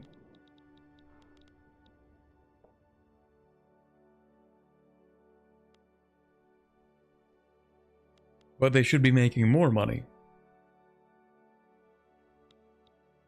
I'm wondering, like, are any of my financial districts just like, oh, maybe it's this one? Because I think it has to build up its cash reserves before it puts it into reinvestment, doesn't it? So maybe it's like, maybe I'm just waiting for some of the financial districts to finish filling up their bars, but it doesn't seem like it. You have low return buildings. I mean, yeah, but what do I do with that? I guess that means I should actually be exporting more stuff, because I can sell it to the world market for a higher price, thus giving me a better return, right? So let me look at what I'm mostly exporting.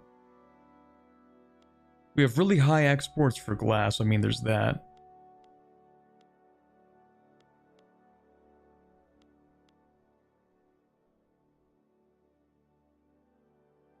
Oh, mutual funds. You're right, I don't have mutual funds.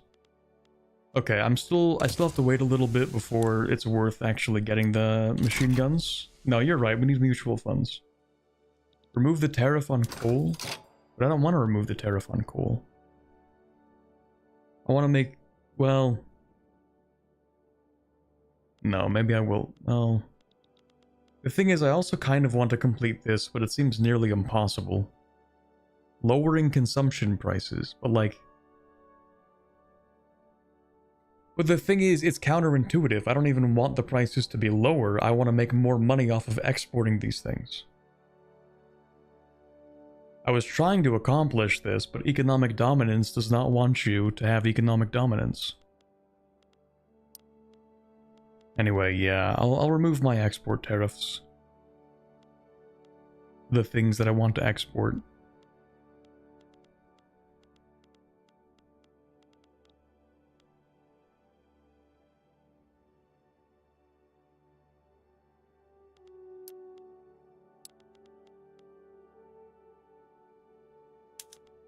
Maybe even get a few import tariffs on that.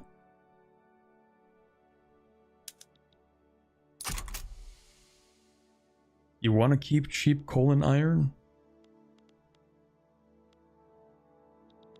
Well, maybe I can kickstart the capitalists to do something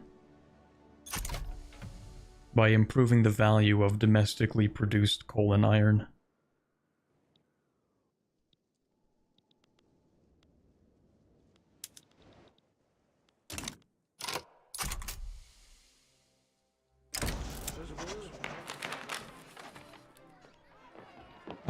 Who is this guy? Oh yeah, you're the reformer. Everyone loves this guy too, that's super funny. Yeah, you know what? It'd be great if we can get him as Prime Minister, although... sadly, Victoria 3 does not have that kind of thing. He's actually the most popular candidate. He's like de facto Prime Minister, which is really funny.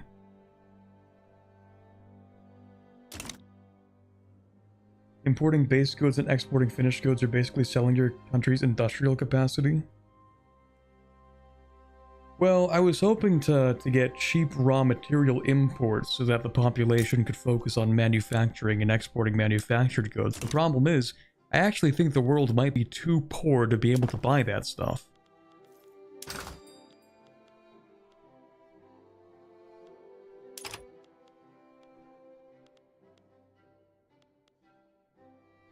Like, for example, I don't want any import tariffs on wood because I want to import a lot of wood for cheap and then refine that into furniture and sell the furniture. Which seems to be working out.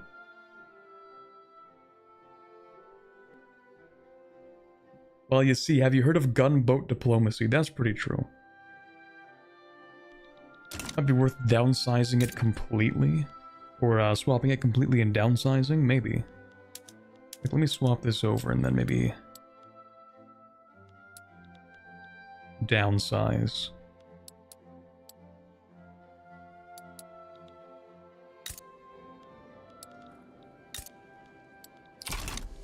Is that I'm not paying as much for the work at least.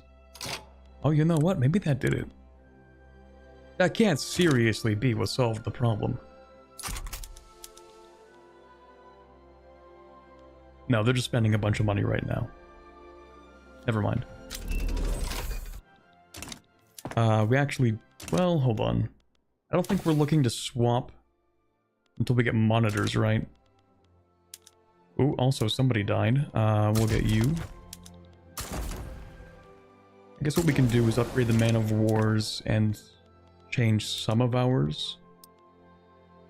Like, we'll get the ones in Holland to go to steel ships. Then in Flanders they can keep the man of wars.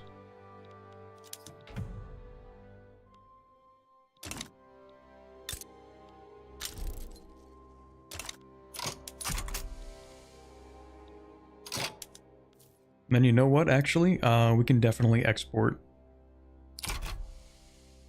warships. I'm sure there are many other countries that would love to import warships from us.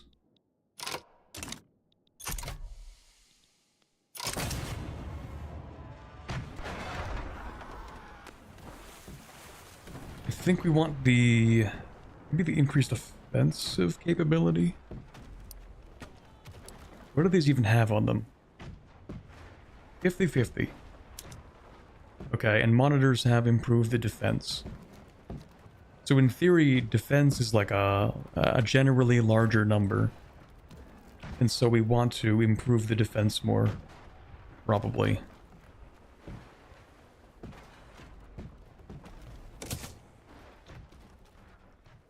You can put subventions on goods you want to export, but the cost scales fast if you export a lot of it. Yeah, the idea is... that's true. Because then it could at least encourage industries.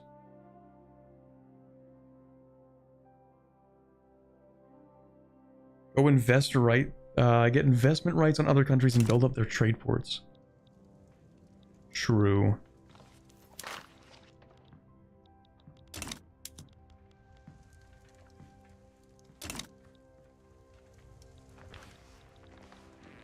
Let's see. I should probably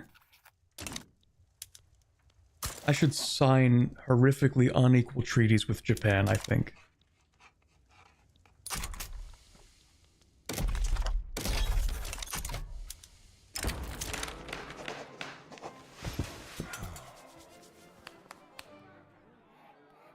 This is fine. Okay, let me continue swapping over my construction and downscaling.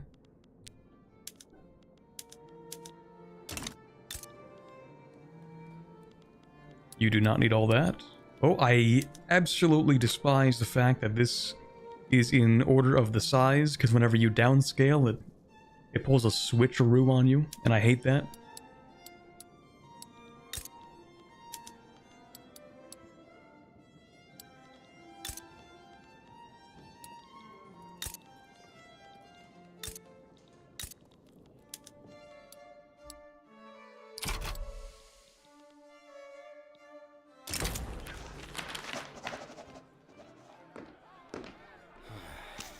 Ooh.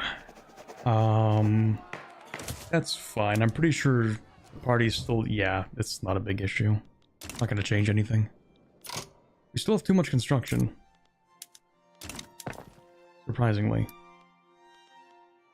Downscale that.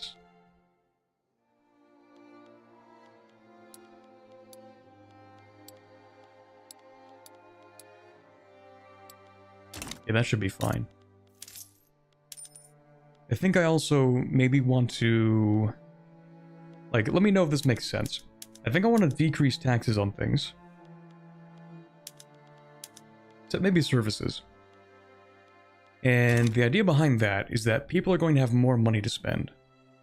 When they have more money to spend, they can buy more things. When they buy more things, that creates more revenues for the private sector. Right? And so then they maybe buy more things, which creates more reinvestment. Well, yes and no.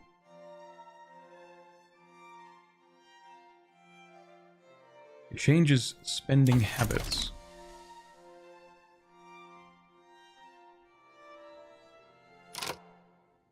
What is your average wealth level?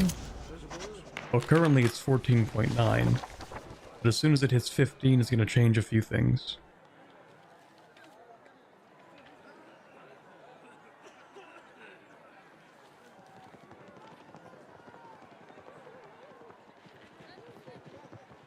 Yeah, we don't care very much for the Radical Party.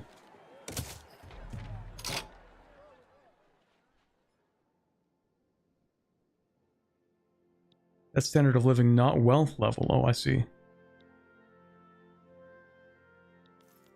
The tab called wealth. Go to your population. Not that one. If I go specifically to like...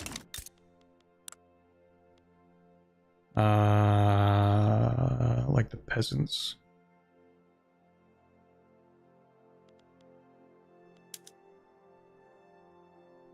Maybe not that one.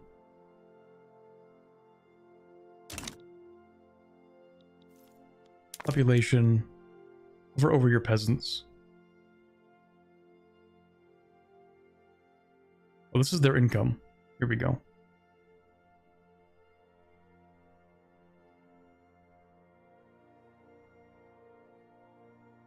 There's a tab called wealth? Not that one.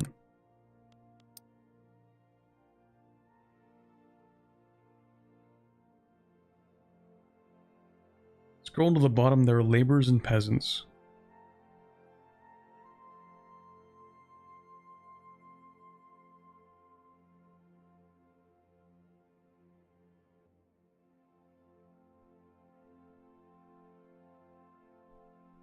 Followed up on the Groningen gas field thing, it was actually still being extracted until just a few years ago when they permanently closed it. Interesting.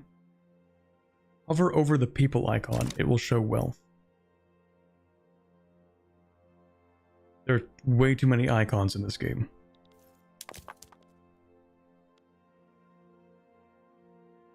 Here, 10.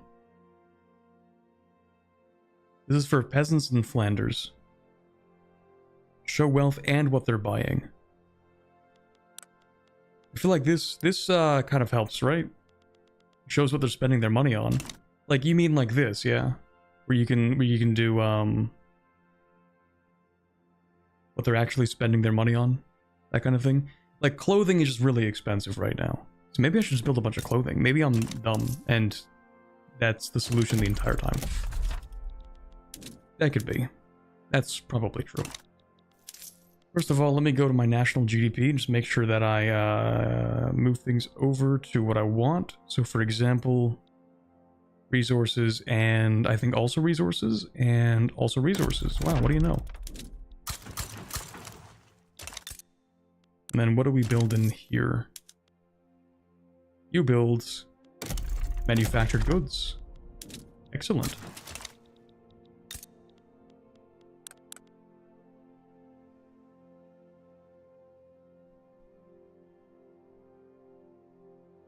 People will mostly use simple clothes for clothing, so right now let's just build a bunch of clothes.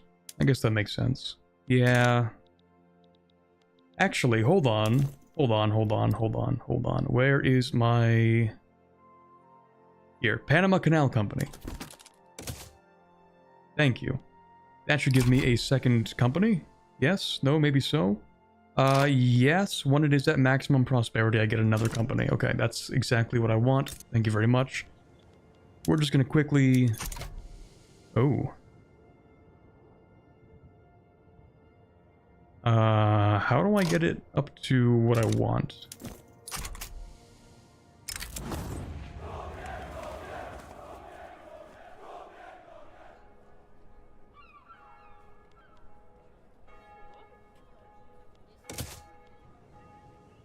That is not as much prosperity as I was hoping for.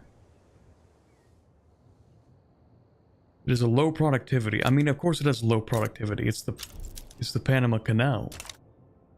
It by itself doesn't make that much money. It just kind of gives me money.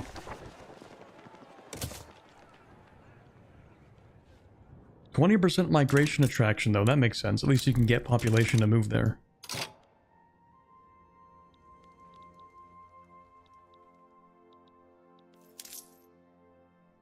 Anyway, I was kind of hoping I'd be able to build up a clothing company, but I guess we're not really able to do that right now.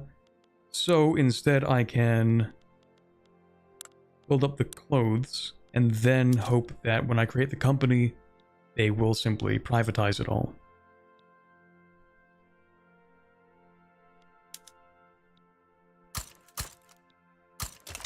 So we're just going to build a whole bunch of stuff in Holland right now.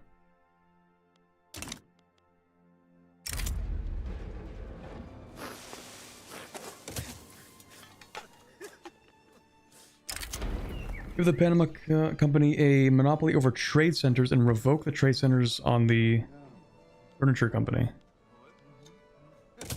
Give me a second.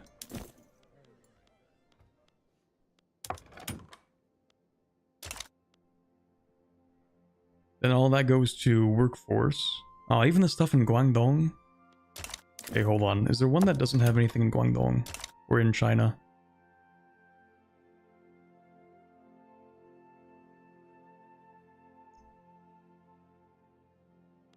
I'll nationalize these ones first, because they don't have as many. We can't actually give them a monopoly, by the way. Because of laissez-faire.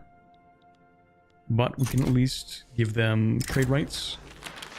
Wait a second, trade rights? Don't you already have the ability to set those up? No, you don't. Never mind.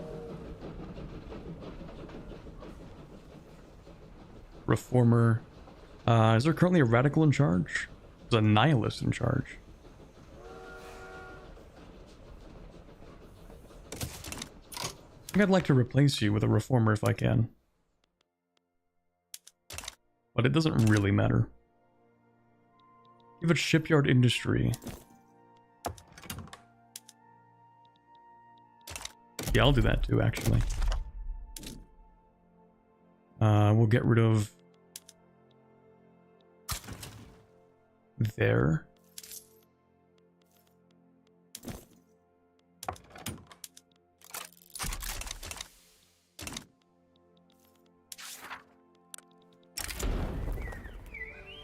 At least they can build stuff. Loyalist rural folk? Sure.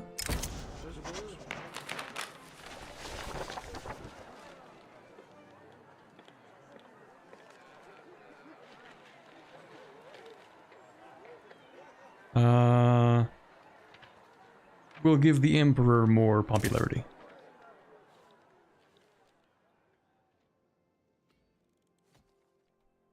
Ports actually being productive is rare at the very least. That's true. So the best way is to build up cloth or cotton or ranches. True.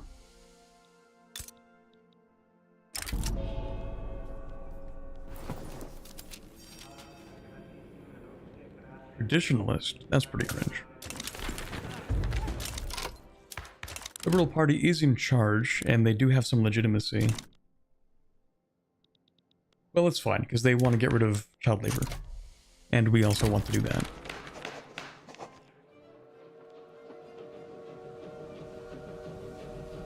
I think at this point we actually want maybe motor industry throughput. Maybe, or maybe not.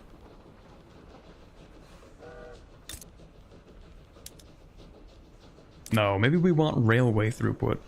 It seems like I never have enough transportation.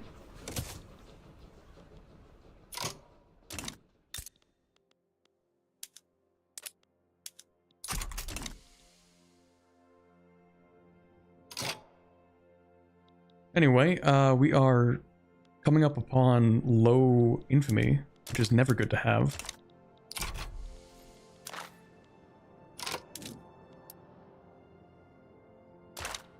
So who should we invade? Could actually make Japan a protectorate for very cheap infamy, chat. And that's pretty solid, given that most of the time, Japan kind of has a lot of policies that prevent you from being able to put them into a block easily.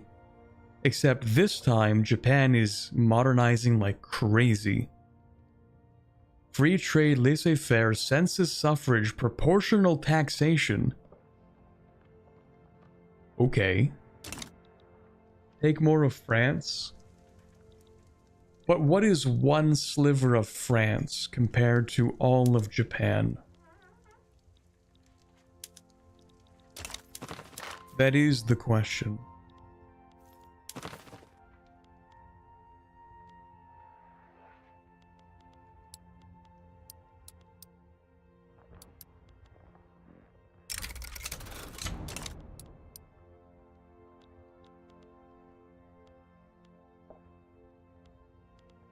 I do also need to decrease Dynam's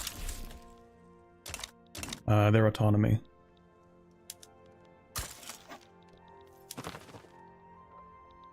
Can I just give a subject another subject? Like, can I transfer Chiang Mai directly to Siam's control? Because I would love to consolidate subjects right now.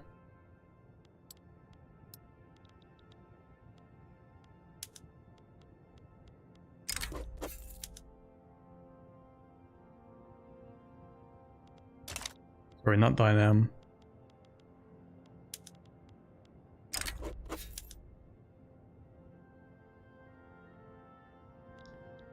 No, I don't think so.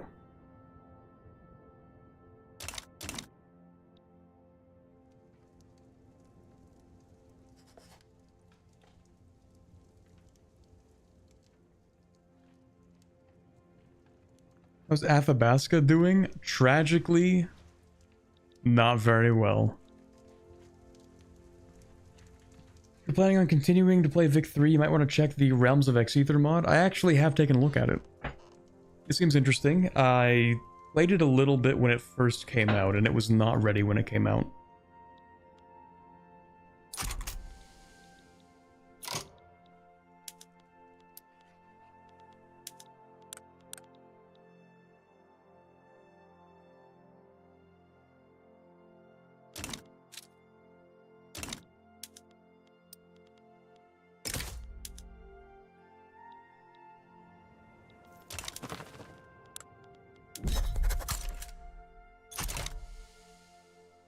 I have an idea. I think we should actually split France in two pieces. They still exist, barely. Yeah, if they're loyal, you can hand one subject the territory of another one, but you can't, like, force one of your subjects to annex another one. Unfortunately.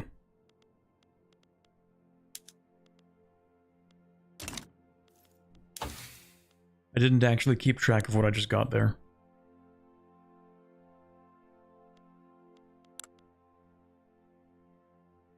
Threshing machines, I think that was.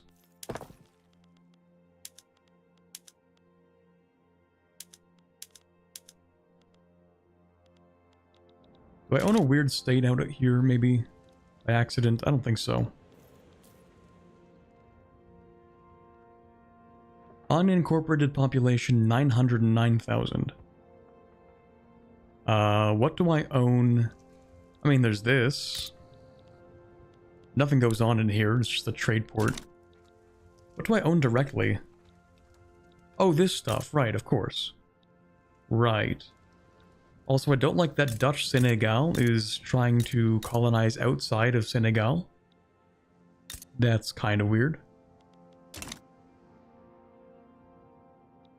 900,000 unincorporated population. I did incorporate this stuff, didn't I? Yes. I'm forgetting one of my conquests.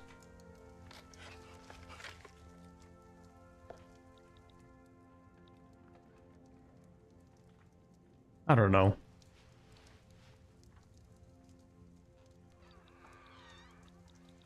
Forced nationalize the UK stuff? That would be tough. They do actually own... Well, okay, listen, they own what? 2% of my GDP? It's not the end of the world. Your stuff in Indonesia? I thought I gave all of it away to the East Indies. Didn't I?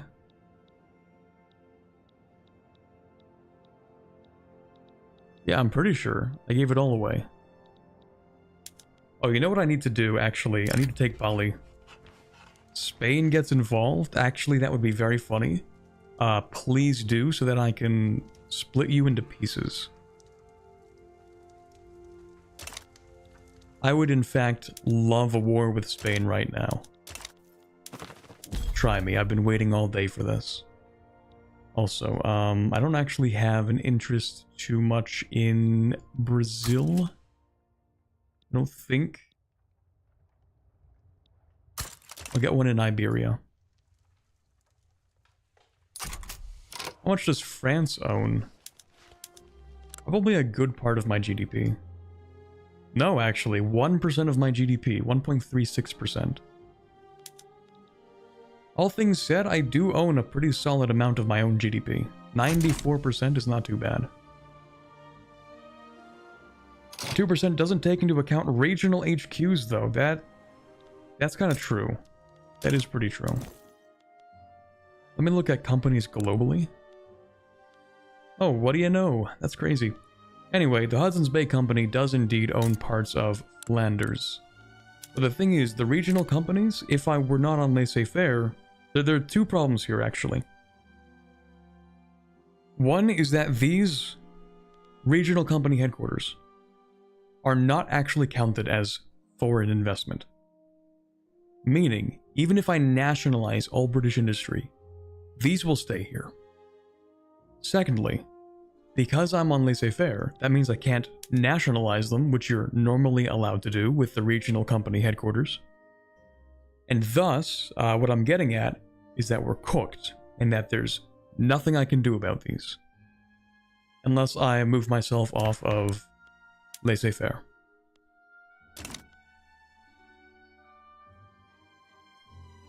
Click on the coin symbol. Just check. This, you mean? Dutch Guiana. I forgot I had that, actually. And I also own this. True.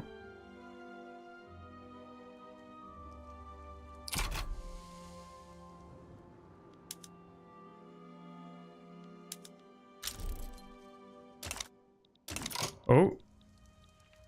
Japan just changed.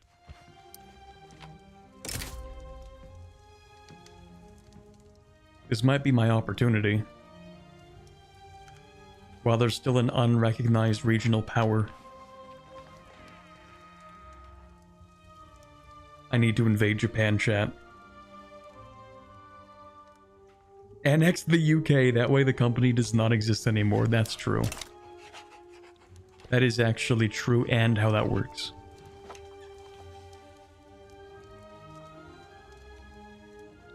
Speaking of Britain, you're not planning on making them a protectorate, are you? No, but like, worse, actually. Direct annexation. This guy's insane. What is your infamy? Actually, you don't have that much infamy. Yeah, no, it's nothing to them, because they're just like me.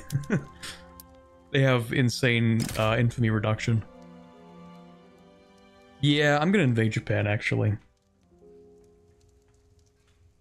Should I invade Japan to make them a protectorate and get a treaty port, just in case? Or just protectorate? What do you guys think? Obviously, well, hold on. As a protectorate, I can invest in them, right? So I don't need investment rights.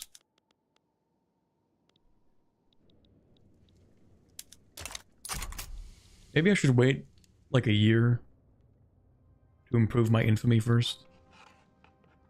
And then I can make a big play like that. Both if you can go for it. The treaty port and the other thing. Okay, I mean, as a protectorate, they will be in my market. However, if somehow they end up leaving, I don't know how they would, but let's just say they somehow do. At the very least, I'll still have the treaty port. Speaking of which, how long do we have this treaty port for? Another 12 years? Okay. Right, the Sardinia agreement is on pause because there's no such thing as a power block embassy for them now. But I actually do still want trade privileges, and I do want investment rights. You will still be guaranteed for now, but you are going to grant my companies monopolies on your iron and your furniture.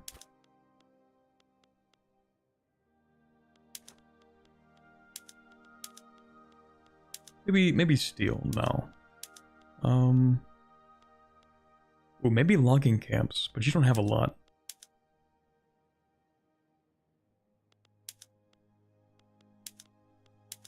I'll go with logging camps anyway. Maybe they can privatize them.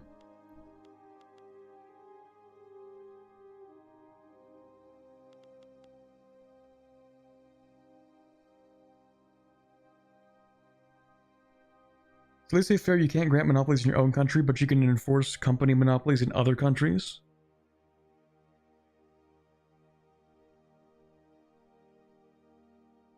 Like a rules for thee, not for me situation? Yeah, so this is enforcing our own company's monopoly on other countries' goods. I think if your country has laissez-faire, no, I think you should still be allowed to do it. It's just like you can't grant your own company's monopolies on your own stuff. But you can force other countries to give monopolies to your companies, because they aren't under laissez-faire necessarily. Actually, Japan is under laissez-faire. I guess because it's a treaty, it sort of supersedes it. Anyway, that wasn't for Japan, that was actually for renegotiating with these guys, and I completely messed it up by tabbing out.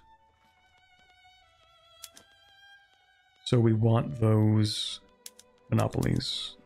We want iron. We want logging camps. I think I want the raw material monopolies. Because I think we want to do most of the manufacturing back home still.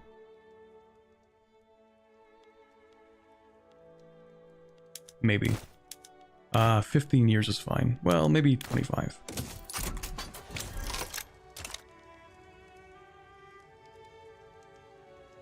Oh shoot, give the Panama Company a monopoly on the trade centers? Hold on. Hold on.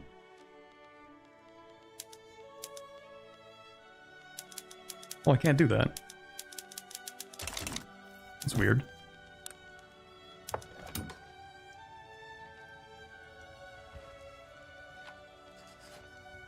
It doesn't even mention that they can build them. That's so odd. Like, normally when you click on this, like, see, it says available industries, trade center, right? For this. Then you go down here, it's just not even here. Is it bugged? Maybe. Where's the Panama company?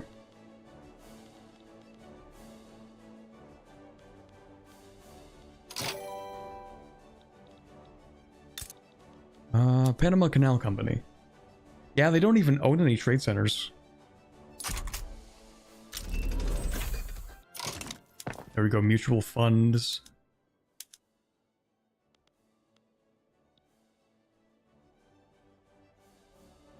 Not in the financial districts? Here are the financial districts. So publicly traded, what does that realistically do?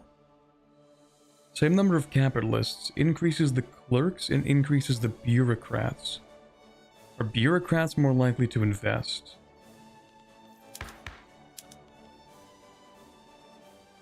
Shopkeepers invest, but that's petit bourgeoisie. Capitalists invest more efficiently, but I'm looking for the chance to invest. Or maybe is it just... like, how does this change things? Fewer shopkeepers, which in theory means less investment.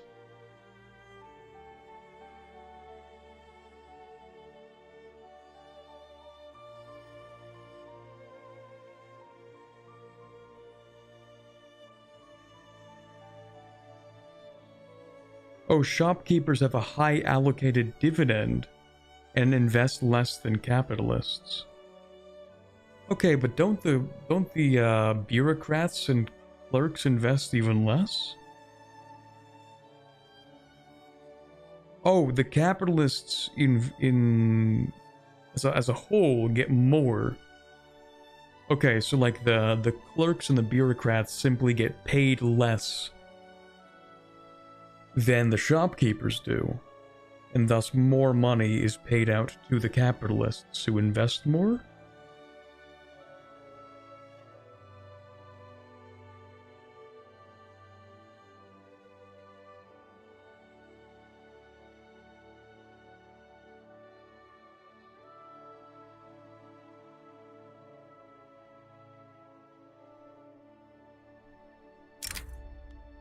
Does that seem to be the case? Okay, they get way less dividends. Okay, so basically like more money goes to the capitalists. And thus they should have a higher reinvestment rate. Oh. That's definitely an improvement over how it was before.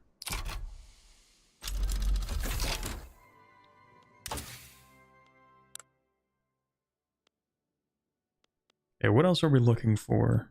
Oh, we definitely want another company, absolutely.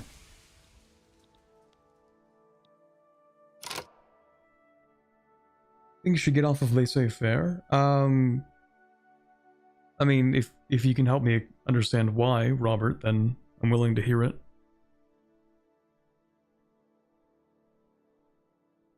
Also helps the industrialists rather than the petit bourgeoisie. True.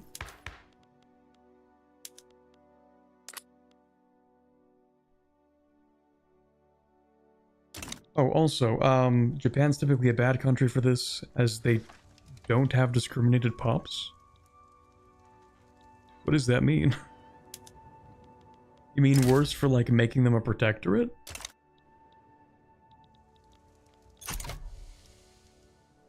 Who also, Austria's making big plays. That you can grant your companies monopolies. Fair point. But I'm also thinking, like...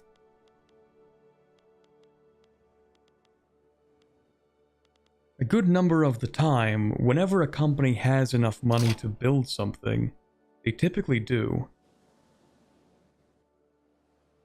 And so I think it's helping to grow the economy overall if we allow the other parts of the private sector to build some of that stuff. Actually, I don't know.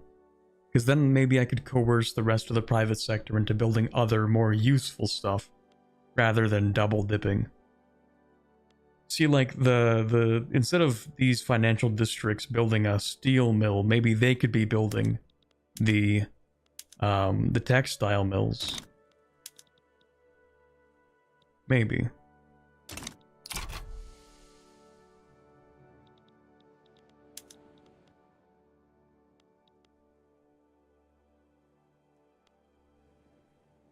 Well, right now it looks like the investment pool is just privatizing a bunch of stuff, but do we actually care to increase the interest group attraction, or do I just want to get started on international exchange standards? That does further decrease my interest rate and increases my minting, which is super useful. So maybe I just want to get a head start on that.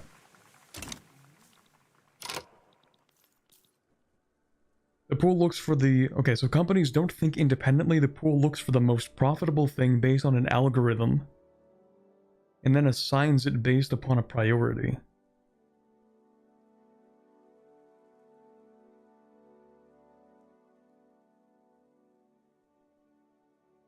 Oh, I see. So the reason why Japan would be a bad country for this is because discriminated pups have...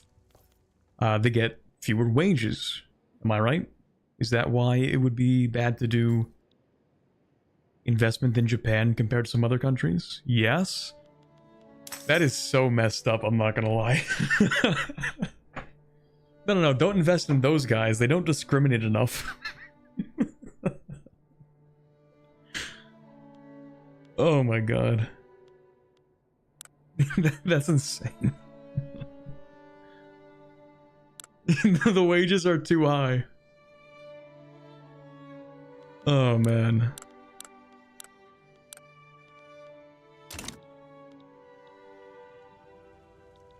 Yeah, we do want commercialized agriculture. That's pretty true. The rural folk want that too. But the rural folk don't get a say in this.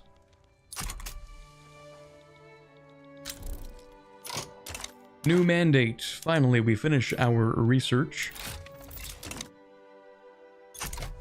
Oh, we can actually get more research. Let's go ahead and build up Bologna a little bit. Rhineland can get 3 universities as well.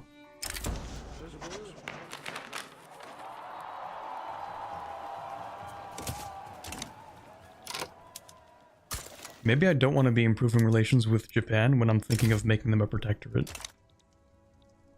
Okay, so what country is best to try and turn into a protectorate then? The Confederates, maybe? They still have slavery.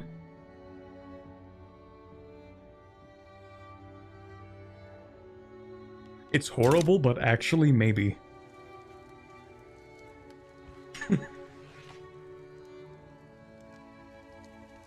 The best places are to invest are in your own colonies, such as India, where nobody is accepted, meaning no wages. Okay, that's really great. So Mexico is popping. We're having a great time in Mexico. We're having an amazing time in Dutch Senegal, actually. Oh, just look at that. It's practically free labor.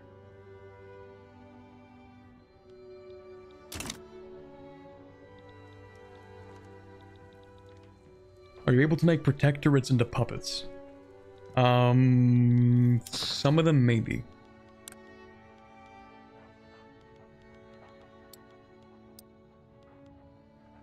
No, not at the moment. Oh, that's why... Hold on. That's why the Dutch East Indies are an absolute gold mine. These guys make insane money.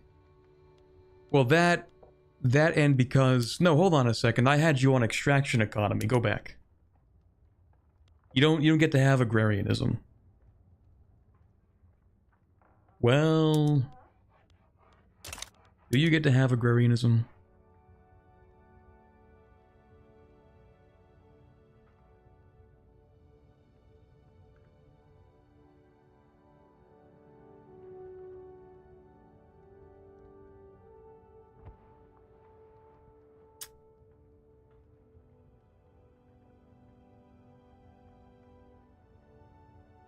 No, you don't get to have agrarianism.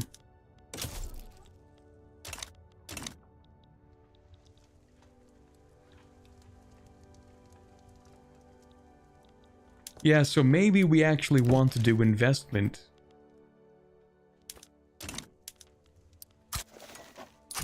So basically, we need to figure out what places have the worst human rights abuses and intentionally invest in them.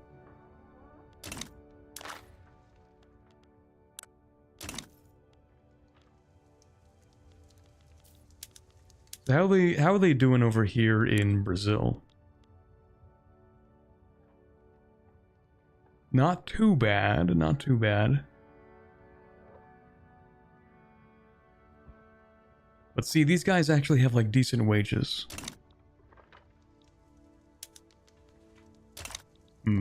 Actually, if I could get investment rights from the British without giving them investment rights,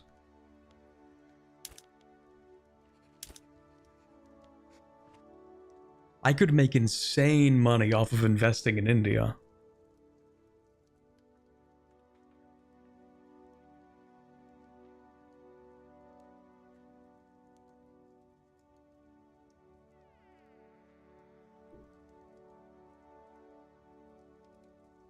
But then it's also building up the British Empire.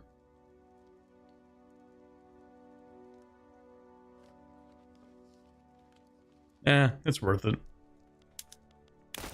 We'll go with like 15 years of investments.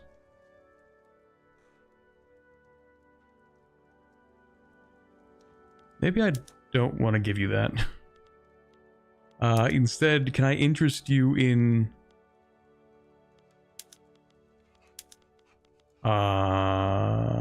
let's see, what can I interest you in? No subventions on... No subventions on fabric? That's cool.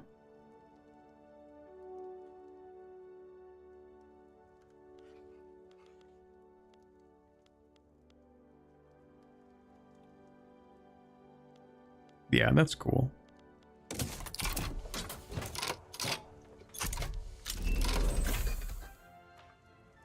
There we go, extraction economy, lovely.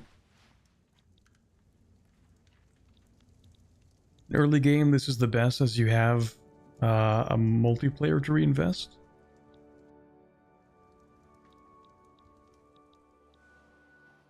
Well, a multiplier, sorry. Me when I can't read. Not a multiplayer. Well, okay, I don't think we have the multiplier because our GDP is too big, but I get what you mean. I think you should make more of your puppets have extraction economies. That's true. I should actually force Mexico into an extraction economy. Could you please become an extraction economy? They really don't like it. Well, we'll see what happens. Siam, would you like to be an extraction economy? Probably not, but you don't actually get to call the shots. So that's a little too bad. Dynam, would you like to become an extraction economy? Oh no, you actually hate me, so you're not gonna do that. Dutch Senegal should automatically be an extraction economy. Trying to pass agrarianism? No you're not. How do I make them stop that?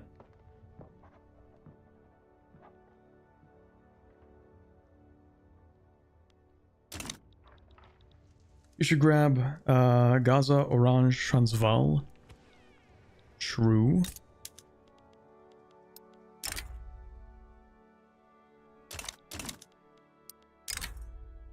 Yeah, it's easier to go after these guys. 1, 2, 3. Force them to pass another law.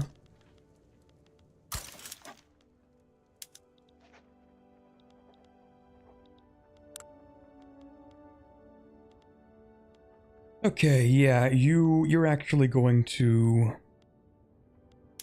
Oh no, we could do that. Hey buddy, hey listen man, you're gonna make things even worse. They deferred it, brother. Also, what did you just say to me? Did you just say no? No, they're doing it. Okay, that's cool. In theory, you can make your puppets more racist, thus lowering the wages. That is true.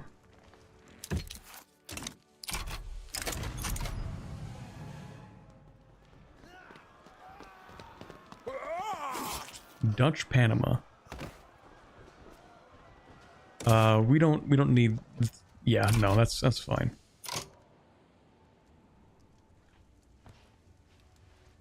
Do you eat Stroopwafels often? Honestly, no, but they're pretty good. Also, why do the Confederates hate me so much? Minus 80, what did I do to you? Natural enemy. I guess I just own Mexico and they don't like that? That's a shame.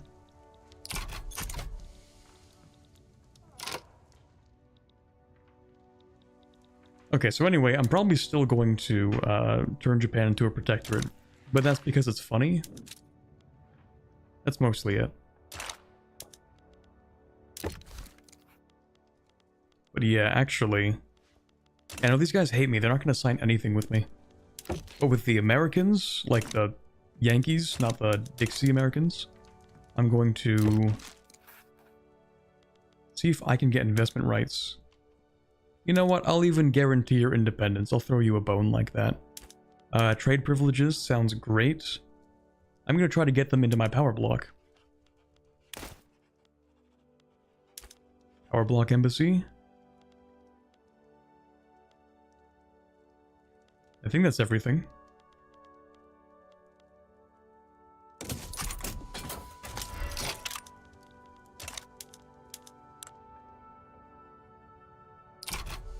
Ooh, it's not looking super positive, but we might just have to invest more.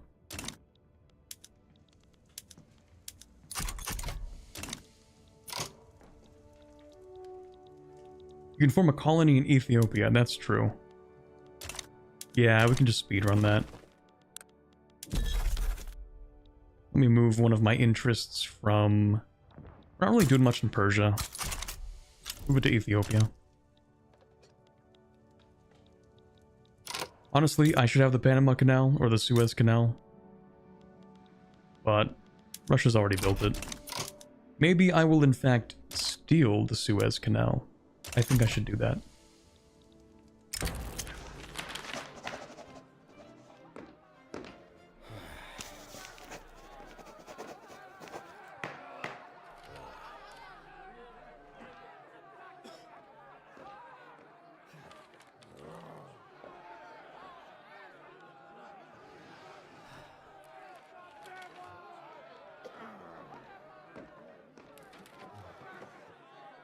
Actually, I want the bottom option. Yeah. Gives me a higher chance of actually succeeding.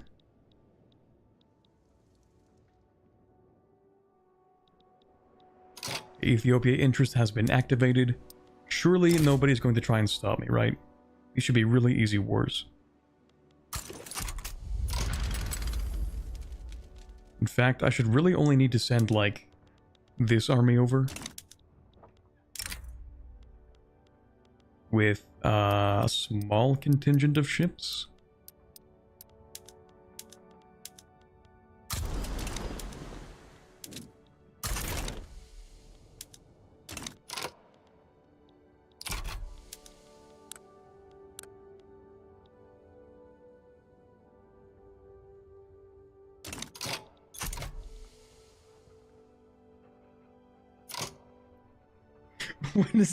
When is the Victoria 3 Make Me a Racist video coming out? Man. New clickbait thumbnail and title. Victoria 3 encourages racism. Actually exposed and cancelled.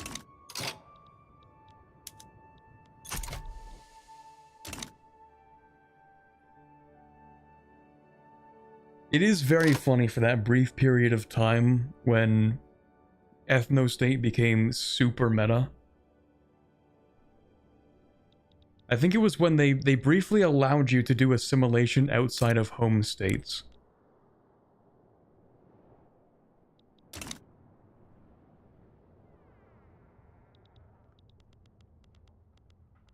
And so, by doing the ethno-state thing, you could keep wages suppressed and not let them assimilate. I think that was the plan. Like, I think that's how it worked. Not the plan, I think that's just how it turned out.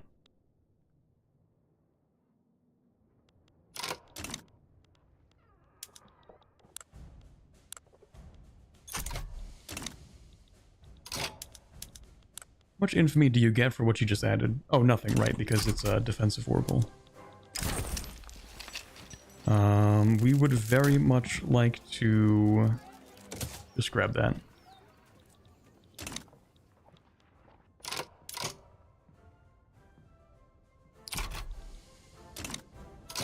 Can you make your puppets enact the slave trade law? It feels really wrong to do it, but I feel like I probably could.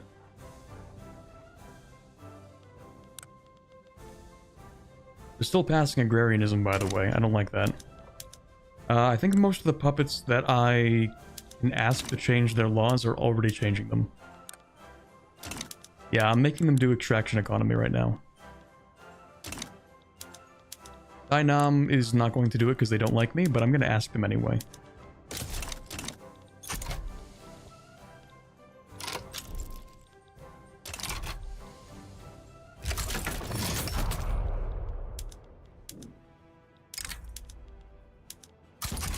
Okay, we'll do an invasion there. In the meantime, I'm going to start a second play.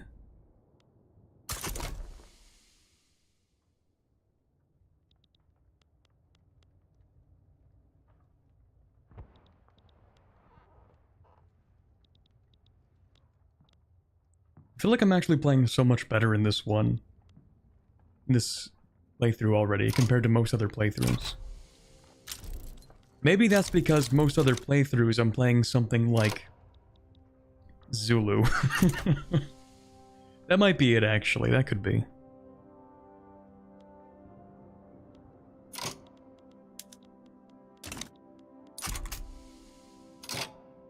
Just got here, can I get a quick recap? You know what? Yeah, sure, it's been like... Oh my god, it's been 5 hours? Okay, quick recap, and then we're not gonna have that much extra time. Russia joined the play? Wait, pardon me? Brother. Dude, what is wrong with you? What is wrong with this guy? Oh my god, dude. Okay, hold on. Dude, where's my... Oh, I was gonna say, where's Britain? But of course, Britain's not here anymore. Because they dipped out, they don't care. Okay, admittedly, it's kind of funny. I can laugh at that. You're right, I do need to take the Suez. This is their own fault. I will be taking the Suez. Absolutely, that's gonna be mine. Don't get mad at me when you're the one who wanted to join this, okay? Your army is weaker than mine. Your navy is weaker than mine. I don't know what you expected.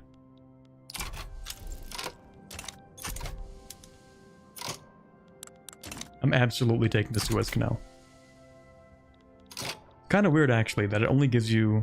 Oh, right, of course, because when you build the Suez Canal, you purchase one end, and then they get to have the other end.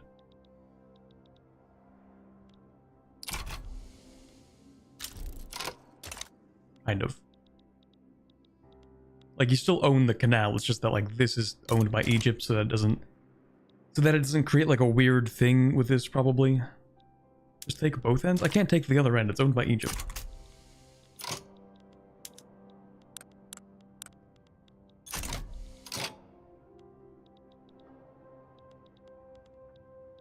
Okay, so what do I even do? I guess I just take the canal and sit there with it? For the most part?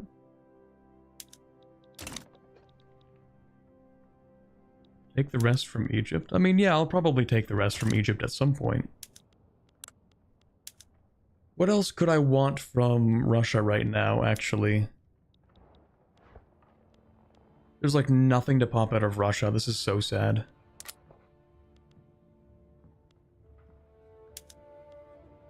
You don't own anything in my country. We take Finland. Let's go. No, we're not taking Finland. Transfer Afghanistan. Why does their flag look like it's a rendering error? Is that what the flag is supposed to look like? Yes, take Finland. I was kind of joking, but like I would take Finland if it makes sense.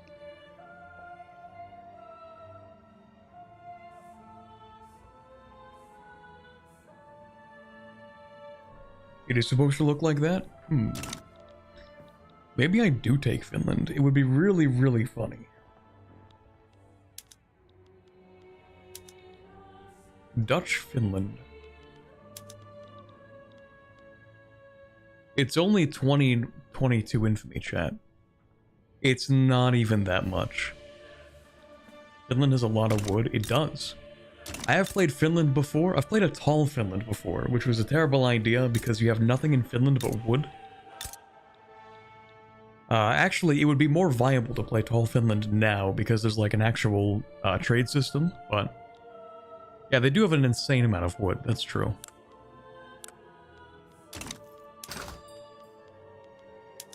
Speaking of wood,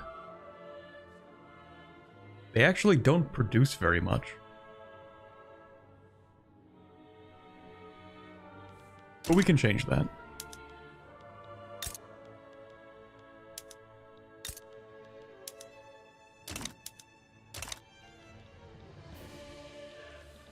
Is it worth it? That actually does turn it into a ground war against Russia.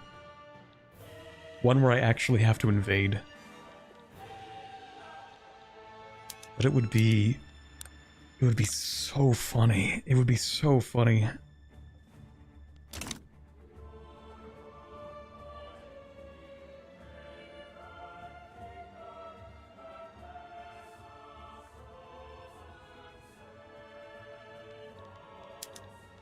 It would be so funny.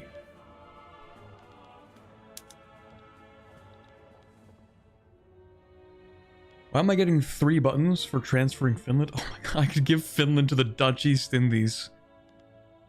That's a great idea. Okay, no, I'm gonna take Finland. I'm taking Finland, that's mine.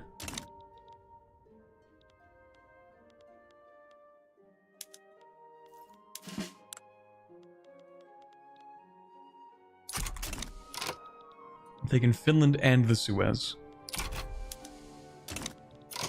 And making a colony in Ethiopia. We are gaming now. Okay, let's use this. I don't actually have enough ships for this. Let me go ahead and create a defensive strategist. That defensive strategist is going to get...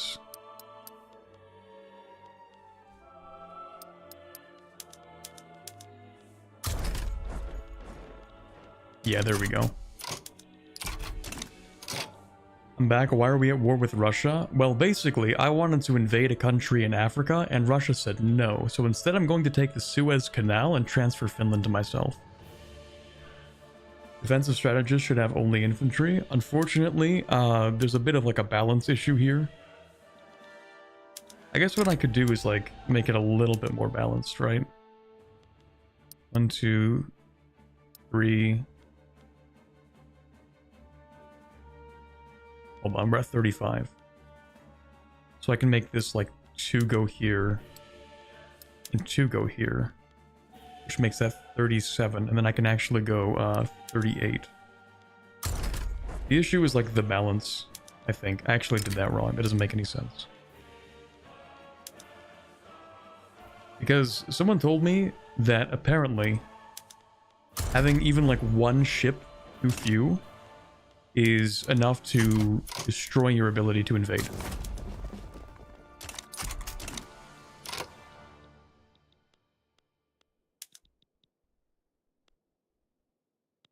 But yeah, this army now has 38, 32, 5. It's more about the invading army than it is about this 15 one. Like, this one doesn't matter very much. It's just to, like, keep the 75 at 75. So yeah, regular Vic3 shenanigans, pretty much. Yeah, so we've invaded this country. Now we're going to move these troops over here. This navy... Like, these troops, actually. Gonna move here. This navy... Gonna move here. You're actually going to mobilize and stay at home just in case Russia decides to do a naval invasion. And this army is going to do an invasion of the capital of Finland.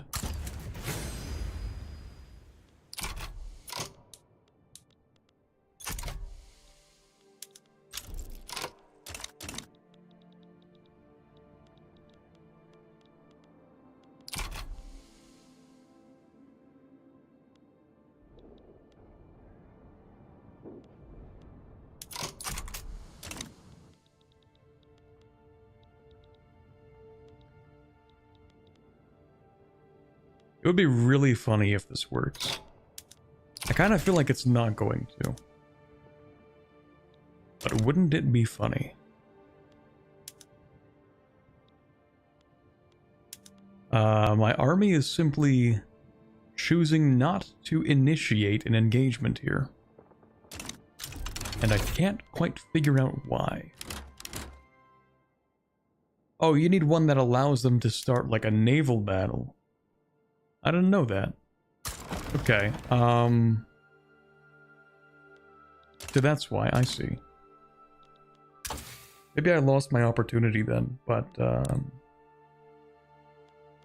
me grab this. Let me grab this.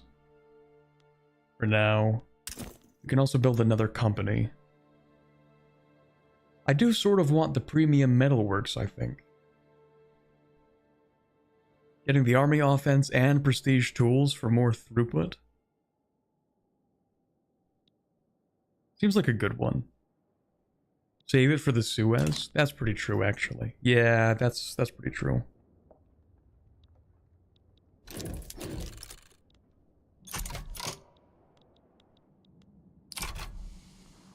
I'm not actually feeling very confident about this battle.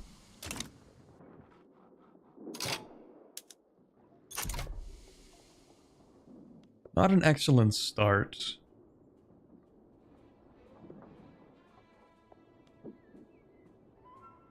Still anyone's fight for now.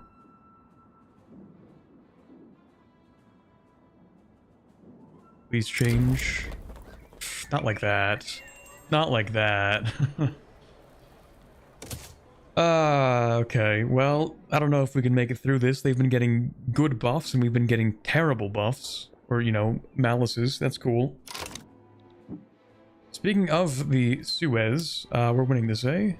Yeah, we're absolutely crushing them with the ironclads. Who are you? Oh, right. You belong to the colony.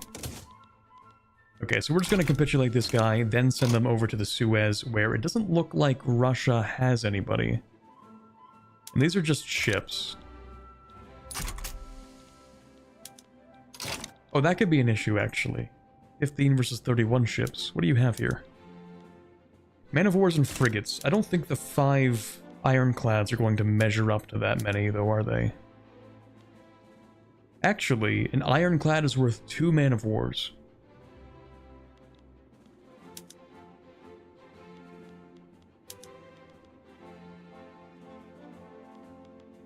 I still don't really like my chances there, but we'll see. Oh, here we go. Now they're retreating. That's lovely. Okay, military wages. You belong to the colony. That was the most pompous British aristocratic thing to say. Who are you? Oh, you're one of the colonials. Anyway. No construction is happening. I really don't like to see that. That's because we're getting massive privatization. Okay, well, I guess the government's gonna step in, maybe bump up taxes and start building more clothing. Let's see here. More textile mills in Holland, please. Because the people require clothes. A lot of them.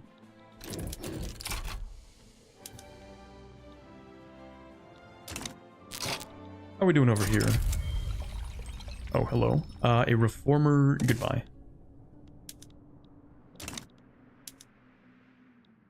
Pretty easy battles, lovely.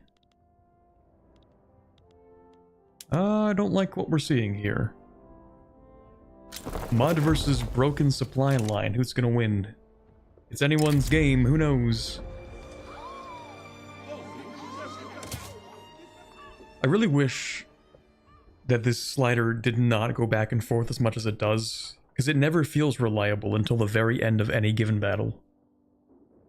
Like, I'd say right now it's probably reliable, because we're kind of on the back foot here, but up until now it was just kind of weird.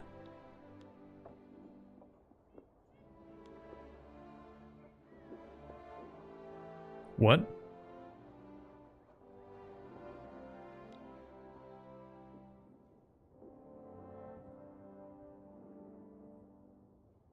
Okay. Yeah, sure, why not? Okay. Make your military loyal for increased attack. I did bump their wages up for the morale recovery, but how are they feeling right now? They're quite marginalized. They are happy, but they're marginalized. They don't have enough power to actually give me improved offense.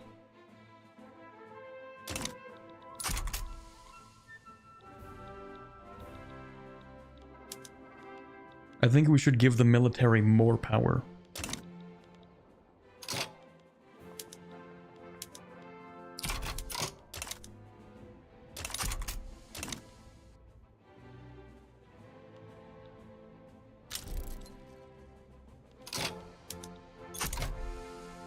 Starting off with a blunder, excellent. We love to see that. Are we not done winning this yet? I feel like it's been 7 battles here. How many times do we need to win? What is happening?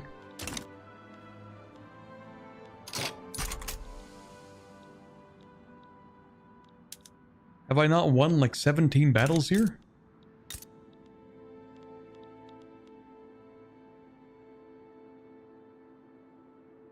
Okay, I think it's actually bugged. No, it's definitely bugged. You don't need 9 weeks for this, actually, but yeah, that's super weird. We're just gonna do a naval invasion to see what's happening. Just let it do its thing. It's fine.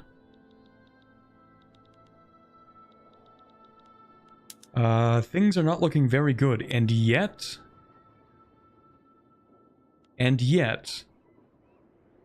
every single time, I'm sitting here with like -14.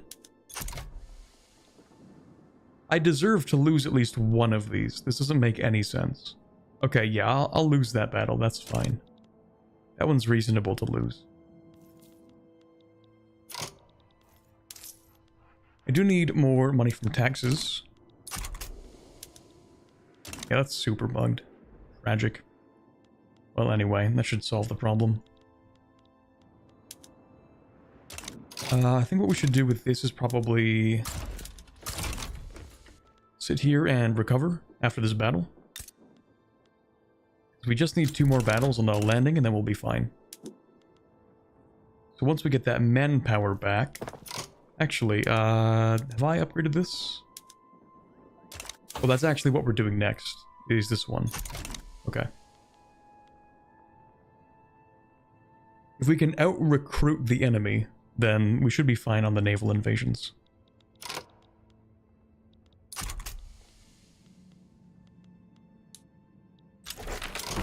There we go. Commercialized agriculture, very nice.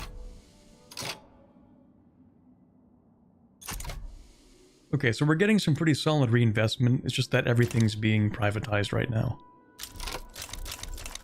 Actually, how much are we building in Qing? We own 5% of the Qing GDP. That's not too bad.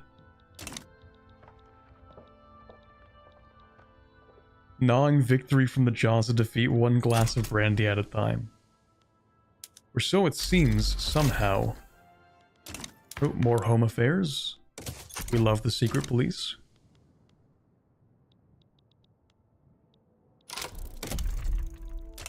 New mandate, but we've already sadly gone through all of them. Let's build more textile mills.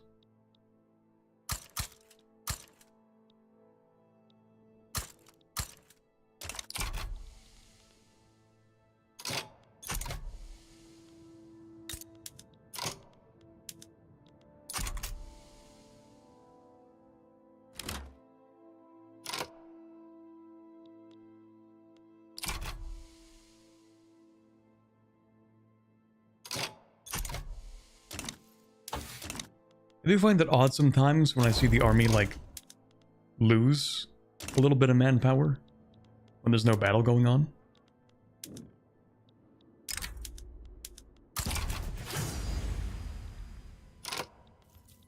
Also, that's just one state, right? Yeah. Oh well. Oh, here we go. We have the Mexican invasion.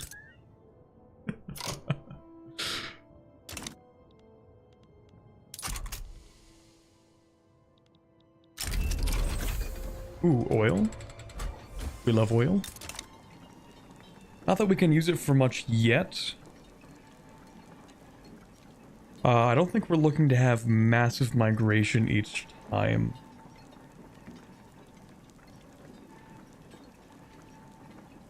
We'll go with the second option for right now, at least.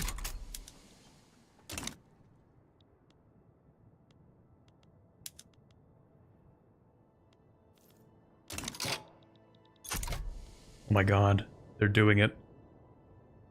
The mad lads, they're actually doing it.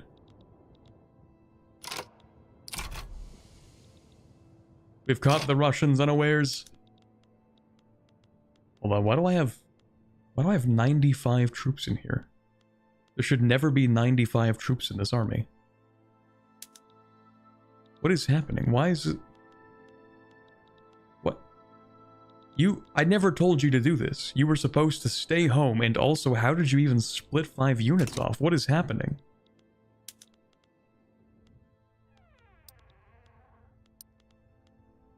You are not supposed to be part of this, actually. Okay, weird. Okay, we're just gonna send in this army. We're just gonna do it as quick as possible. Secondly, we're not gonna upgrade the ships until the end of the war because we don't need to. We can actually have 5 companies because we now have the Panama Company. So we might as well go ahead and grab this. And then the last companies for the Suez Canal, of course. You are invading and the ships are on interception. That should be a quick naval invasion of the Canal. Yeah, what do you think you're doing, man? Stop it. Why? You're not supposed to be doing this. You aren't supposed to be here. Oh, are you from Africa? No, you're not the troops from Africa. Wait, no, you are the troops from Africa. Who's this? This is the weird army. This game, I don't like what it does sometimes.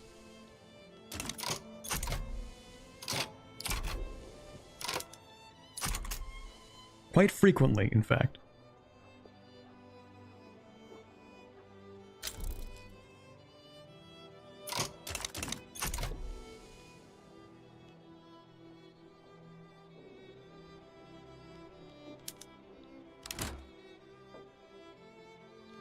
Peace? You want peace with me? No. I've barely gotten started. I still need to take Finland.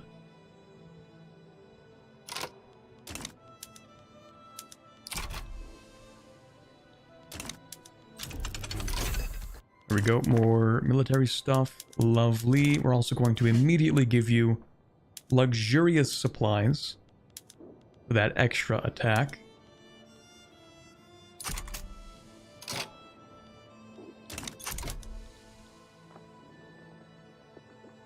Ooh, that's not looking very good.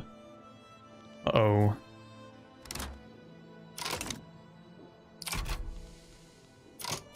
Yeah, I don't like... Look, this army is just like, hey, we should all head over and crowd up this naval invasion.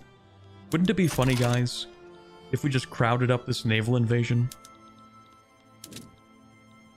And made it absolutely impossible to do anything with?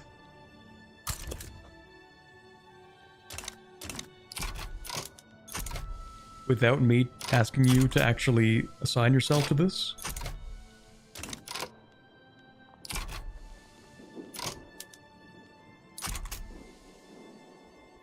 I mean, in theory, we're still going to win. It's just like, why?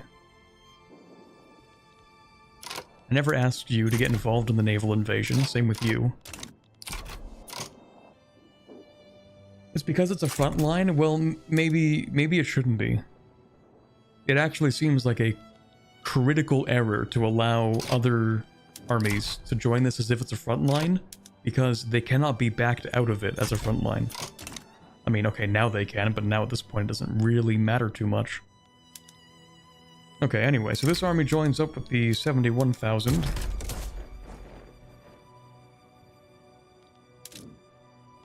It's on that front line. This is actually a garrison. It goes back to Africa. We have taken Finland. They're not willing to accept the peace yet. They're still delusional.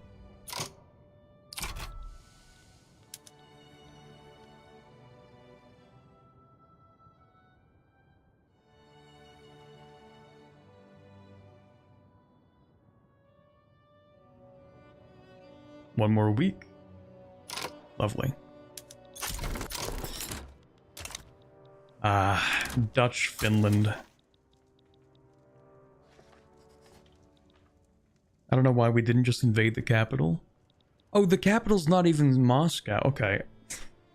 It's because I was thinking the capital was Moscow and not St. Petersburg. It is not. Anyway, Dutch Finland, that is lovely. Peak, even.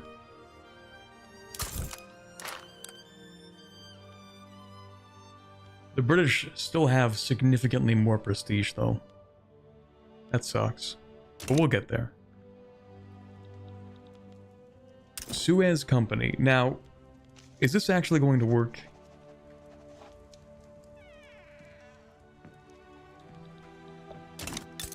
Or do they still own... Wait, can I incorporate that? 21 years? Never mind. Do I actually own the Suez now?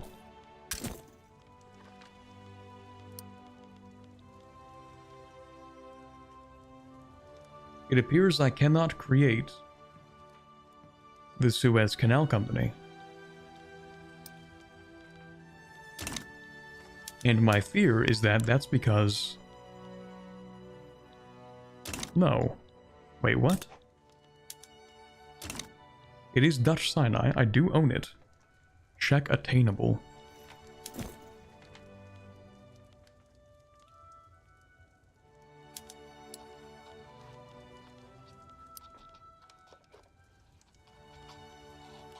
Yeah, I'm just checking them. Attainable companies. We should see the Suez Canal one. Suez Canal Company. Oh. Workforce occupancy needs to be greater or equal to 50%. That makes a lot of sense, actually. So, we need to get people... Oh, it's an isolated state region. Oh, Russia didn't even build a... That's why. Yeah, okay, that makes a lot of sense.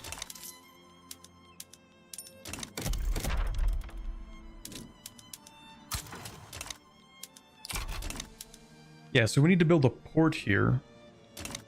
And then that'll move some migration over.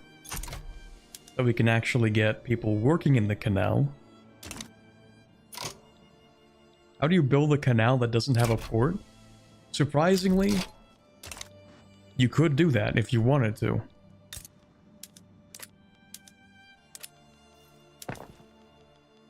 Just create the channel, create the locks, and just don't create a port. It's, mind you, it's not going to be a very good canal without ports, but like, it would exist.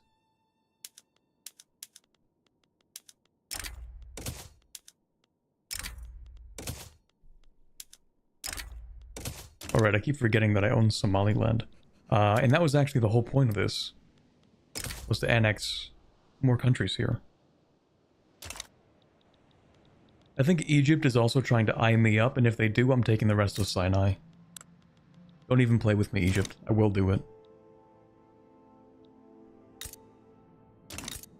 This is actually all part of the same state, so let me go with a different state.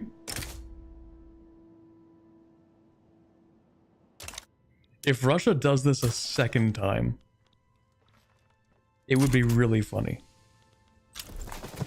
Just keep on chipping away at Russia. One subject at a time. Take Crete too. Oh, I should definitely take Crete.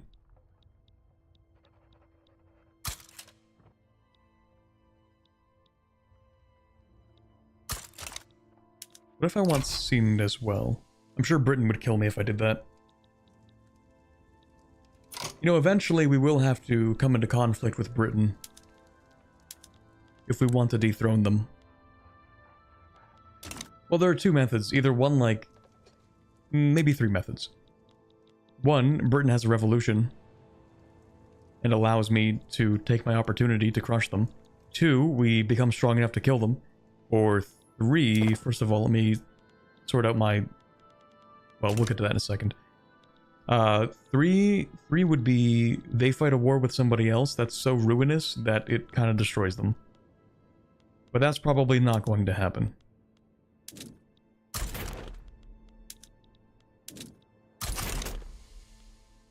Also, shortage of man of wars is not a big deal because we're not going to need those enough.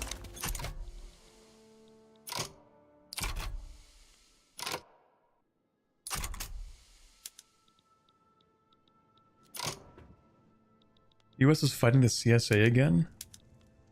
Dude, they keep getting their butts kicked. Every single time, it's hilarious. Actually, would you like to become a subject yet? No. Aw. Maybe someday. Speaking of subjects, is there a country that I can actually...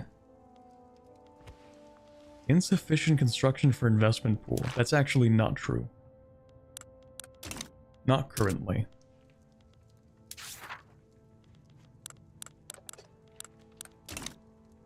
Okay, never mind.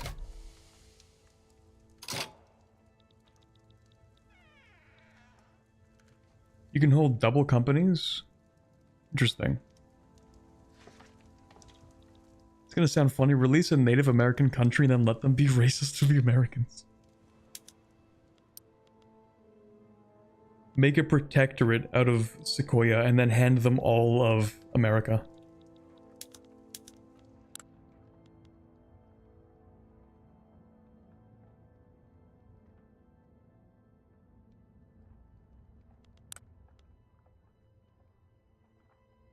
You know, you could actually do that, couldn't you?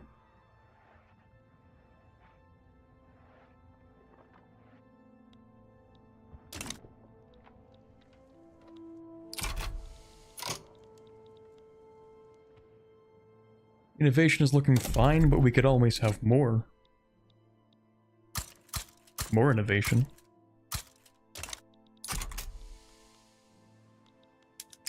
Yeah, right now these guys are just privatizing everything.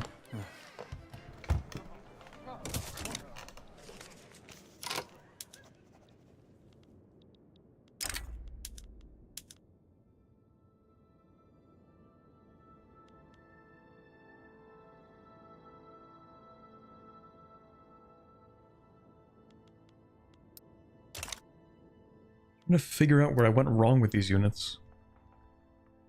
Oh, because they just automatically added the Somali units to them.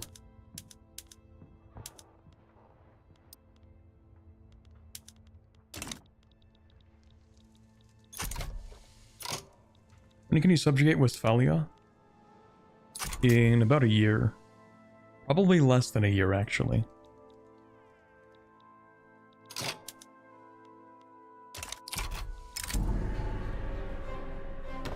Dutch Senegal has refused national supremacy? But why? Also, they have agrarianism. I hate you. Put it back.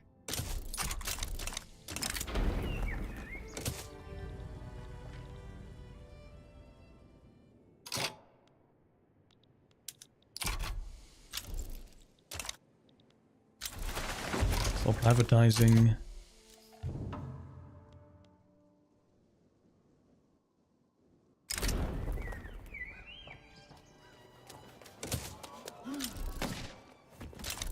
Oh. Big things happening. Oh my god, okay. Transfer New England to the Spanish. Oh god, this is so cursed. It's like transferring Cuba to the US from Spain, but opposite. Regime change in the Confederates. Regime change in Cuba and the Philippines. What can I get out of this? Nothing? Okay, it's none of my business then. As long as they don't ban slavery in the Confederates, we can make this work.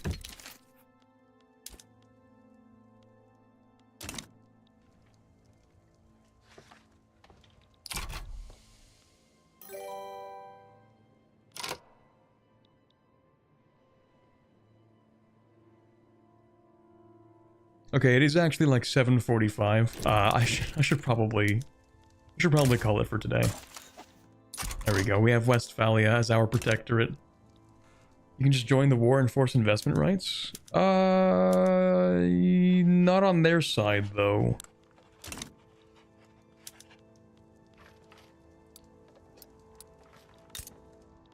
I could declare neutrality and then enforce investment rights, but that's typically kind of expensive for the larger countries. Make your puppets enact slavery.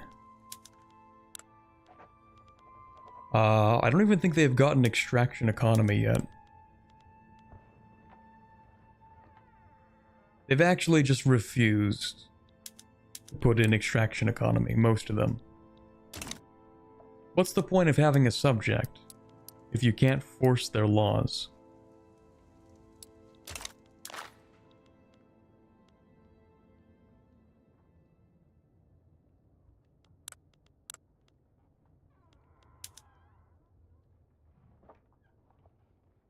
Vietnam already has slavery? Well, they have debt slavery. But yeah, close enough.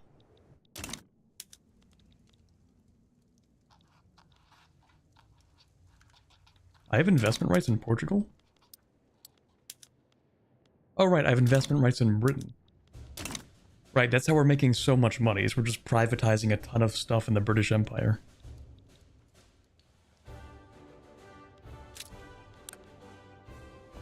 Oh yeah, we have a lot of GDP ownership. I have 2%, no hold on. I have nearly 2% of the British GDP.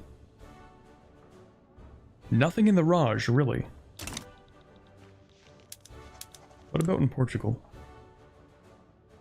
One building in Portugal. I thought I was privatizing a lot more than that.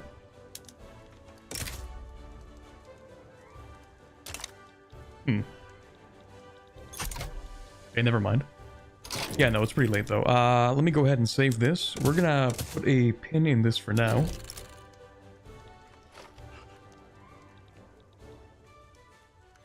Maybe you have Chinese properties? We do actually have about 5% of the Qing GDP, if only it would let me hover over it.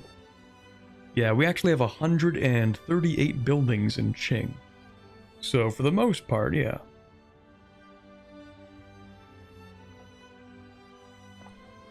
We do own a pretty significant portion.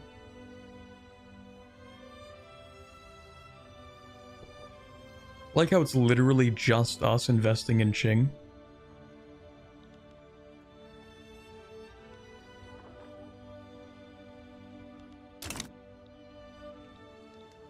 What do I even own in Qing? We own the iron in Qing.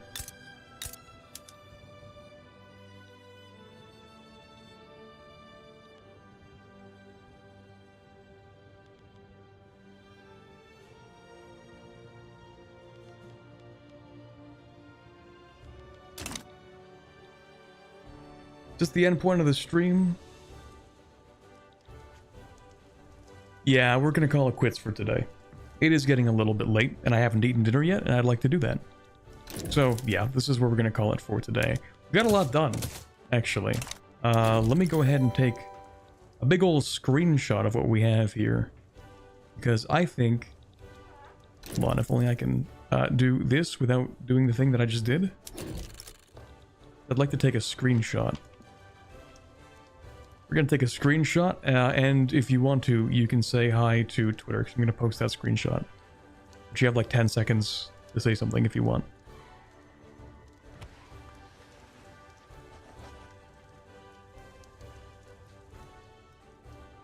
Think about those investments in 100 years. True. True and real.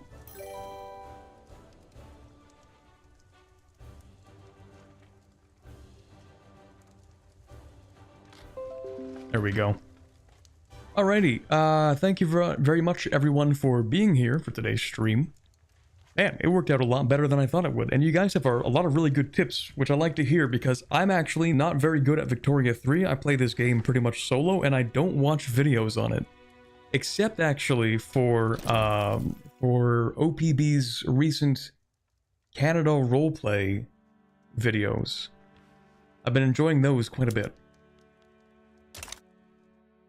But here we go, we're going to do this. And then we're going to wait a second because the game takes forever to close. There we go. Here we are. Right, I don't actually have any music for the outro today. Because I can't be bothered to pull it up. So instead, have a wonderful rest of your evening, everybody. And I will actually not see you this week. Unless on Saturday, because I will be doing a stream at 2 p.m. I will not be doing a stream, sorry, actually. I will be on a different stream, on Adora Bunny's stream, at 2 p.m. on Saturday. And the reason there are no other streams this week is because, one, I have car issues to attend to on Friday, and then after Friday, I actually go up to a friend's cottage for the weekend. Except for, of course, the Saturday 2 p.m. stream appearance. I have to drive back home, do that, and then drive back over to the cottage. But that means pretty much I have to prepare, do more video stuff, because there's a lot of important stuff coming up soon that I need to prepare for. That's what I'm spending this week and next week doing, and maybe even a little bit of the following week. You basically should not expect a lot of videos for a bit. But anyway, goodbye everyone. I say for the 17th time. For real this time, though. Bye, bit.